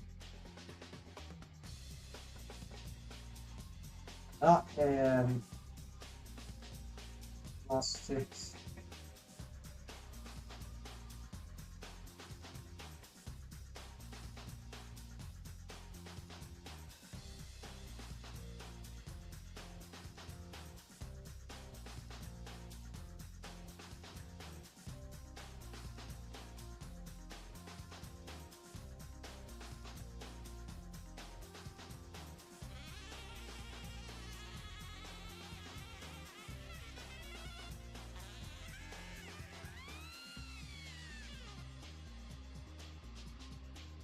Not reacting.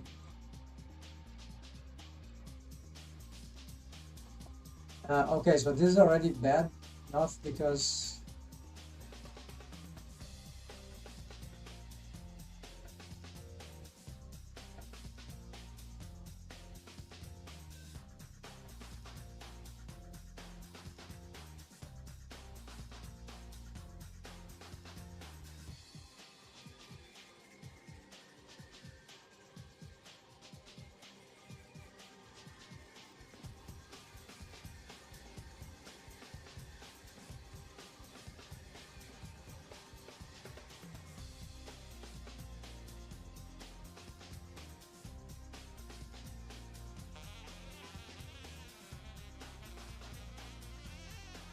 yeah.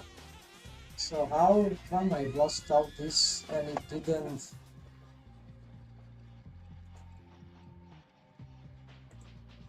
What about this one?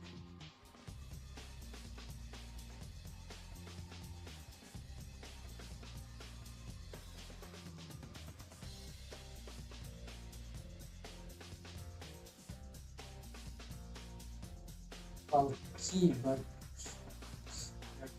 data.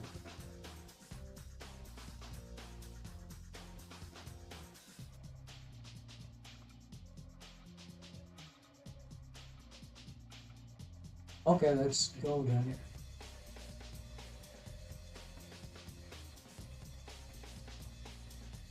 At least I didn't have problem with the...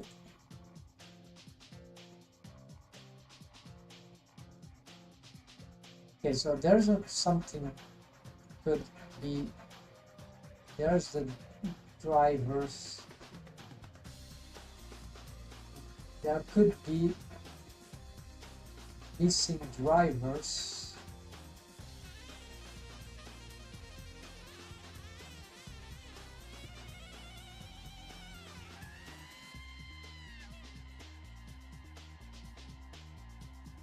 This is like this because it is this one and it is lost, right?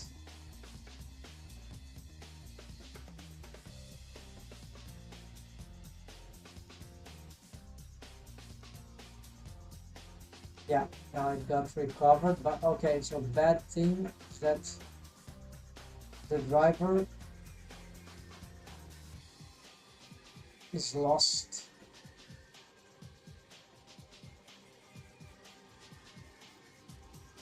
And I have to recover it manually, the other one.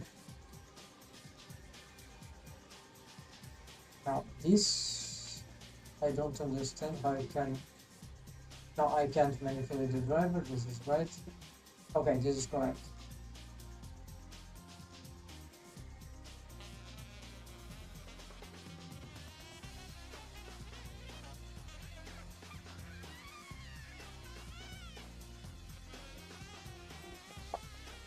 Okay, so that means that we recovered the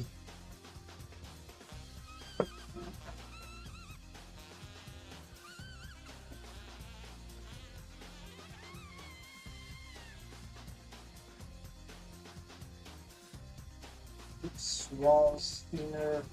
Yeah, this is not important here.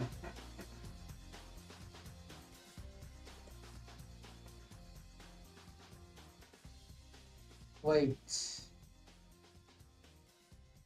No, I just target vertex loop, not for bone. It's fine.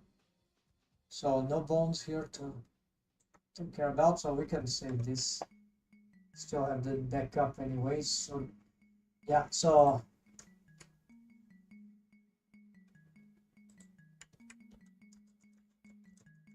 must copy driver from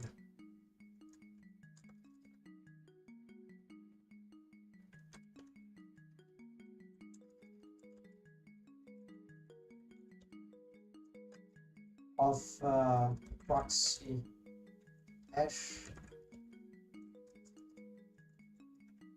was space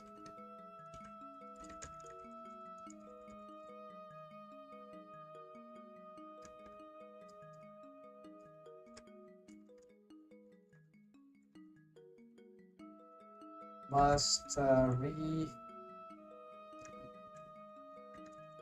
retarget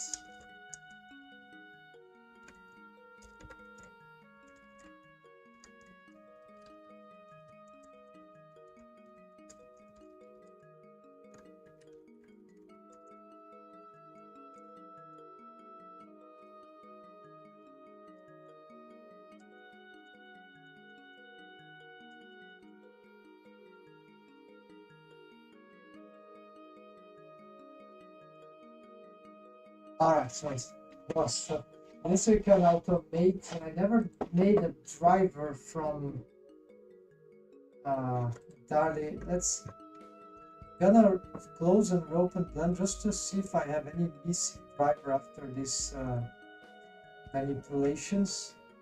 Or... no missing drivers.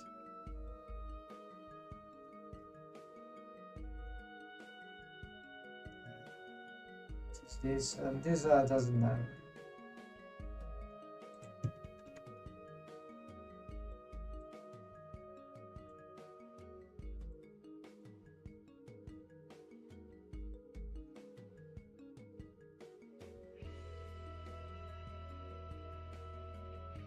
Okay, so we fixed this small refresh annoying thing. Now I know how it works, and it works very smoothly. And then here I should copy this eventually on a document so one can copy paste this for free if make adjustments and get experience of how that it is done. Watching is just not very practical, right? Without taking notes or something. Okay, or copy paste still them. Anyways, then we get, yeah, the next arcades, all arcades stuff. This is should be funny. And then these will be like secondary bones, like the quicker bones. We really don't need they move in sync with the rest, but if we decide, we can post them individually, so that will be, I think it will be safe enough. We're not interested in automate the tweaker bones because I already tried that, and the problem with that, although it, yeah, it can work, it can cause some yeah, because then if they get automated in a rig like this, big model like this, they sometimes clip with the lower face, the muzzle, and this is very, very bad with the cheeks, with the lips, the mouth is horrible. So, but the shapes are funny, sometimes having more tweakers in the teeth. Right now I just have one deformed bone to control the whole teeth, and it is working because of some other automations, but it's not super versatile, but it gets the job done. Because my other alternative here, I'll share it later, is that I've managed to make the teeth as two-dimension, well, three-dimensional is a plane, a set of planes, just a face loop, and then it solidifies backwards and it shrink wraps. It's dangerous, but it works. Incredibly, it works. And so it shrink wraps in the opposite direction where the muzzle is shrink wrapping to the front of the muzzle, and the teeth are shrink wrapping to the back of the proxy mesh. And this is very interesting technique, because then usually if we can make the shrink wrapping not destroy the teeth, and in principle it's being retained, so it can work very well. Well, what I can't do very well right now, I have to find a way, if I want, is to pull a bit more the teeth outwards, if ever something is necessary for that. It's not the kind of cartoon that does these crazy things, unnatural things, but sometimes we might want to tweak these teeth out in some special way, and for that I'm considering turning off this shrink wrapping. I'm not sure, it will be very messy to find because the way I made it very simple and organized, but also limited, but it's very effective so far. Better show at once, right? This is about, yeah, let's take a look. So basically we have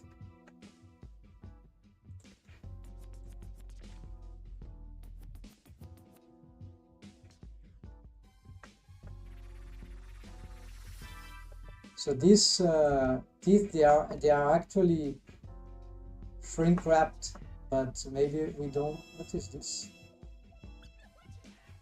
crazy glitch? I have no idea what is that. Oh yeah, I know, of course. We need to, the job is not completed yet. We need to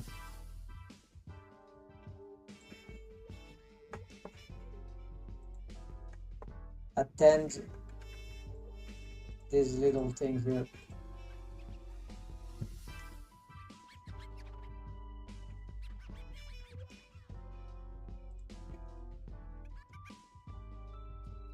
So we're just gonna get this, and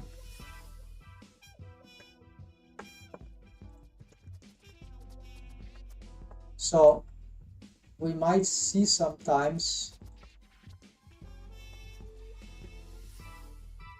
why sometimes there might be, yeah, so this could cause some disruption, of course, but you see that it's quite,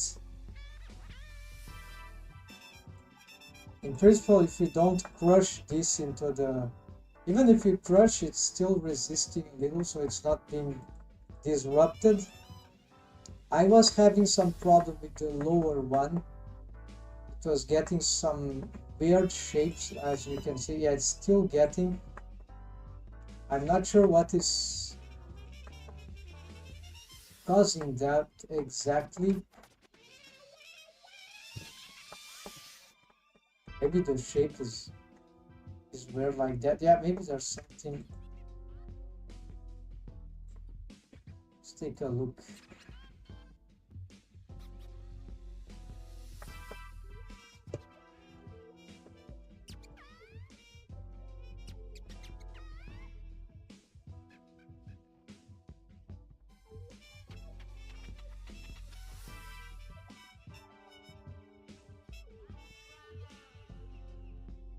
Oh yeah, so maybe the shape is not very well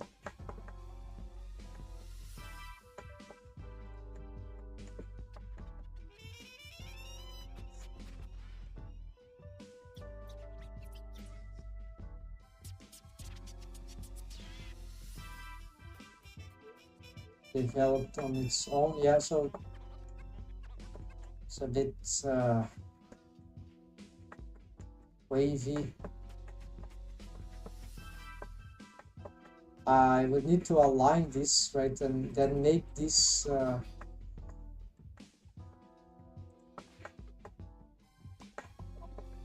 yeah, I have to revise anyways, but it's difficult to have good ideas for this in my opinion.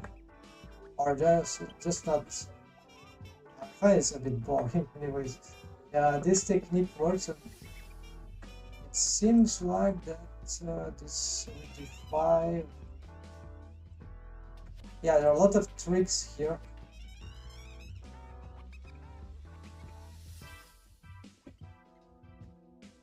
This is the frame grab thing. So there's a distance, right?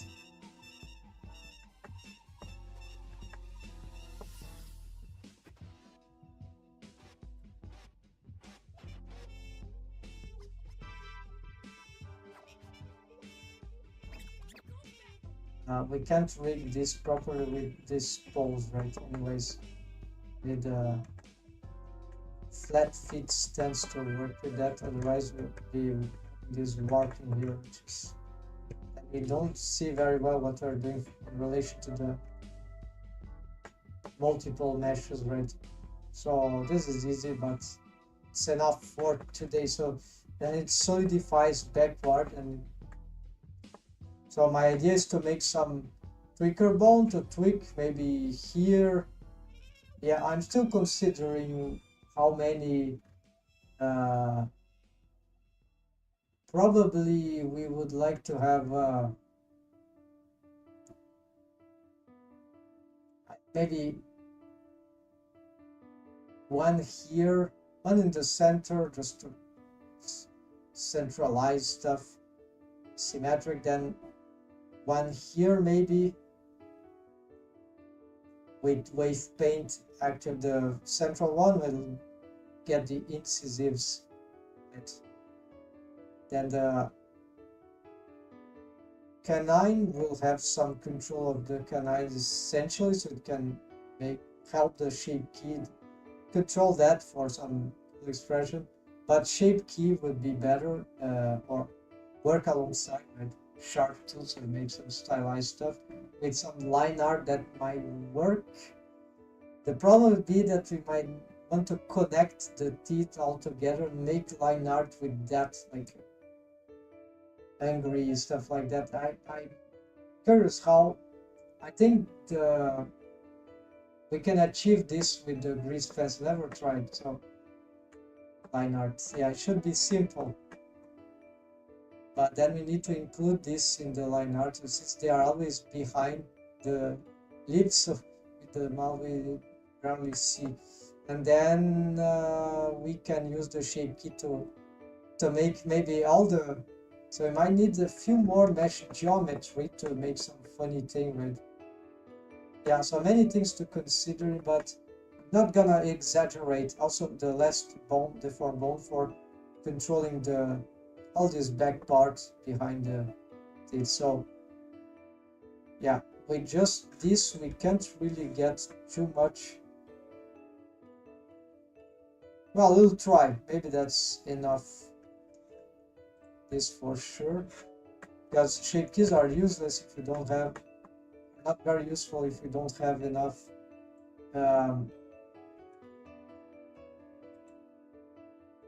mesh density. There's nothing to manipulate, right?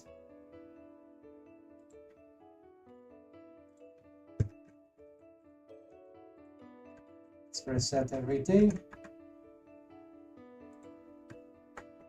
And yes, so this would be this for today, folks. So we're making absolute progress here, and this soon will be able to use this template for other additional characters. That would be great. So that's watching, folks. Take care. I've been blendering, and see you soon.